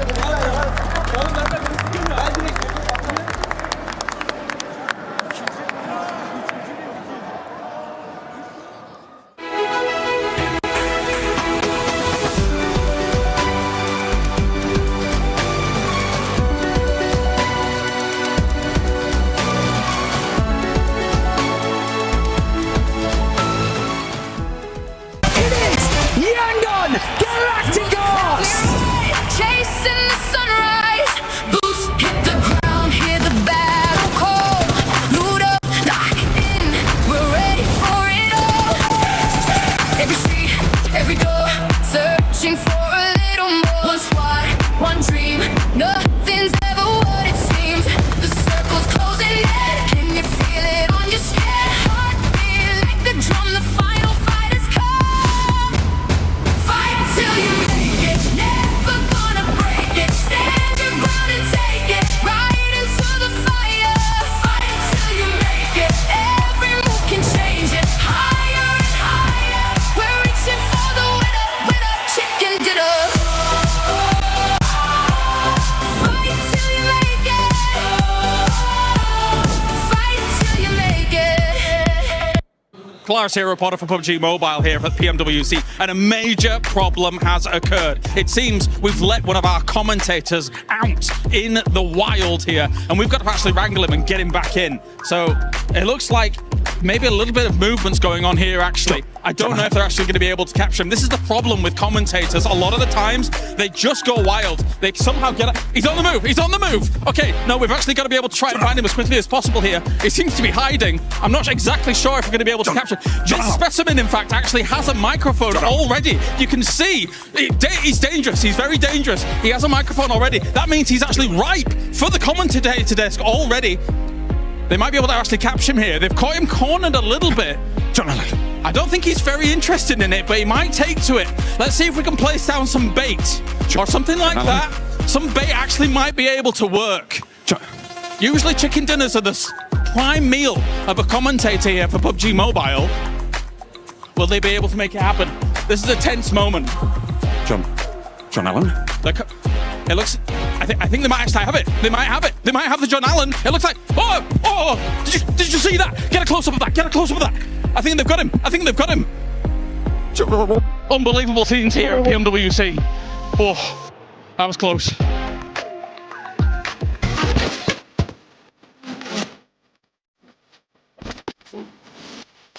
Almak lazım. Dürbün. Adam vurmak. Araba trios. Araba sıkmayı. Araba patlatmak. Araba arıyoruz. Araba sprey atmak. Konuş. Araba sprey atmak. Araba atıyor. Oyuncu. Drive-by. Oyuncu. Araba giderken vurmak. Drive-by'da adam vurmak. Headshot. Arabada giderken drive-by'e headshot atmak. Canı bir. Araba yok. Niye araba sürüyorsun o zaman? Sen. Ben. Takım arkadaşın. Bekle. O. Düşman. Tamam ikiniz. Çatışıyorsunuz. Tamam. Fight'tasınız. Cross koyuyorsun. Cross koyuyorsun aynen. Tamam. Sen. Beklemek. Beklemek. Ben bildim beklemek. Araba sürüyorsun. Evet. Durdum. Benzini bitti. Ben. Geç. IGL yani. Kaptan. Info. Konuşuyor. Analiz. Info olmak. Analiz. Boş dolu info. Boş. Boş ev. Boş loot. Loot aramak. Ne yapayım? Pusu yemek. Pusu mu? Tabak yemek. Ev boş diye gittim nak yedim. İyi abi. IGL. Harita ben. Şişko. Alan. Vehicle. Alan ortası. Çift at bu. Arçift. Arçift. Tamam. Loot aldın. NF5K. Silah aldın. NF5K. Av makineli. Skoplu. 0. Thompson. Iron Sight. 8. Dürbün. 2x. Tamam dürbün. Bir şey. Beni ne koydun? NF9. Ok, arbelet oku. E90. Uzi. E90. Vektör. Kapıyı açtım. Top takamıyorsun o silah. Doğru mu? Hi, Kalaris here at PMWC, down on the stage to talk to Nongshim Red Force. Hyunbin here to talk about some of the games from today. First questions first. I want to ask you guys about the previous Erangel, not just this one. You guys pushed Furia. Talk to me about that decision and if you'd have maybe done it differently in another scenario. 일단 현민 선수 첫 번째 질문은 일단 이전 매치를 좀 가볼게요. 사실 그전 에란겔에서 유리한 고지를 좀 먹고 있었는데 아래에 있던 퓨리아를 이제 잡으려다가 좀 판이 좀 아쉽게 돌아갔거든요. 그래서 퓨리아 때 좀 어떤 콜이 나왔는지, 퓨리아를 밀러갈 때 어떤 콜이 나왔는지, 그리고 만약에 그 판을 좀 다시 하게 된다면 좀 어떤 콜을 내렸을지 좀 그걸 묻고 싶네요. 일단은 저희가 오른쪽에 한 팀 더 있는 거 알았어갖고 좀 한 팀 교전하면 한 팀 무조건 올 거라는 거 알고 저희 팀원이 1평을 둘을 입혔어갖고 가갖고 잡은 게 일단 맞는 플레이를 한 것 같습니다. Yeah, I mean, we already knew like if we're going to push Furia, then the other party would come. So we tried to push it as fast as possible. But I think if we, I think we'll end up in retrospect, I think we should have just let him just use that 1-feet place, and then just we can hold on to our spaces and with much use it wiser.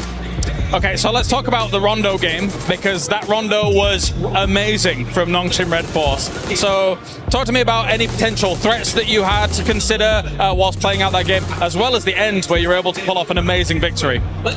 이제 론도에서는 사실 정말 키를 쓸어 담으시면서 또 치킨까지 가져가셨는데 그때 좀 어떤 마음가짐으로 플레이를 하셨는지, 그리고 뭐 부담감이나 압박감 같은 건 없으셨는지 궁금합니다.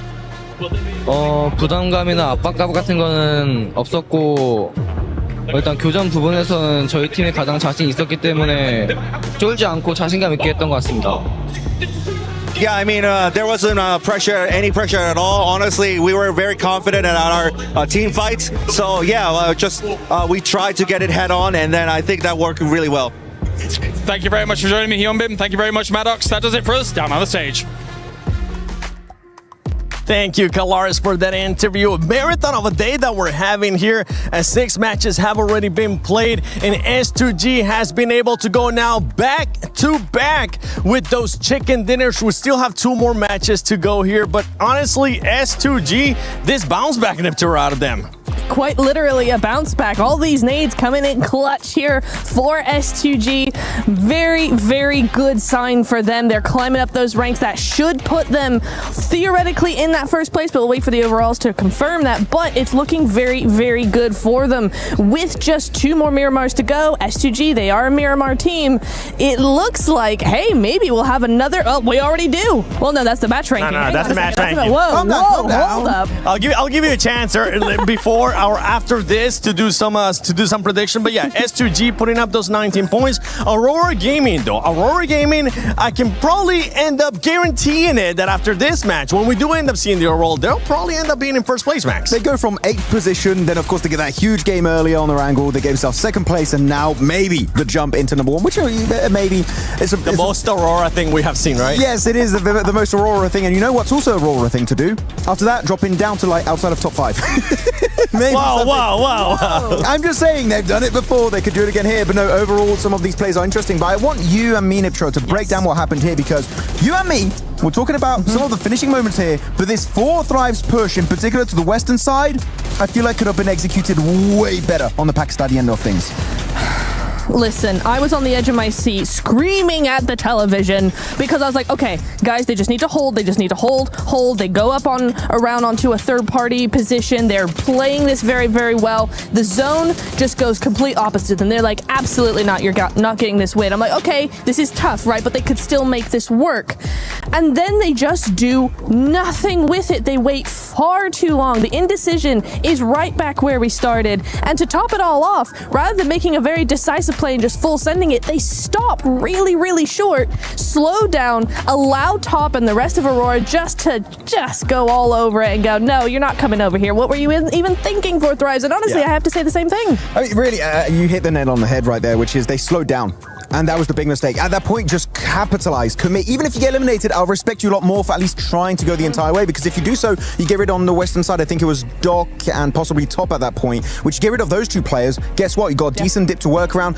It's still not sure you're going to get the chicken dinner, but at least you have that opportunity to go the entire way and actually get yourself that chicken dinner. So 4 thrives, still good points on the board, but they could have gone in a bit more in this match. Yeah, they could have gotten a little bit more. And once again, that indecision, you guys highlighted it too. I just want to back you up with it because that's been the biggest question mark for this team for 4 thrives. We've seen good performances out of them so far. And you know what? Let's take a look at it again, because you can see right there when the air is stopping, that's when they question themselves in the tour. And we were all hoping that they would just fully send it.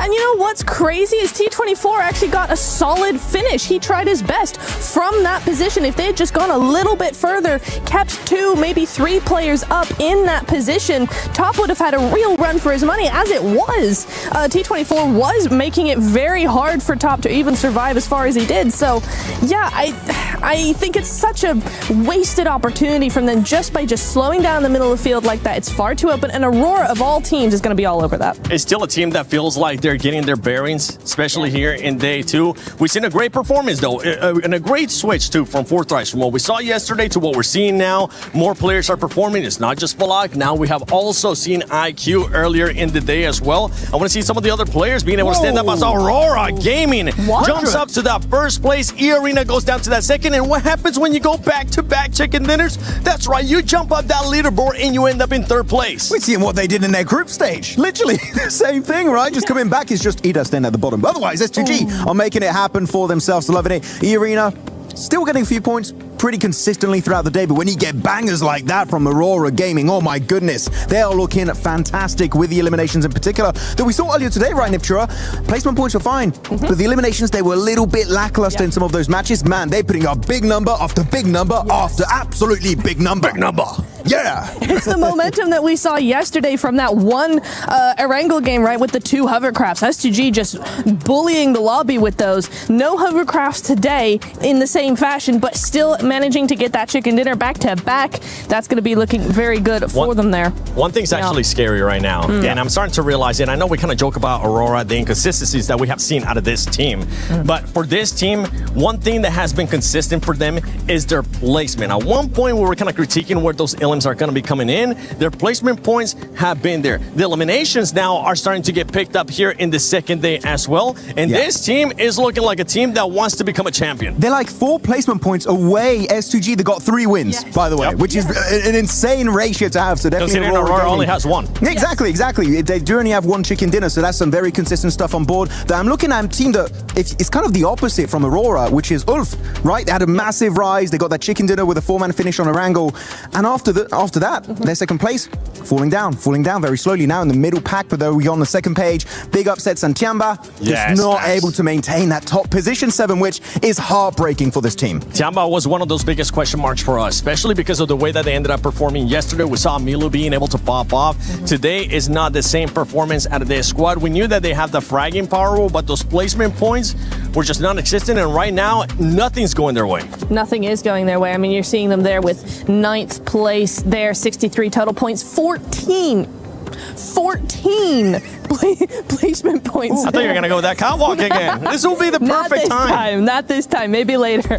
But yeah, no, the only thing we can hope to see is that they come back tomorrow stronger, fighting, able to do what we know they can do. I mean, they go into teams and crush them in seconds. I mean, it's easy for them, but just not today. It's just all over the place. Yeah.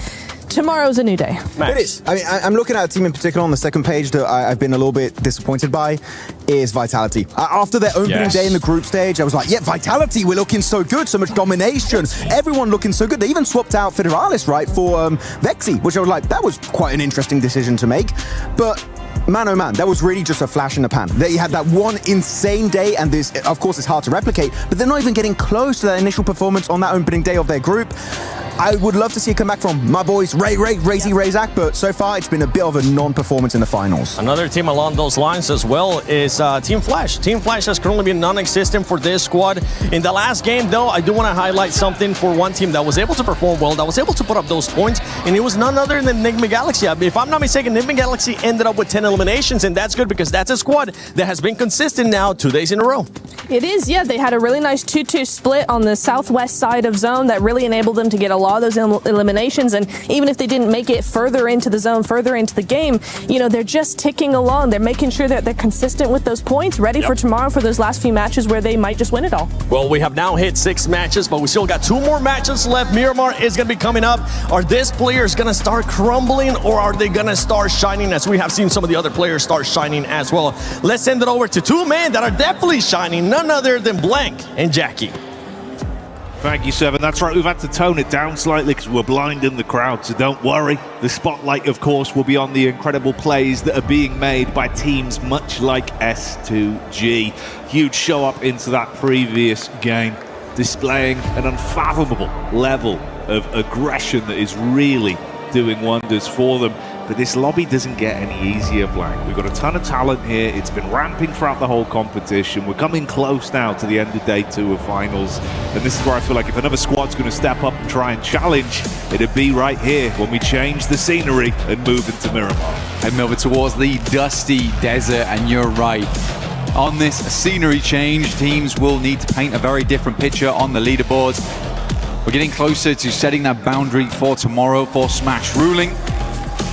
Potentially a team's able to pick it up very early tomorrow. But the amount of chicken dinners that S2G's got, I mean, it's very much a possibility for them to make that happen. They've been very consistent so far. Loving how aggro Kamikaze's been too. We get a very, very northern start here over on the northwest side down towards Truck Stop. So a little bit more inaccessible down towards that south side. We're looking at Los Leones, Puerto Paraíso, Impala, Mr. Valle, Chumacera. So more of these positions on that north side need to be taken up, like La Cobreria, even water treatment potentially. Torremada, El Azahar.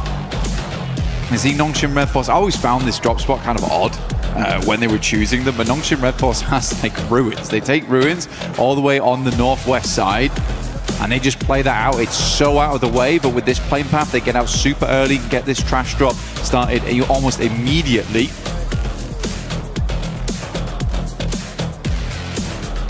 Sarah bodes for them on this one. Some other big plays that were coming out, you know, not realistically into the late game there in terms of placement, but for the raw elims and handling themselves under pressure, you got to give that shout out over to Enigma Galaxy. That was very nice to see, right? A lot of early carnage, uncomfortable situations with how they were fighting, but they looked good in the clutch, having to pull out points where they could. Ended that one with what, 10 elims? Yeah, it was 10 elims, 11 points total because they got towards that top 8 side of things, which is, I think, genuinely a really, really good result for Enigma Galaxy. I think when you have those types of games, you've got to go for a massive salvage. Now we start over on the northwest side of the map in terms of dropping those players off. We're moving hard down towards that southeast side. Got a lot of water involved. We got the rocky outcrops, the mountainside down towards Puerto Paraíso on that western edge. So should be a fun circle to play around with. We could end up back in Los Leones as we did earlier in the tournament. Always fun to have an urban finish. Gets very hectic. But yeah, I think if we look at the leaderboard right now, it's very comfortable on the staging, right? We drop off slowly. It's very much an even stairway to the top, where a 20-point game can be a big difference maker. For Enigma Galaxy, they get a 20-point match. Suddenly they're tied with Aurora, who have currently managed to settle themselves in first. The first team to break the 3-digit mark as well and hit the century here in the finals.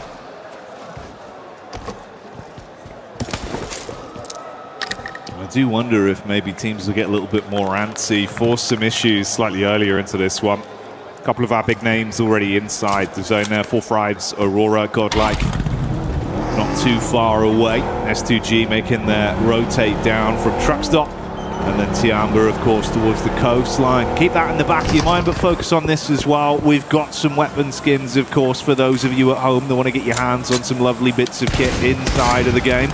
So make sure you're participating in that. Absolutely. And we'll throw that up on screen shortly. You can take a look at it then. But for Aurora, There you go. As if on cue. Doc will just go down there. Knows he's nowhere near the rest of his team. Isn't going to bother them. So unfortunate there for Aurora to lose a player out almost immediately. Again, weird entry point for a lot of squads where they want to get in towards the circle as soon as possible. S2G giving themselves the best advantage early on as they fly down from the eastern side of the map. Swinging past Impala right now, might look for some of the high grounds that sit towards the southern portion of this one. Enigma Galaxy a slower start though, over towards El Pot, so they're going to hang out here for a little while longer. Ralph on screen with us at the moment, doing a good job IGLing, making some quick decisions here and there. I do genuinely think it helps having... I think as much as we've talked about Coops, I think we do need to shift the perspective a little bit to Lord. I think Lord has been such a consistent player on that team. We've given a lot of love to Coops so far, but I think Lord is able to excel because he has another strong fragger on the team. Now, I think Satan as well as Ralph are both very good players, but they're not your front line, right? And if Lord was always playing that front line, he was very good with it, he needed someone to play off the back of, and I think he works phenomenally well with Coops right now. So a big shout out to Lord this game. Hopefully they can continue that pressure. Milu back in, actually, for Tiamba. Looks to move up against Lost here, but will unfortunately go down. So Tiamba losing Milu right off the back there. Very sad stuff to see.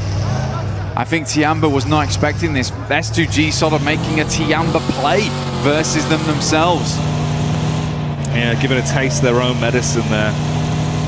That's unfortunate, the return of the King, but only for a few brief minutes on this one. We'll see if he comes back for another Miramar outing. Absolutely beasting in the event overall, but S2G stealing some of that energy and starting it out with a nice elim to send the rest of Tiamba scarpering, as they know they don't want to stick around and sacrifice anything more on this one. Three-man squad lives on to see if they can steal some points away on the long con. For Tiamba, still 7 more matches to go, and like you said, they've been having a great run at the start of it. They had a lovely pushing over towards the finals itself. They looked fantastic. Now sitting over towards the middle side of the tables. Haven't really able to put up many points after that. But they still have a whole additional day, and that can change a lot of things. Remember, you just need to get past that smash ruling point system and then hit the chicken dinner. So they just need to get themselves in range. That's it. They've got one more game to do it. They've got this game here to try and get some consistent points on board. Like you say, the return of the King was very short here, but next game, potentially some royal decrees being thrown out here and there. Yeah, take the opportunity to sharpen the steel once more, and then come back out swinging. Potentially, that's got to be the play for some of these teams as well, because you touched on the fact, obviously, you're trying to set that barrier, that scoreline to beat effectively going into tomorrow. Stopping some of these top teams dead in their tracks, seeing if you could stop them from bloating it to a very large scoreline. It's a risk versus reward that you've got to weigh up in some of these situations for teams that are looking to still climb, but don't want it to be too tall of a task to reach it going into tomorrow if you want to lap our top teams with that smash rule being in effect. OG on the move here, Ida just off in the distance. Yeah, pretty big funnel this portion of the map around La Bendita. Through some of the dead ground, sits around here as well to the north side of Los Leones, staging upwards towards some of those buildings. Wolf's already met that quota right now. They're a little bit further towards the center of the map. Wolf looking for another good game. They were in second place for a little while, but then swiftly fell out of it, and Wolf's looking to get some more points on board. Again, for them, a good game would pretty much settle themselves up towards the top 3.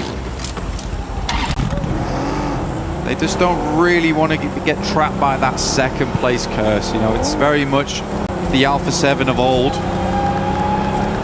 Flash loses 1 on the knock and will be immediately flushed there by S-Power. It's from Godlike on the south side. Vitality having a little bit of a look in towards S2G and Puerto Paraíso, actually. They've got a 2-2 split going on, very dangerous. Zypher up on the roof.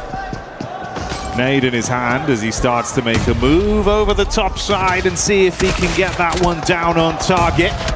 So 4 Fribes collapsing in early. Jiggle knocked. Sleepy arcing a nade back over as well. Going to cook that one. If they came running over now, could be very detrimental. They can tuck into the stairs as well. Get a safe recovery on the go here, so Jiggle can still be in play. Ooh, Falak, though, putting on the pressure. And again, with the flashbacks towards yesterday. 4 Thrives up against Aura. No Fear able to clutch it out towards the end. IQ, though, finds Sky, and No Fear is nowhere nearby.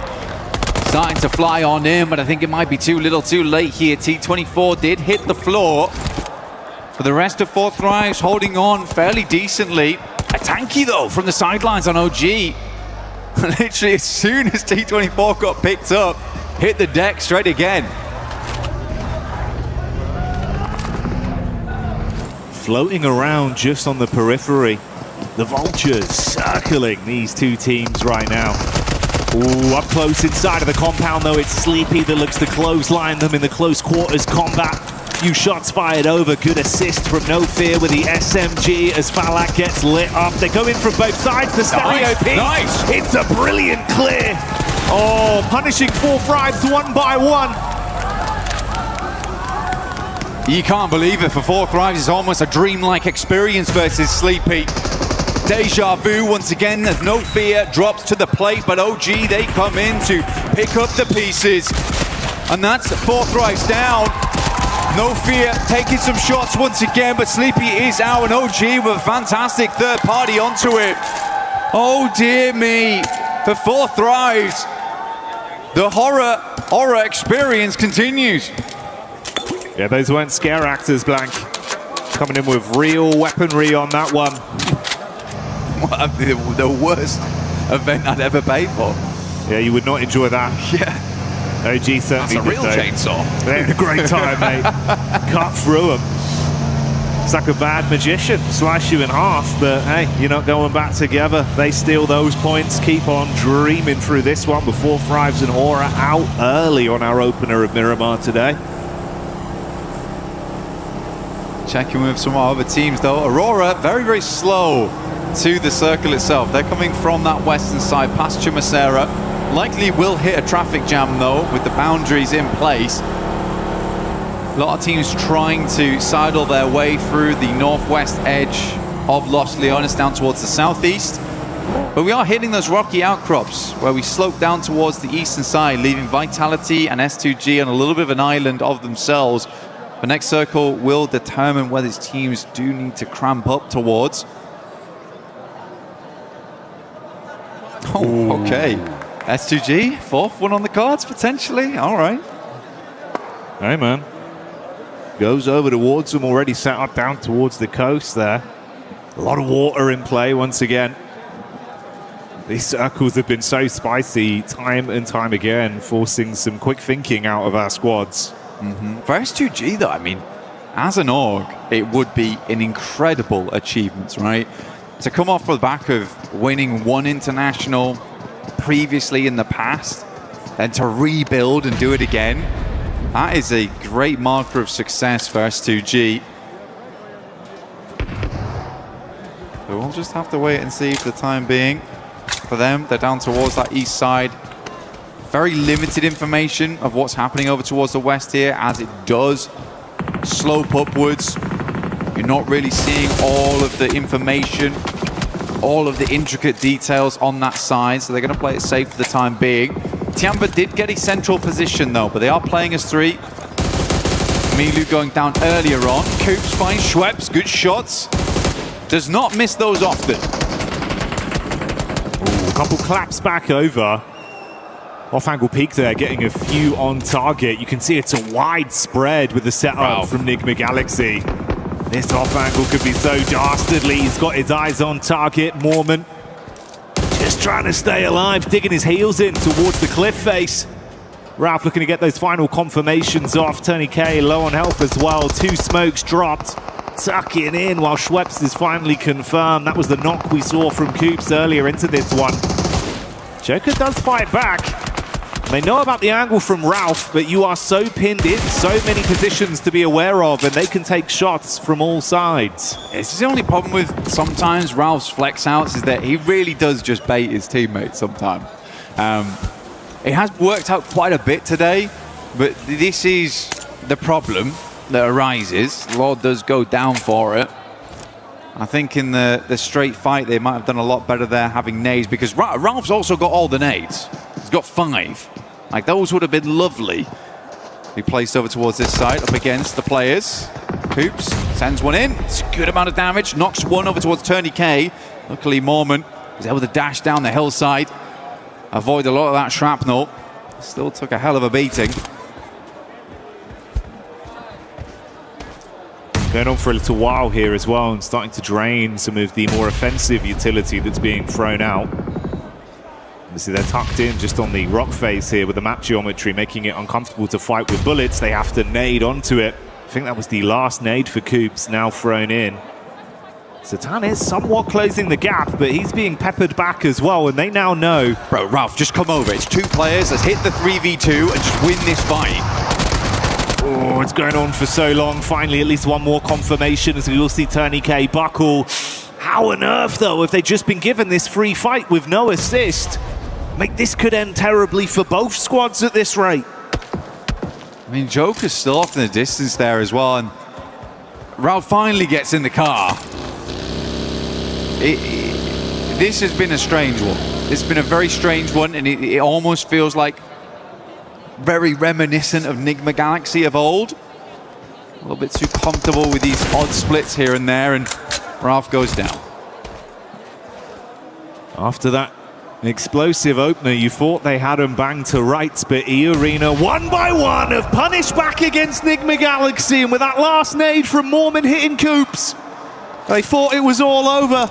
Well, it is now. But E-Arena, they are very glad to have this guy on side. He is more than a man, he is more man.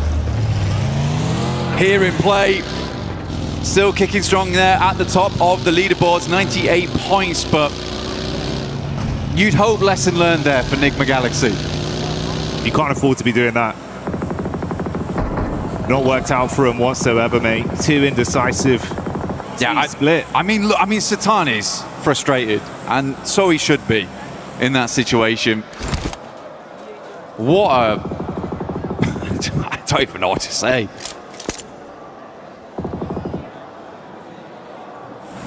And for E-Arena, I mean, counting their blessings, they get away with that as a duo. 4 elims picked up, putting them on 98 points total right now, still alive in the game. If they can coast this one out long term, maybe there's still more to be said for them on a bit of a big score on this one.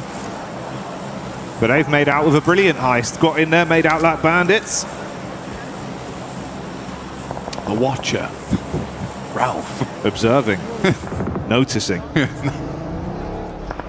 I've noticed you in a 2v2 with my team. Yeah, brutal way to go. Hey-ho, is what it is. OG back on a move onto bigger and brighter things. Let's see what they can do. Acon, quick shots. That's Chief getting spearheaded straight through, and the vehicle going to confirm him. Silence up close with a nade in his hands. Pin pulled, sweaty palms. Can he blow them away? Silence does get one off. Back onto Acop, leaving them in a effective 3v3.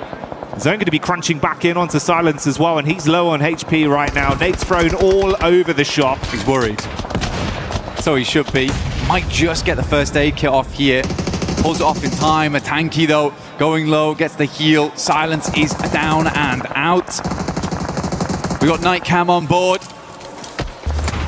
Watching on as his team struggles up against the forces of OG. Either now looking down towards them, punishing. Only Ayala left for the squad to move forward. Vitality found themselves in a decent position, and somehow Nongshim Red Force have been able to swing down towards the southern side of the map. But again, I feel where Tiamba's playing, completely workable from this spot. But you'd hope for Ulf this is a good game. And I think this is where they need a good game to stay in contention for the top side. Yeah, if they want to be in that conversation, you gotta get the boots moving. As we gave you this establisher here of the map crunching in, we did see Ayala, I believe, there on Furia falling. So Furia do go out with the on-watching from the coach, main man Knight. So OG get away with one player still in the contest here. See, Widgock's going to have to play a very, very slow game from this point as just a solo. Does cut away some of that effective close line early setup we saw from S2G. They're going to have to move over. This is why you were highlighting Ulf there. Very central. The Amber, similar sort of story. And Aurora with just the duo. Yeah. That could try and get involved in the conversation as well. And if we look over towards Ulf as well, when we pan past them, they're on some really nice high ground. Looking down on a lot of these teams, like it's a very, very good spot, not only to gather information from, but to springboard the rest of your game. It could be front a curveball and get a hard shift over towards the northwest side or down towards the southeast, in which case you need to push down there. But yeah, I think for Ulf, they should have a good lay of the land going forward. Flash still as a 4-man though, over towards that northern edge. Irina off towards that eastern side. Living actually, despite everything. They were stuck in the blue for quite a while.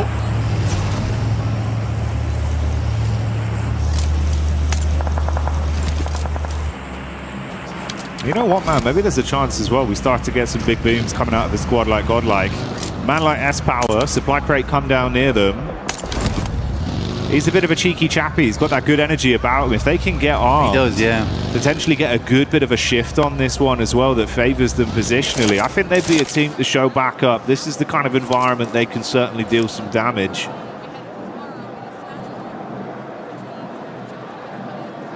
Right, you don't have to shame them. Does he make it this time? No, it's just a shame, Cam. Okay, all right, cool. fair enough. Gosh, you've been done. Not a single thing gets past our observers. No, all the shots on that one. They notice. Look, that's the thing about ladders. They can be a bit hard to climb. They can be. They can be. Especially when they're off the ground level.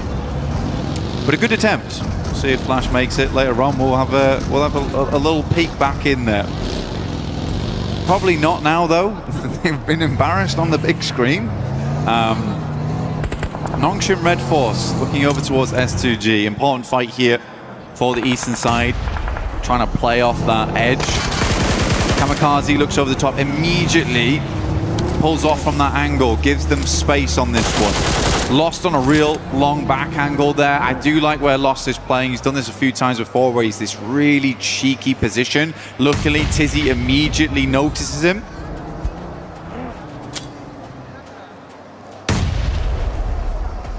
Thing is, this being a bit more of a downhill battle as well, STG just casting the nades towards them. It does give them a little bit more oomph on those bad boys. Try to get them on target. At some point, both of them have got to move as well now, with the zone shifting over. And Hyunbin's gone for the more aggressive approach, zipping up towards the ridge line. He's got some cover to play off with this as well. The crowbar. Yeah, that's what he does. Looking to get dug in over towards S2G. Prime apart. Ulf, Aaron actually finding shot over towards Darkin. That is a mega shot, by the way. Oh my goodness me. How far is that? Almost 400 meters on that bad boy. That's Aaron for you. MTG still wandering around on one nade there from So Easy. Tries to get a bit of damage done. Lost still in the back lines, but he's been effectively harassed. Vitality yet to move, and Nongshim Red Force just trying to dominate the high ground off the back of this. I think with Hyunbin's original push out, that swing was very good, gave them a huge amount of advantage playing forward, but we are just playing in tandem at the moment, slowly stepping up this hillside. Yeah, climbing up bit by bit. For the map feed, looks like there's a little bit of posturing from Godlike back down towards this fight that's occurring in the Elim feed with Alula taking on Ida. So Godlike might try and siphon some points out from that one, whilst you do still have this elongated uphill battle between Nongshim and S2G. Ooh, the duo of Aurora as well, even getting a good distant connection off onto Godlike to at least knock one of the players. Alpha pushing a bit further down as well. They were debating going for it. Oh, but that's actually Top getting the knock onto Soulless. That's awkward there. Kamikaze though, Arena. It's Mormon once again at distance. M4 taking the shots in. Kamikaze immediately has to rebuff that position. Nongshim Red Force takes advantage of it. So easy peeking. Good shots from Joker. Goodness me. Lucky to still have his hat on. Eren knocks over towards Razak. Eren has been hitting some nasty shots, by the way. Yeah, he's been super slick with it. Great gun skill on display. From range as well, gets a little bit more awkward from some of these long-range fights, but doesn't bother him. He's been consistent. Very important that he gets that knock as well versus Vitality. Massively slows them down because Ulf had 2 players down, knocked. Now they do... I think they just lost 1 entirely. Yeah, they did. So they're down to 3 now. That's Solus. No longer in with us. It's all from a really, really good position. I don't really know how they lost a player there. And it's hard to deny those sightlines in this area of the map. There was a lot of little defilades, random bits of environmental objects that are going to keep you alive. Skinny trees. Aurora's living it large, honestly, has 2 players. I think that's what I'm most surprised by, but Top has been having a really, really good day today. I think he's currently topping the damage meters, well, hey, with Reefus playing alongside him up there. Ooh, well, Zone moves in, still has actually a bit of favor towards Aurora with the position they were set up in, but this battle between Ulf and Vitality has been going on. Meanwhile, amongst it, S2G start to crash onto Tianba. The drum starting to beat. Just outside the doorway, shots into the back line. Heels being pulled out as QZZ tops himself back up. Hamzik's so low as well. You're going to be caught on a wrap. Wow, somehow gets past the door. Oh, mate. Bullets bouncing by him, giving him a short back and side with a haircut, but he's still alive. Nades into the long building. QZZ lucky there. Almost went upstairs as the nade came through. Joker will finally go down. I mean, Arena was certainly making some enemies, stinging away at some of the players around the map there, but for Tianba, they've got to love this longhouse, and holding on to it is the name of the game. Sadly, no Milu here to make those 1v4s happen. Only 2 players from S2G, so not looking like another chicken dinner going forward.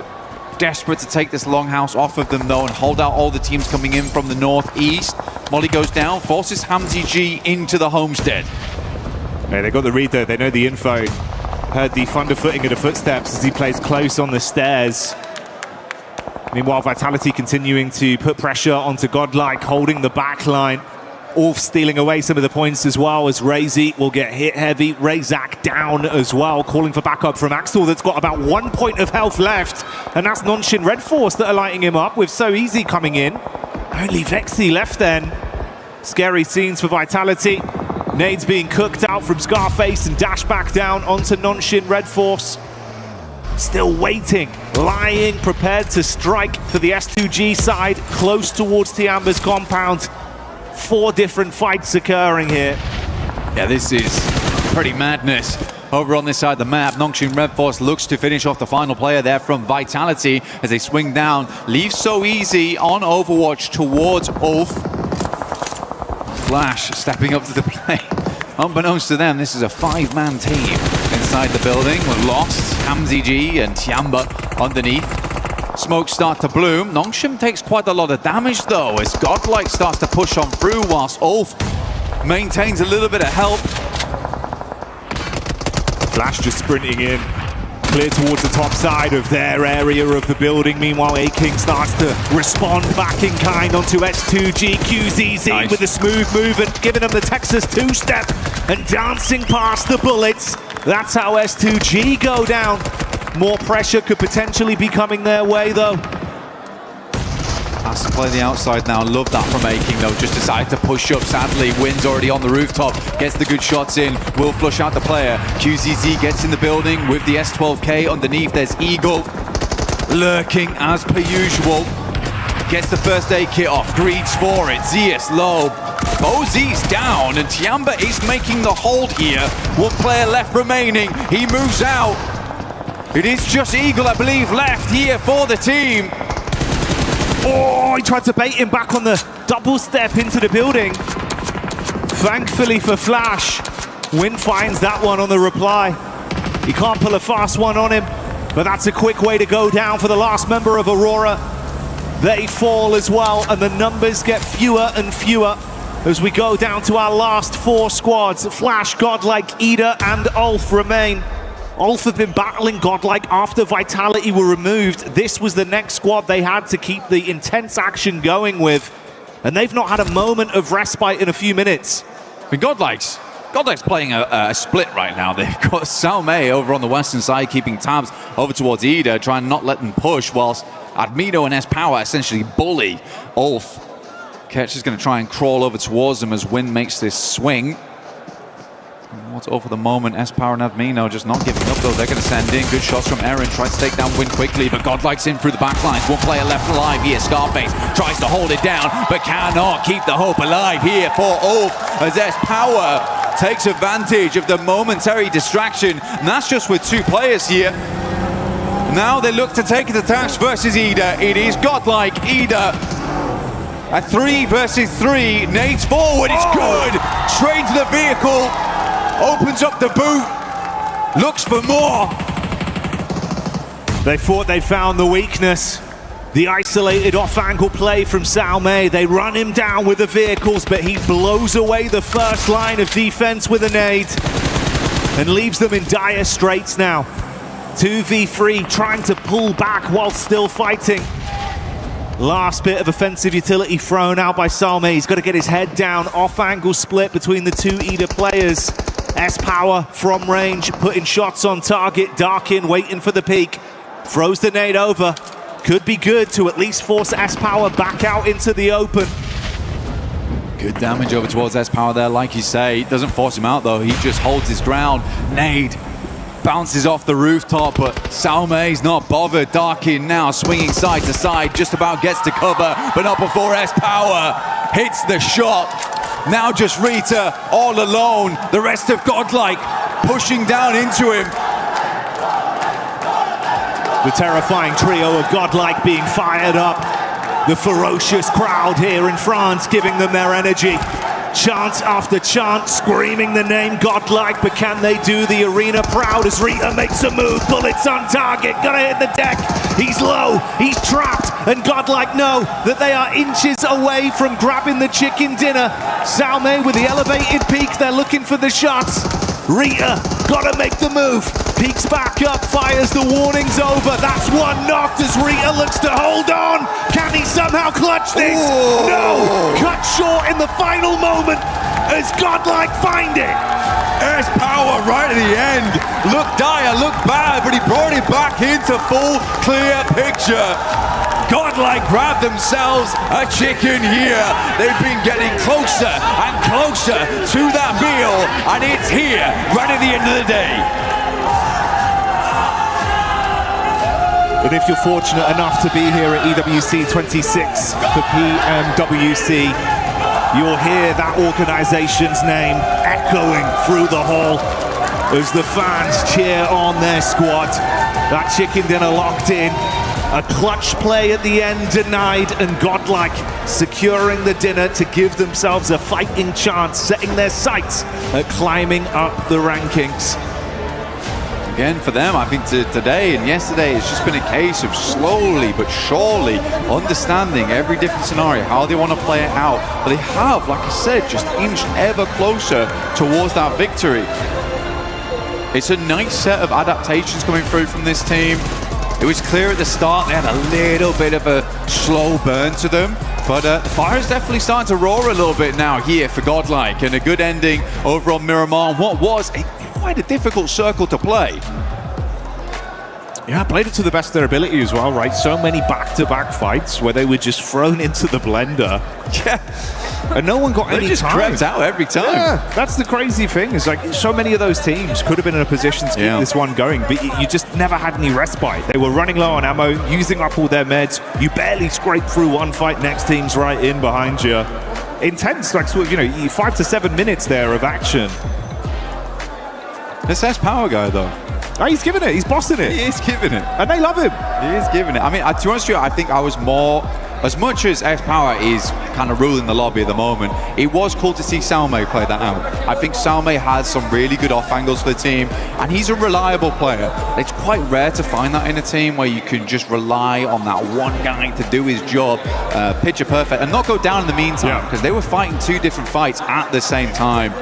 Mate, yeah, well done. That's the difference of it as well, right? That off-angle setup, when they crunched in with the vehicles, they've seen that as like, oh, this is a weaker knee. If we get that one pick here, we can actually try and steamroll and play off the back of this. The fact that he didn't panic, didn't overstep, cooks the nade, gets it off, and buys the team time to win that one. Incredible play from Salme. Big chicken dinner, but so much more to come. We'll see you in a sec.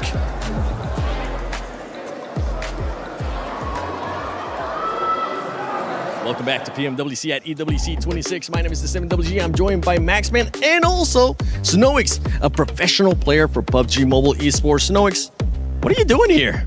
Oh, you know, I'm chilling around. I'm sitting at the booth of PUBG Mobile for the collaboration of Spider-Man and Naruto, and I'm enjoying the time with fun and watching the match. Oh, he's getting to play some Brain Rot Royale as well. Yeah, it's definitely a very fun booth, but I want to ask you, you're watching the game, Snoix. Who is your team that you're predicting to be the champions here at this event? At the start, I predicted E-Arena and Nigma, but the way Nigma and S2G playing right now are really amazing, and I guess it's going to be between one of these two. If you had to pick one, I'm being complicated, sorry. Now. Nigma, because they're my ex-teammates. Yeah, that's fair. You know what? Nigma Galaxy looking kind of good. They are looking kind of good, especially with the numbers that they've been able to put up. What team has surprised you here in day 2? S2G, definitely. Those back-to-backs? Yeah, the 3 chicken today, no? 2? They play very well. Yeah, very impressive. I do have a question for you, though, of course. Position here in this tournament, Hustler Crew, took it away from you. I want to know, can you make us any promises as to what you might deliver in the full season of this year? We're going to give our best, and the goal is going to be to reach all global final. Hell yeah, I love to see it. Let's go. Okay, we'll be waiting for you at PMGO Season 2 in Pakistan and also PMGC in Turkey. Thank you so much for joining us. Snoez, Maxman, 7WG. Back to PMWC at EWC 26.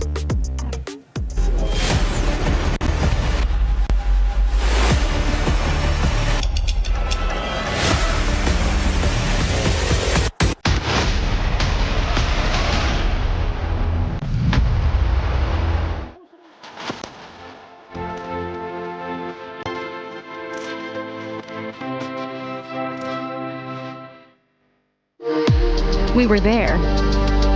For every click, every clutch, every respawn. We were there for the years of grind. And we're here. Now. The proud founding partner of EWC. Powering the biggest event in gaming. Shoulder to shoulder with the world's best. Making history.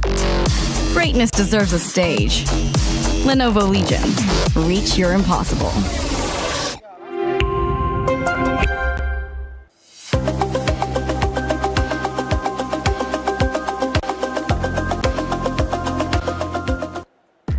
Out of all the questions we have had from Godlike, we finally got the answer. I'm sorry. That was, yo, props for running. You know, props for running. But for the rotation, the many teams in this tournament, actually. That was quite good. Just reenacting what happened in the game. It was really scary. Lace, towards the end there, super scary from Godlike. I thought you meant Netura. Sorry. It was scary. Thought you meant scary from Netura in that rotation. But look, absolutely impeccable. It was a little bit scary, but of course we believe in the clutch ability from S-Power and the way that they were able to fully swing on Nongshim, right? And then you think, oh, okay, Off might come and contend that. No, they're going to absolutely obliterate them too, putting themselves in that nice position. Obviously, they had such great support as well, but to have that front line and to be able to come from that rotation that they did and to calculate, I mean, it is tough because you don't know what other teams are going to be doing, but to calculate that sort of swing on the southern side, heck yeah. Heck yeah, indeed. And for Godlike, a team that definitely needs the points, this puts them in contention, Max. If they get another win or if they have a strong finish here, they could end up challenging for that top 5. Yeah, it's definitely a possibility right now. But I love in particular this game when you're looking at Godlike, they just put down the hammer and said, this is our position on the western side, forcing teams not ready to crash onto them, but forcing teams to avoid the fight, right? Especially in Ida, forcing them to go for a wider northern rotation. Al-Ula eventually just crashing and completely failing in their attempt to actually get control of that western side. This is a very impressive Godlike godlike we saw this game. Yes. We don't see it very often, but this is, in terms of oppression in the tournament, this is one of their best games so far. It is. And the thing, Natura, is that this team, just to remind everybody, it is their first international event, first international finals for all these players. And they're being able to put up the numbers. Hey! And boy, that makes me happy seeing S-Power. Not only the great hair, the great gameplay from him, but you could kind of see the inexperience there towards the end of the match. And that's one thing that I'm kind of happy they're going through this and they're gaining this experience, because next time they're going to be ready, they're going to be more prepared, and they will be able to just finish off that match a lot easier. No, absolutely. They will be able to finish the next win they get, because I doubt this is their last. They will be able to finish it off much better, but just with a bigger bang. I totally agree. I think overall they did play that final fight very, very well. They held off when they needed to. They were aggressive when they needed to. They didn't go full aggro without enough information onto Ida because they didn't know where they were. Very, very well played. That's a mature style of gameplay, but they just did take it a little too far in those final moments. They almost got 1v3'd there because they didn't wait. They didn't push when they should have. I mean, this third party, by the way, over to the eastern side, what a great push-up. The timing of Godlike was literally on point. There's no way Ulf can even fight back. They're just cornered. They were getting rid of one player of Flash just to make sure they get the extra elimination and placement point. And then Some hits that. Of course, it was not like a top speed vehicle coming in his way, but still Some, his utility is some of the best I've seen from this team so far. Of course, Rita, I was believing this might be the Ida win, but S-Power put down the hammer and make sure they got that chicken dinner. Never doubting S-Power, especially with the way that he has been able to put up numbers. We're looking at the top damage dealer so far. Godlike out there, obviously, with that performance that they have. But we got to talk about some of the other players, because Ida has continued on a strong performance here, bouncing back from those hot drops yesterday. And it's not just those hot drops that they stopped doing. They actually been fragging out. They've been moving up that leaderboard. Another team that has been able to put up good points, especially in this last match, has been Ulf Esports. Yeah, Ulf actually, really good fight they had on the side of Tiamba. At one point, they were getting a little bit involved on a third-party distance, a bit of a distance away, and then getting rid of Flash. Good stuff overall from Ulf. I feel like they're still not on the level I would be expecting from them, right? Because Ulf is a team that I know has the potential to be a global champion, right? We've seen it back, PMGC second place, PMG Season 1 second place. They have that potential. They're not delivering on that initial promise, but Ulf is a team that I know they're going to be willing to iterate and make changes if needed. But yeah, right now, a bit shaky. Bit shaky. Another team that has been shaky and has been very, very shaky is Furia, because Furia LAs, they started off strong, but if we look at Furia's past 4 performances, it has been 0 eliminations, 0 eliminations, 0 eliminations, and 2 eliminations. Not what we were expecting here out of Furia. What was that? Sorry, again, 7? 0 eliminations, 0 eliminations, 0 eliminations, and 2 eliminations. Oh, they got back in the car, didn't they? Yeah. That's your fault. You gave them the license. Yeah, I gave them true. license, but SMH revoking it place. for the second time. No, look, it just becomes this sort of point. Like, they are a team that, yes, capitalize on eliminations, but it does get to them on these longer stages, on these longer types of tournaments, because their play style is just getting completely shut down now that everyone is forcing and playing those placement points. So they do need to sort of adapt and move back into what I want to say yesterday, they were doing yesterday, where they were actually prioritizing placement. What I did like from them on this map particularly, they did get into that rotation a lot earlier than they traditionally do, but it fell incredibly short because they are tunnel visioning on trying to get those eliminations. So it's like it's a hit and miss for Furia, but like once they get that ball rolling with the elims, they're making the plays. Yeah, they want those positions, but if they're standing still, getting caught out, they just pull their pants down. Well, if they want to be challenging for that first place, you don't want to be caught with your pants down. You don't want to be caught doing those drive-bys that you've been doing, Furia. You want to see what you were able to do earlier in the day as well, which was getting those chicken dinners. But I want to take a look at the overall, because right now I want to see what the standings are going to be looking like. As we head into the final game, after this game, we will set the threshold for that Smash roll. Right now, Aurora Gaming with 104 points, E-Arena 98, S2G with those 95. If we bring in the Smash rule into it, and we look at previous times, this is so doable for a lot of teams. Usually we see such a tremendous gap, and then it's going to be tomorrow, every team just trying to catch up. The top team, I just got to get 10 points and win this thing. But this is actually incredibly close when we bring into that format and that rule that it still can be doable all the way down to 8th. Ooh, all the way down to 8th. Okay, Yeah. you know, yeah, you're a believer. I like the belief that you're currently showing, because for 4 Thrives esports fans, they're looking to see some kind of bounce back here. Yes, we have seen flashes of greatness, but right now in the position that there are, 30 points away, not what this team wants to be, considering that they are the reigning champions of PMGO Season 1. I mean, I believe in them enough to think that if they have a good game in this final match of today, they still have a shot tomorrow. But it's looking worse and worse for them. Yeah. So it is, I think it really does come down to this final match. If they can get a 15, 20-point game out of this last Miramar, then they should be okay. I'm going to have to say for 4 Thrives, they're looking like day 2 of finals of PMGO Season 1. No. They're looking very...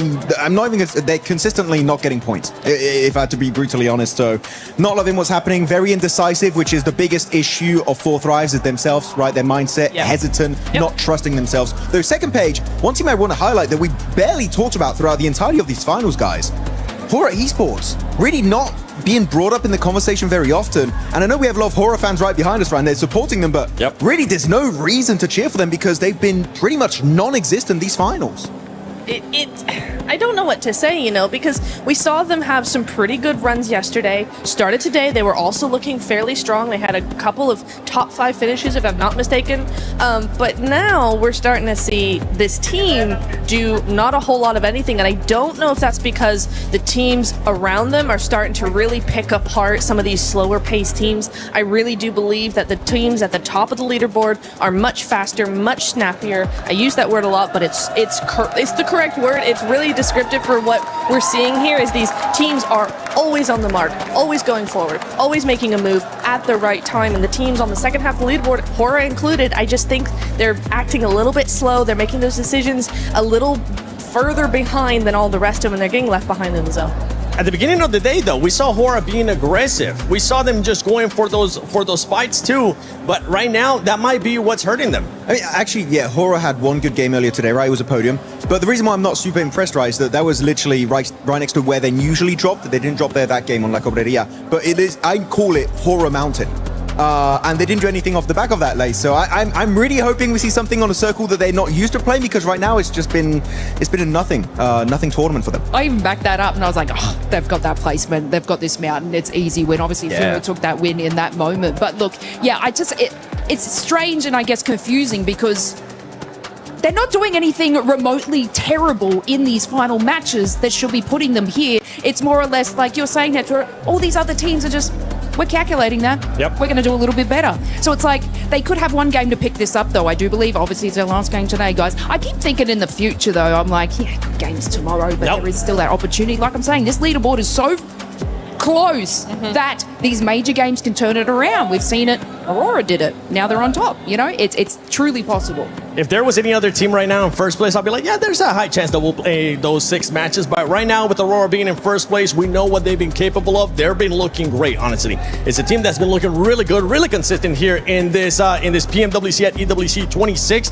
and they're looking to take that trophy home because that's what Top's missing. That's what Doc's missing. Sheol already has one global championship, and Refits, he wants to win that MVP and also get that trophy home. But let's send it over to Barney, which I don't even know where he's at. Where is that? Barney over there?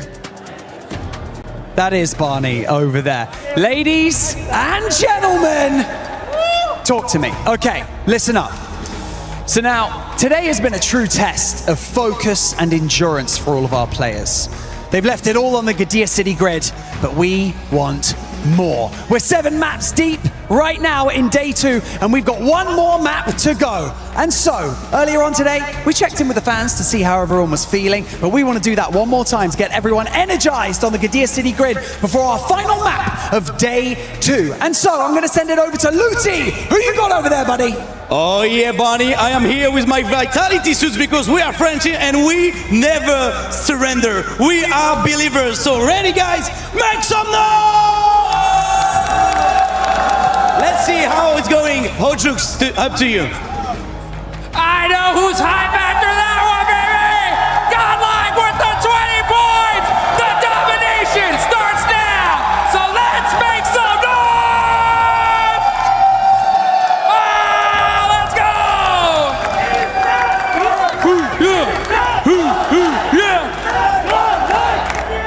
can see the excitement from all the fans. different nations, different representations of our organizations that are bringing the heat here in Paris. But you know what, France? Together, I'm sure we can blow the roof off this building. Let's hear it one last time. Let's absolutely go ballistic. Last game of the day. Let's get into it. Miramar on the cards. We're going to set our smash ruling going forward right now. Teams looking very, very good. Ida getting deeper and deeper into these matches. They're looking energized and good to go. Godlike also with a 20-point side last game. I think that's just the beginning of something great to come here on Miramar. Smash ruling will be in effect from tomorrow, but this is where we lay down that line in the sand, the literal sand here on Miramar. Teams looking very contemplative where they want to hit up, where they want to go next. Got Milu back in the game for his last ride here on Miramar before we get into tomorrow. Good to see him back again though. Hopefully we're having a little bit longer in this game, Jackie. Hey, you'd hope so, man. It's good to have him back. Incredible talent, unbelievable mechanics. And this could be the reset, right? Little bit more time, he's back in. He's got his fingers on the sticks once more. You deploy him into the lobby once again. And if there was a chance for Tiamba to start to assert some of that dominance that we know they're very capable of, hey man, go big, last game. Bring it on home, start to rise up the rankings a little bit, being a nice position to try and leapfrog tomorrow. It could still very much happen. Southern side playing path, a little bit difficult to deal with. Some of these teams getting up towards that northern edge, at least on that eastern side, but Hot Paraiso, Impala very much in play there. Good to go. Chimacera open for the teams to move down towards Aurora, getting out nice and early around that position. Top with the 4,970 damage, but Aaron and Scarface still doing an incredible amount of work here, despite where right now Ulf is on the rankings. That last match just generally wasn't that bad either. I mean, 81 points now. They're getting closer and closer to the top of the tables. Aurora wants to pull out something very, very special on this match, though. Remember, we want to set that line higher than anyone else by a fair margin to make tomorrow's Rondo a little bit more sweaty, right? Because I think Rondo, you can earn a lot of points on that map. You can earn a lot of points on that map, and it can get you far towards that smash ruling or even beyond it. Yeah. No, it's true, bro. Like, we've had some incredible games of Rondo here at PMWC as well, at EWC 26. So, if it's anything like the beginnings we had, namely, it's fitting we get E-Arena on screen, right? Record-breaking game, some big moves. The stadium finish. See that? Oh, no, bro. They're styling already. They jumped off the top of the building straight to the back of the bank. Okay. Love to see it. You do. But yeah, you're right. I think we'd love to see some of that level of, sheer world-class gameplay, sort of championship mentality happening right then as we get into tomorrow for that first game to give you that leapfrog, that setup. But we'll find out how it goes. For those of you at home as well, don't forget to participate in the event yourself with the lucky spin and draw to get some of those beautiful skins to commemorate what has been a very wonderful year here at PMWC. It feels like a rising tide has brought all ships up, Blank. The skill level, some of the plays we've seen, the 1v4s that it feels like this year we've had drastically many compared to what we'd had in prior years. It's been a lot of showmanship, a lot of excitement. And Paris has been killing it as well. So it's been super exciting. But hey, we'll dial in. We'll stick with the program for now, see what we get, if this will be a present of a final game between these sides and who's going to benefit most. We have had a lot of rising stars as well. I mean, it's quite cool to see, because I mean, you mentioned the 1v4s. It's been a while since we've really had that presence from singular players in a big way, because we moved further over towards being like, the four-man teams have to all be consistently good together. We need 4 players that can play together very, very cohesively, but also have that star power in them. Now we're going further beyond than that, right? We're going towards galactic level gamers, likes of Milu, Kamikaze. It's awesome to see. It really, really is. Feels like we're getting some of those superstar players where, like you say, man, Superstars. it can make the difference, right? Bigger than just a normal star. Exactly. Larger in stature or potentially gravitational pull. I suppose that's true in Milu's case, right? He does just seem to absorb everyone in the lobby. They come near him. Yep. You're gone. He's a beast. We did move over towards that western side on the circle, though, so that opens up a decent start here from Aurora, moving in from Chumacera early on. Got Picardo, positions around there, some of the trash drops, some of those compounds in play. Like, this is a very compound-heavy area of the map to start things off, like individual areas, not POIs. That does always make for a fun endgame. Oren via the Ma, you got Nongshim off the back of that southern plane path, dropping down towards Partona. Tizzy's already moved across, though, giving an anchor point for the rest of the team to move in towards. Still far down towards the south of the map, but at least gathering some information early whilst he loots up the couple of buildings. They used to be very much like RRQ stomping grounds back in the day. Way back in the day. We're back in 2021, 2022. We're going back there. Kicking it old school. We're rolling back the years with some of the plays we've seen.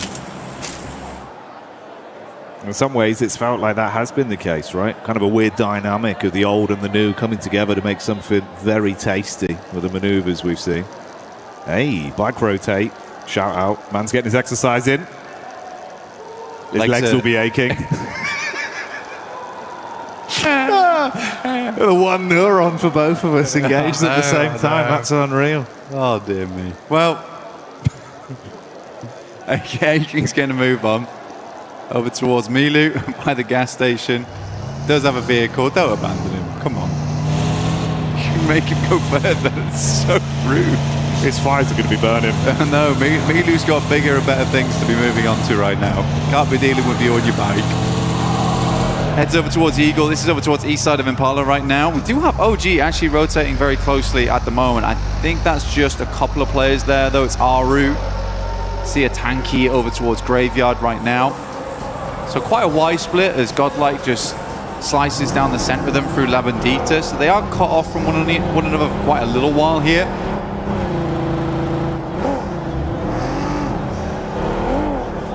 It'll be quite a slow start because, again, this is always funny. I mean, for an end of game circle, end of day circle, this is really, really cash. And this is super casual. Nothing super scary to worry about with. We're not down towards that southeast side where we're playing uphill the entire time, up towards the plateau by the hay bales. It's just back to normality, which I bet a lot of players are quite fond of. It's going to make a lot of the early game a little bit more slow, a little bit more simple in your rotates. A lot of your daisy chains are going to be easy too.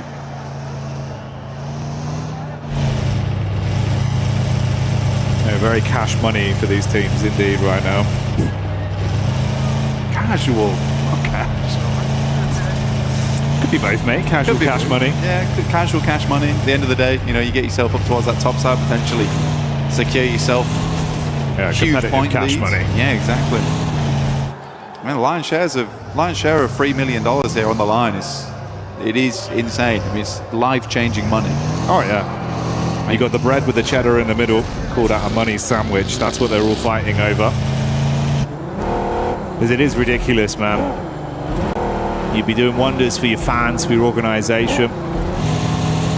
Even just your family, really. It's an incredible thing to win. I mean, Yangon Galacticos, super cool following their journey. Since their win last year, I mean, they've been very much celebrated. You love to see it, and all the guys just seem so happy coming into this, and lovely to see them repping the Ancient Charm set as well. They've got their own skin in game. Wonderful experience here over at PMWC every single time, year to year. Fourth right is very central on this one though. Just over the western side of Picardo, moved out there nice and early, but we are hitting our next circle shift, the largest one here of Miramar into zone 2. It's going to be Ladriero though. I kind of already know it. It's not. Okay, good. I'm glad. I don't want to go there. I always find those circles really uncomfortable. Instead, we're heading over towards Power Grid. Enigma Galaxy kind of engrossed right now with Alula. Yasser, as well as Quick, a little bit slower to the plate right now as R3B and Claws get very much in the mix with them. Chasing him down. Give me another sideline, please. They're begging for an angle. Hey, Lord though, up to his old tricks. Loves the risky peaks from all the way at the top side there. Pretty effective from that position. We'll see if he gets any chances to shine. S2G and E-Arena near each other as well on the drive up. Oh, hello, Darkin with a Mini 14. That's a connection over onto Falak. Yeah, Falak going down there. Bad news there for 4Thrives. He's really the front man of the team. Brings a lot of confidence to the rest of the squad when he's still in play. Should be able to get the res on this one. That it was from Eder, I believe, and they are in front of them. So this is more a case of a step back type of deal rather than the full-on commit. But both Turkish teams, you got S2G and Ulf making a pretty big send here. I think Ulf understands that they want to go a little bit further in this match. As before, 81 points, but they are taking big tags right now. Going very low. Just about stay alive in this one. Wonder if that was from S2G. There's some serious rivalry between those two teams as well. I love it. I do love it.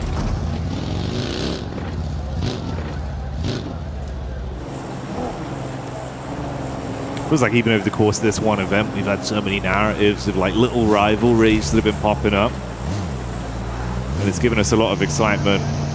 It's made some of the fights pretty intense, not only in the actual battleground, but for the reverberations it has between the two orgs that are going head to head.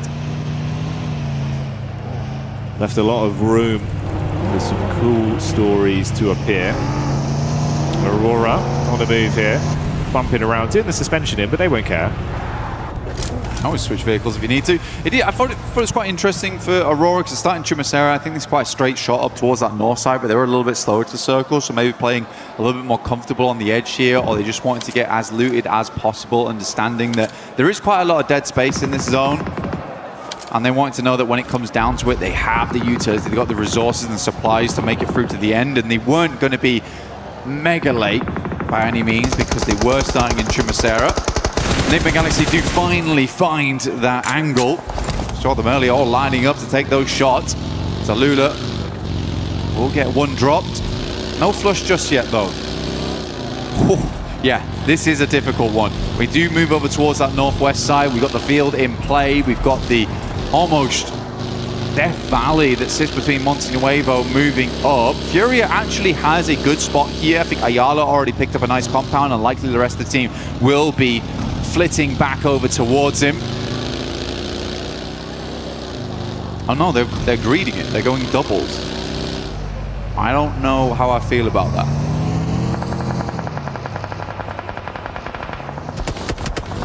Trying to make a quick getaway with Lord taking a couple shots towards the back of the vehicle there. A few stray bullets to connect, but he's still on the move, so won't be dropped out of the car by Hora.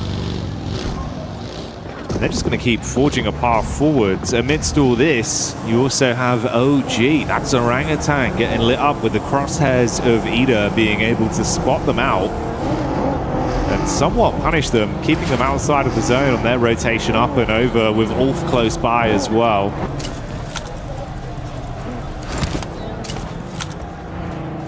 Furia right now, they're playing a 2-2 split. Yeah, I mean, they've got compound that sits over towards the western side and then one that sits a little bit further east. They do have a lot of confirmation. I wonder if they're doing this just because they knew the playing path went from west to east, so a lot of players dropped out on that eastern side because there's more playable space over there in the first place.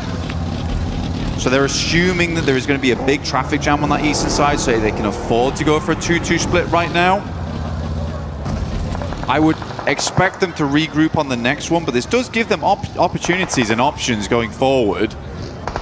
And no one's challenged them. I thought S2G might try and plummet down there, but they've stopped short over towards some of the rockier areas of the map where they can settle in. Aru, though, finding good damage over towards Aurora, our current lobby leaders. And one's already down. Doc's very low. Nade goes long. It's quite good. I thought it was going to roll over the top there. Oh dear me. Scarface once again. Those taps were deadly accurate too. Yeah, punishing quick jabs to the ribs there. Gonna leave them bruised. Orangutan rocking up. Oh, doing the classic strat. Ain't got time to stop. Breezing through one by one. Aurora eating the shrapnel, and that's Orangutan taking the heat straight to Aurora. So 104 points is where their day of big earners ends. I love that from Orangutan, honestly. There's been so many times where they have had struggles on these roll-ups where they'll just roll through and try and get the drive-bys. There they just stop short. AKOP gets out and just hits the shots immediately. Then they can move on because they need to get further in. So big hats off there to Orangutan. Shots from behind there from Ulf, but they're moving directly into occupied territory with 4 thrives. As Ifa's down the backlines there, though. No one's really safe. I think Ulf is right now just trying to profit off a lot of the teams coming in from that eastern edge. Tiamba sending it directly over towards S2G. This is a hell of a push. Nice shot from Razy though, over towards 1. But T24 will shut him down. Mate, punishing reactions with the DBS up close there. Blows them away and loaded slugs into that one. But here's the re-aggression. Oh, mate. Vitality on the reply. Whoa, they're going to crumble under it, so 4 thrives keep on fighting. Amidst this as well, S2G were clashing against Tiamba, and the nade has knocked another man, leaving them with only a solo right now that's alive and kicking. And his A-King, I mean, Ulf quickly moved on this mark as well. They heard the fighting. They realized that there was an opportunity to open some space in the circle on the eastern side. They left behind that fight between 4 thrives, hearing it go on for quite a while. And they're going to be coming in late after this. OG even setting up in front of them, dropping down the barbed wire there for them to wander straight into. Tiamba, it is A-King, making him move outwards. Understanding today the peloton won't be moving much further for Tiamba. Try and get some placement points to finish things off. Nongshim Red Force playing down towards that south side. In the meantime, E-Arena took the eastern compound after that shift, and Furia regrouped over towards the western side. So, happened as expected. But Furia does get the better off angle because of that, so well done. Heero as well. With Emre there getting line of sight back over. It's IQ that suffers from this one. Damn, well done again. Yeah, bro. Either start it off or finish it. So 4 thrives removed from the equation here. 7th place, 77 points at the end of the day for them. OG were close by to all this as well. They pulled back when they saw weakened 4 thrives, didn't overcommit, but they're still amongst basically a bit of a rough sandwich with Ulf and Ida potentially pushing down. Jiggle eaten by the blue as well on Hora's late rotate. That's not ideal. What's happened there then? I don't know, bud. It's an interesting kind of events for Aura. They love that position, but doesn't seem like it loves it. It loves them right now. Sadly. Aura's going to move down, try and swing over towards OG. And TG, what a shot over towards Lord on Nigma Galaxy. Sleepy will find OG on that one, and Ulf might want to push a little bit further in, clear out even more space over towards this eastern side. AKOP just trying to swing on down, will immediately get shut down for that. That was a bold maneuver. The rest of Aura moving up. Last player alive is Aru, and he is down and out. 2 very quick pumps there from the shotty in their face, and that's going to finish them. Looked a little bit scary from Sky when he was left behind, but the off-angle peak did wonders. Hamsik still going, by the way. The Garand going crazy. Mate, Sniper with a hell of a scope right now. Yeah. That is great stuff. Great stuff. Not what you expect to see on the last game of the day. Circle centers directly. A very, very kind circle. But it's all this weird rocky ground towards the center here. S2G mostly having control over it.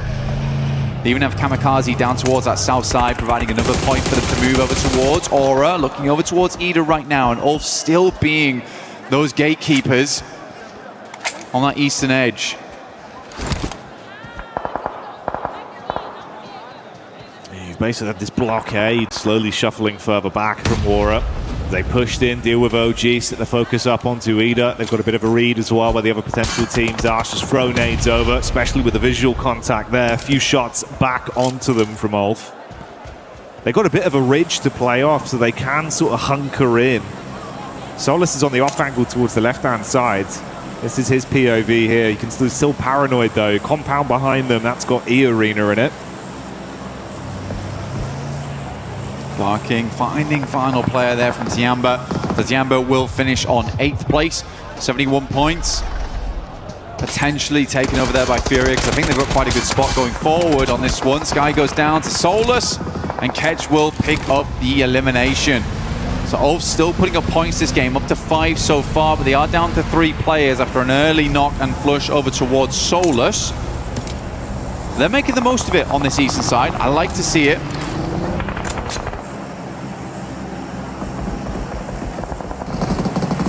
E-Arena. That's a nice readjustment there. Solus being hard confirmed, but that's stolen away by Heero that finally feel confident to push up into the face whilst E-Arena dispatch Alula. Shutting them down now. Re-aggression, no fear, holds the line, puts shots on target. Ida getting involved as well. So all fragmented. The 5 elims they got might very well be where they end this one with only a single reserve left. Mormon coming up quick. E-Arena, mate, they're in a good position. If they can pull points out of this game and stay alive, clean up on this battlefield ahead of them, it could be a gigantic slingshot to overtake Aurora. Yeah, set themselves up nicely for tomorrow. Mormon dropping smokes, trying to create a distraction in the front lines. Emre takes a heavy hit. E-Arena been quick with it so far. Mormon being a massively big player for the team. What a nade off the top. That is a long toss on that one. Sends another for the airburst. It's a little bit of damage in. Swing gets hit hard, and E-Arena is bombarding the front lines. It's Masher from Swaps, and he wants even more. Sleepy just trying to steal points where possible, and this is now the response play. It's a backstab right now, actually. Oh my goodness me. And they do catch E-Arena sleeping. Nade goes out, Sleepy very low. One last nade in the chamber, goes too far. Airburst might have been needed to be a little bit cleaner on that one, but Schweppes not quite out. And Ida floundering in the background. Mormon back to his old tricks. Headshot there onto Darkin to finally finish him off. We see Nonshin Red Force showing up in the Elim feed as well, with Nigma Galaxy similarly taking the hits over towards Godlike, and Furia have smelt this weakness. They're coming in for a close collapse behind the vehicles, putting the pedal down to the metal. With S-Power gone, goodbye Godlike, but now they've got another team to worry about. This is the fight established by Furia. Pins pulled. All the nades sent over the top right now, looking for Nigma Galaxy. And stitch them up on this side of the map at the moment. Good push out from Fury as well. Love to see it. They knew that they cleared the majority of the space. They get rid of Nigma Galaxy. They're playing essentially straight in towards that eastern side. No worries to the 180 behind them. Nigma Galaxy though, quick, a very, very quick rotate out, understanding that it's better to regroup, reassess from that location on that north side with cover before they make their next maneuver. They might actually just have to make a full send, full rotate towards the eastern side despite not knowing what's there, because both S2G and Fury is going to have nasty sightlines over towards if they try and play in from that northern edge. Nonshin being able to hit perfectly up against Flash,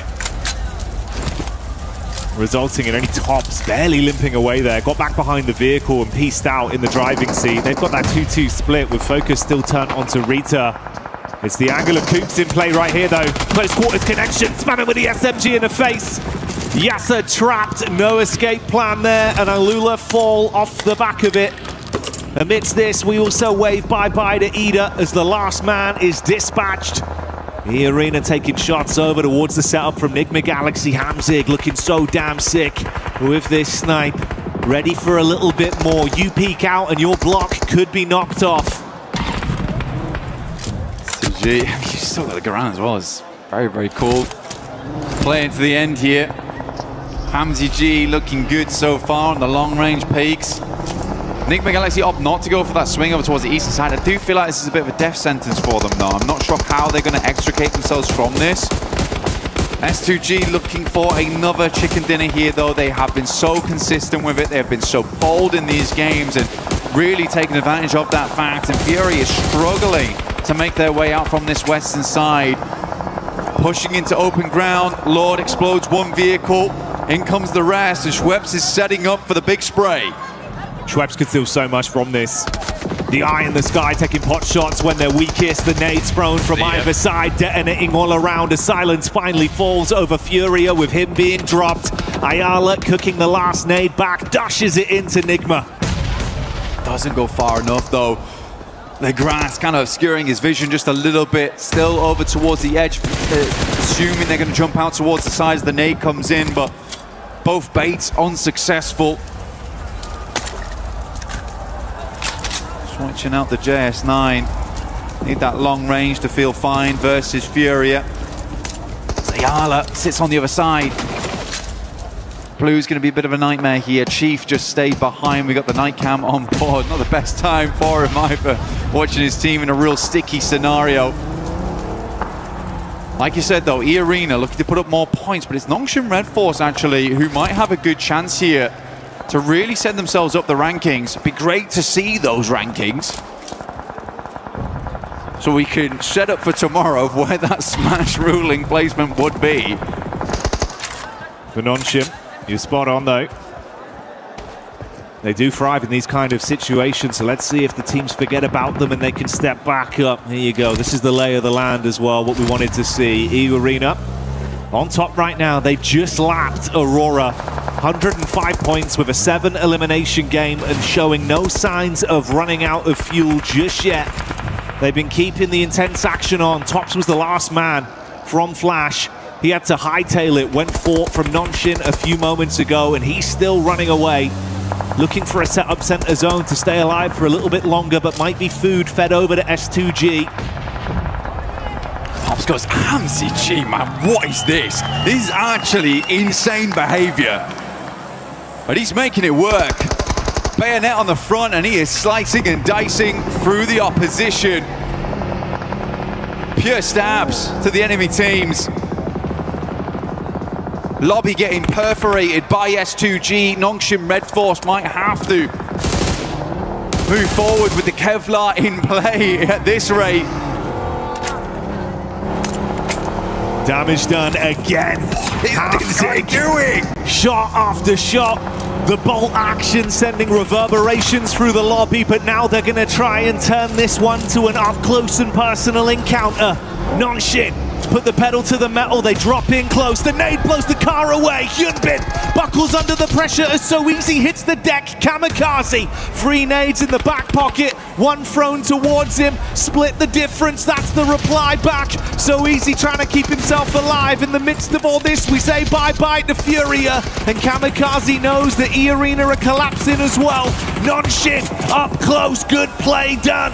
The pump action silences S2G. E-Arena off the distance. Nongshim Red Force looking to finish out the game now.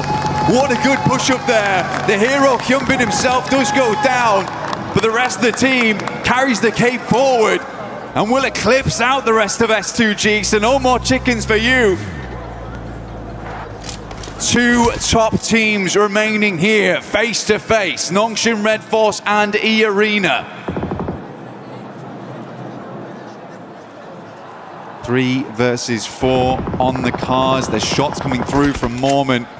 We know how sick this guy has been so far. XZY looking to finish things off. Go by his ABCs, keep this simple, keep it calm.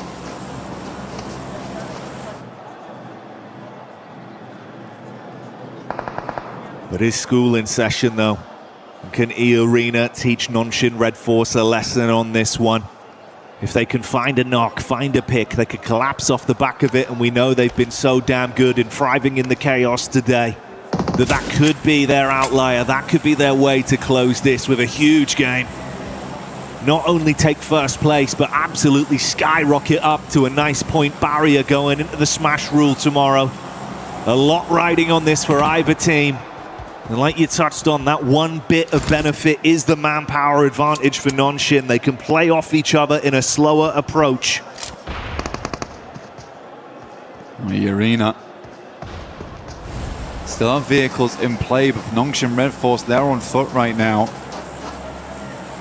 Feel the sand between the toes, but it looks rougher right now for Arena. Smoke's been sent out, and a big old lineup here from Nongshim Red Force. Still using Tizzy as well as Hyunbin, playing off one another on this little ridge line. Buggy towards the center. Joker pulls out the initial nade. Wait for an opportunity to use it. So easy. Mashed by the smoke, gets up towards the hard cover first. Hyunbin, always the first to charge. Crowbar in hand. Can he smash his way through the defense? No! Mormon asking them to feed him more as he just wants opportunities to show how good he is. The nade is primed. Nongshim lose their edge down to a 3v3, and the nades keep landing on top of their heads so easy. On the rack back around, he's going for the off-angle adjustment. Hyunbin crawling in to try and be saved. XZY committing to the medic play, but Schweppes, an off-angle reposition. The nade barely bounces over. Chip damage done. So easy behind the tree. They did get the res off. Hyunbin's back up again. Arena wasn't able to push forward because the backline support coming through from Nongshim Red Force. Mormon round the side. Molotov prevents the push, but so easy. Sidesteps it. Gets into this one. Hot beat on the card. S12K goes crazy. He's firing off shots, but these aren't warnings. It's him coming in to show how much damage he can do. So easy wants to live up to his name as the punishing play arrives. And it's Nongshim Red Force with the chicken dinner. Showing some force right at the end of the day, and they do force themselves past everyone else on the leaderboard. This will be a nice points barrier going into tomorrow. Nongshim Red Force. Hyunbin has been amazing so far. That aggression that the rest of the team can follow up on is absolutely contagious. Yes, he goes down, but what a follow-up from his team today, right at these finishing moments. And a long day, to say the least. In a moment of panic, a team that's proved that communication and teamwork has been what's put them in the conversation with championship mentality is what will get them over the line. They dig their heels in deep, they play off each other, save their mate, and then show us that aggression that we know they have inside them.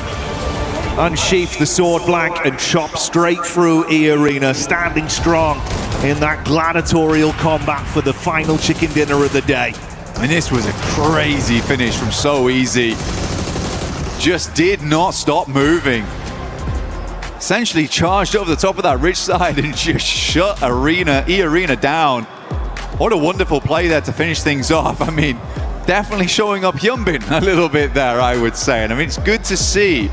And I think for Hyunbin, it's almost a good thing that his aggression is contagious, because for South Korea, for a long time in the past, it used to be that they were the team that would dominate from the center, and then we slowly got more and more of these teams, these players, D+ Kia, for instance, who started to bring that aggression. And it's awesome. It is awesome. I feel like I'm getting flashbacks to that right now. I think this team has a real chance. They have been slowly but surely eking their way up the rankings, but that could be said for a lot of teams. I mean, Ulf, E-Arena, Aurora today, S2G, all looking fantastic.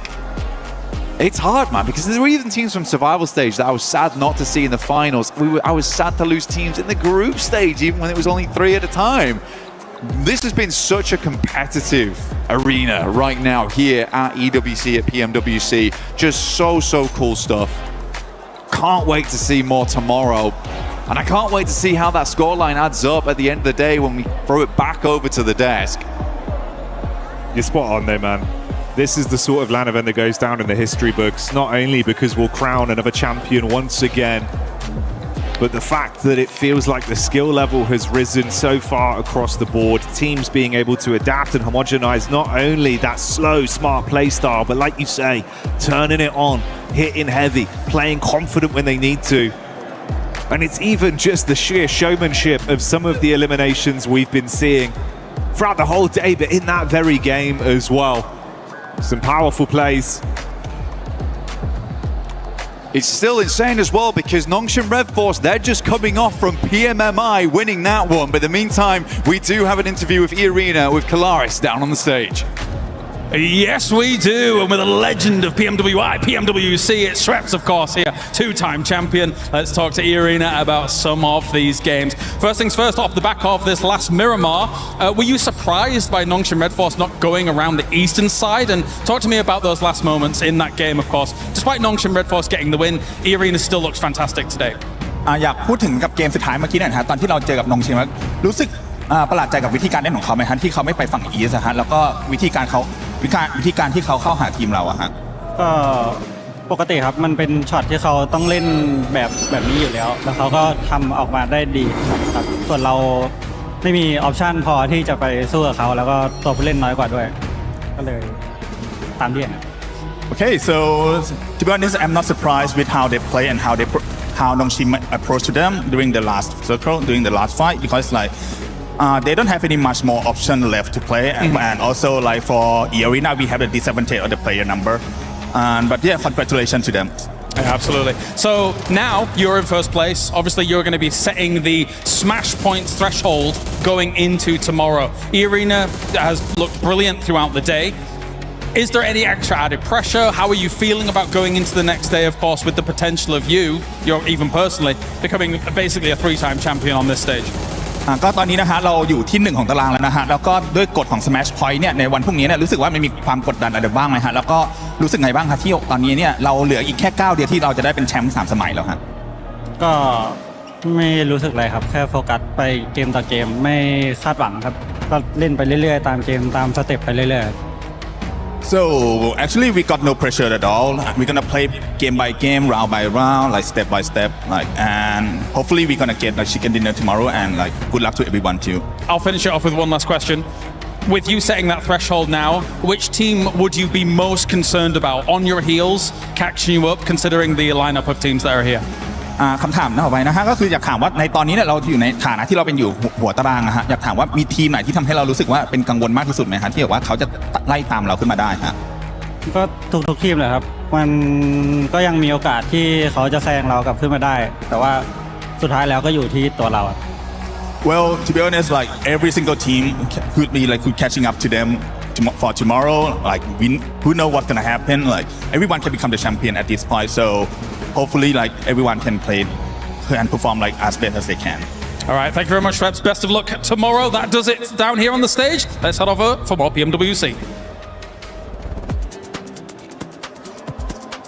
With none other than Arena. But right now, we have something major going on with the club championship as Magnus Carlsen, he's been able to defend his title. That's right. All right, let's talk about this, okay? Because it was an insane finals over in chess. It means a lot, too, for the club championship side of things. Magnus Carlsen, back-to-back champ, defends the title, does an absolutely fantastic job, too, does not drop a game in the process. Yeah, I mean, honestly, insane work out of Magnus Carlsen.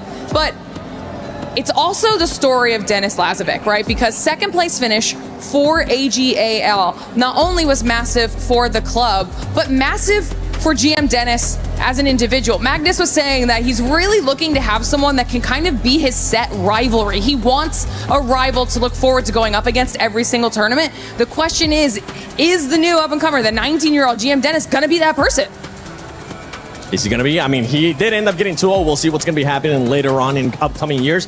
But in regards to right now, their rankings, AGL being able to secure that second place does put them up in the rankings. It does. I mean, so that now puts them 500 points above Falcons after Falcons got the third place amount of points in chess. See that reflected here. Team Falcons still in second. However, that's now all the points AGAL can get this championship weekend. Falcons, though, are still in the discussion. There's an insane matchup happening as we speak at the STC Arena between Team Falcons and Twisted Minds. A little bit of a Mina battle going on. And if Falcons are able to come on top, move their way into the semifinals, they get even more points on the board. They will. Falcons looking to retain that first place in the club championship, especially with the quarterfinal. A major moment going on in the club championship. And thank you so much, Glitter, for joining us and giving us that update. I'm going to send you back to that one because if we're still live here for PUBG Mobile Esports, I would like to find out what's going to be happening. So thank you. Let us know what ends up happening. We'll be hearing more from Glitter Explosion.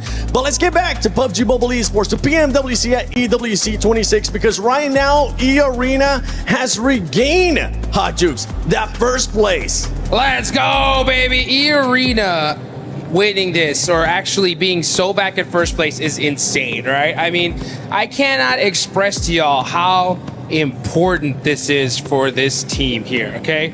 They're coming out from Thailand, performing so well, especially the fact that they just barely made it here into the finals. It's so wild to see.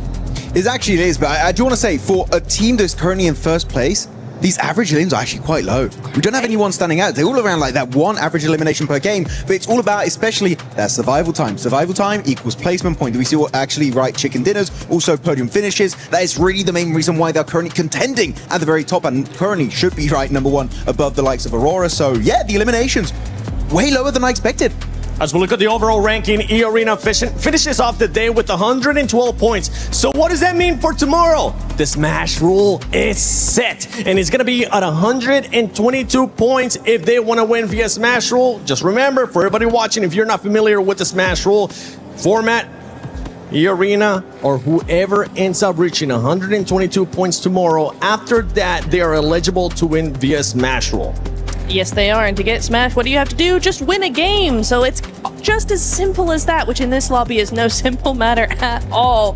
But I tell you what, man, Nongshim, Aurora, Yes. S2G, Nigma, Ulf, all of those teams can actually make it. They're coming for him. They're coming for him hot, and they're going to have to really perform because E-Arena have so much to gain here. Like I was mentioning, they're coming from Thailand. Average monthly salary in Thailand is 500 USD a month, right? To win something like this would be absolutely massive for them. So they're going to be coming in, bringing everything they absolutely got. Nongshim Red Force, though, today, Hyunbin has been hitting those shots like crazy. Yeah, he's been crazy. Really happy about Nongshim Red Force. But you know what? We know that here the top teams on the rankings are going to be in contention for the trophy. But for Thrives, Furia, the lowest teams on this first page, they need to start off hot tomorrow, right? That Rondo in particular, Niptura, if we don't see, I'm talking like a top 5 with a bunch of eliminations, especially after the hot drop, man, that race for number 1 is going to be done and dusted. 29 elims again? Is that what we want to see? Because Yes. that's what I want to see, especially from 7th place, 8th place, and any of these other teams that want to be challenging.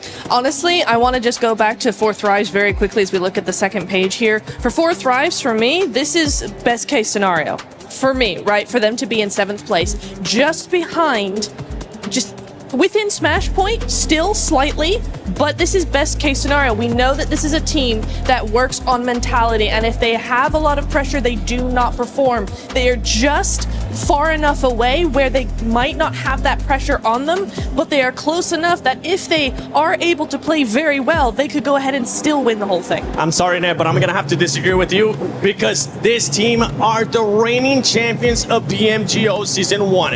If they weren't the champions of PMGO, I feel like what you said is correct. But the fact that they have been champions in the past and they're looking to go for the back-to-back here at a global event, I think they are going to be feeling the pressure, and I think they're definitely going to be feeling the pressure from the fans that are here. Yeah, especially when you are, as you said, right, the technically reigning champions of a global event, not including PMMI, as they couldn't participate. I feel like there's definitely going to be a lot of expectations for them to do that comeback. But though, looking at the second page of the rankings, we saw Chamba at the very top.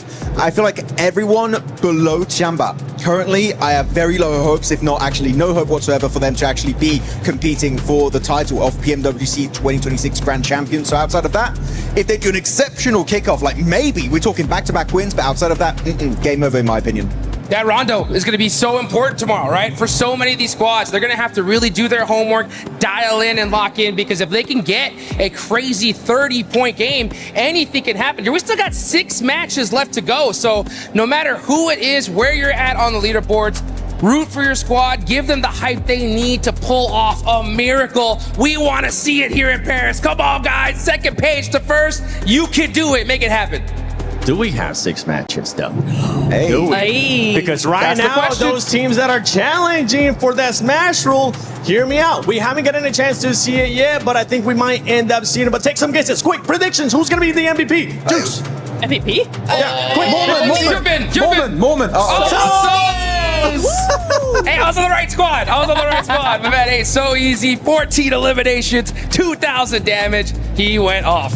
Hey, they popped off. And Nongshim Red Force, this was a great day for them. It was. I mean, So Easy is the one that initiated the insane, and might I say, not insane in a good way, insane in an absolutely crazy way, the push onto EA. Luckily, it worked out, but we were all yelling at the TV going, what are you doing?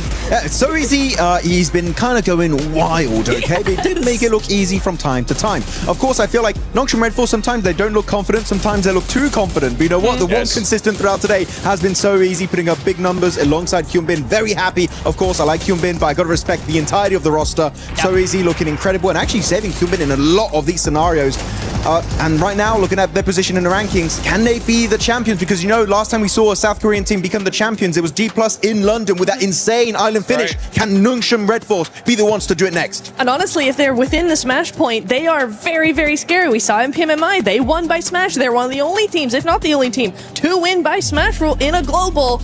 They can absolutely do it. They're there. They're in 3rd place. They're looking very good. Can they do it again? I would be very worried if I was any other team right now. And for everybody that's a Nongshim Red Force fans, I feel like we got a major answer today. Yes, that's why I started looking exactly and directly at you, Max. Because the biggest question mark from them, especially in the first day, in those 4 matches that we ended up playing, was can this team end up performing better in regards to placement points? Can they end up winning since we do have this Smash rule at play here? Today, we ended up playing 8 matches and they ended up winning 2 out of those matches. So we did get the answer that we wanted to, and they're currently challenging, and this is what I'm saying. I don't know if we're gonna have those 6 matches tomorrow. You got Aurora up there, you got E-Arena that has the experience. They're looking like they got the nerves under control. It's gonna come down, Jukes, to those teams that are following them, that are currently chasing them, that are actually far away from that Smash zone. And the perfect example happened to be what you talked about, Neptura, PMMI. Nobody thought Nongshim Red Force was gonna win it until the last match. Everyone thought Tianba had it in the bag. They had a massive lead, but then last game, match number 6, Nongshim Red Force take it away. Even though Furia had more points, they won it and they become the champions. So it's still anybody's game for sure. You know what? I'm going to slow down the Nongshim Red Force hype right now because I don't want to curse them too much. But I want to pivot real quick on S2G, a team that got 3 wins, right? They got 3 chicken dinners, and we know that with their Smash ruling in play, chicken dinners kind of really important. No, kind of really important. They kind of count. So S2G right now, if they do get in like a top 5, top 6 scenario, and they actually have a decent position in the zone, and they are indeed in the Smash zone, I feel like S2G could be snatching away that trophy from the hands of the Arena. I got a question. How many teams do you think put your hand up. Yeah, I was about to say. We're back in I'm near the desk now, right? Hi, Jukes. You may speak. Yeah, how many teams do you think are going to be in the Smash zone at the end of this? I'll tell you. Hold on. Let's do something. Before we end the show here, Tomasz, can you actually pull up that overall once again for Bring us? it up. Just so we can set the tone here for what's going to be happening tomorrow, because it's going to be... Thank you. It's going to be quite interesting. From looking at this leaderboard right now, we got E-Arena at 112. Once again, to remind everybody, the threshold is going to be 122 tomorrow. I personally think we can have up to 6 teams on that Smash zone. It's a good call. Depending on how many games we end up playing, Max. I'm going to say 4. I feel like 4 teams, even in like really PMMI was pushing the limits of the Smash ruling where, what was it, 5, almost 6 teams entering the Smash zone. But I feel like for this event, 4 teams. It's the amount of squad that will be entering that Smash zone. I have to agree with you. I think 6 is a possibility. Absolutely a possibility. Based on points. You can agree with me too. You're good. Yeah, You're I good. agree with both of them. More likely, it's gonna be 4. Yeah. I don't know. I think we go all 6 matches. I think we're gonna see 6, 7, 8 people in it. It's possible, baby. Come on, let's go. Crazy. Max. You didn't see that. You didn't see that. Rondo. I saw it. Rondo. Wait, you think we're gonna go 6 matches? I think we can see. We go 6 But matches. you didn't answer the question. How many teams? I'm gonna go with 7. I'm gonna go with 7 teams. It's gonna go all 6 games. Rondo, we're gonna see like 4 teams in that mid pack get like 10, 15 points, and it's gonna make the whole show wild. So you guys better be watching. It's gonna be awesome. Wait, 7's getting in the Smash Run. Well done. Wow. Congrats. Hey! Yes! But yeah, for these teams, I can't wait to see what we're going to be seeing tomorrow. We saw many teams being able to step up here today on day 2 of PMWC at EWC 26. Thank you so much for joining us, Hot Jukes, Maxman, Neptura, the 7WG, Lays, the amazing interviews, and also Kalaris was able to join us today here in the studio, and all the casters with John Allen, Jackie, and Blanket, everybody in production. It has been a pleasure to bring you this day to 8 matches. What a marathon. Tomorrow, we could have 2 matches, 3, 4, 5, Possible. or 6, like Jukes is predicting here. Let us know on social media what many matches you think we're going to be getting. Use that hashtag EWC, hashtag EWC26. We'll be seeing you tomorrow for the final day of PMWC at EWC 26. Whoa. Let's go!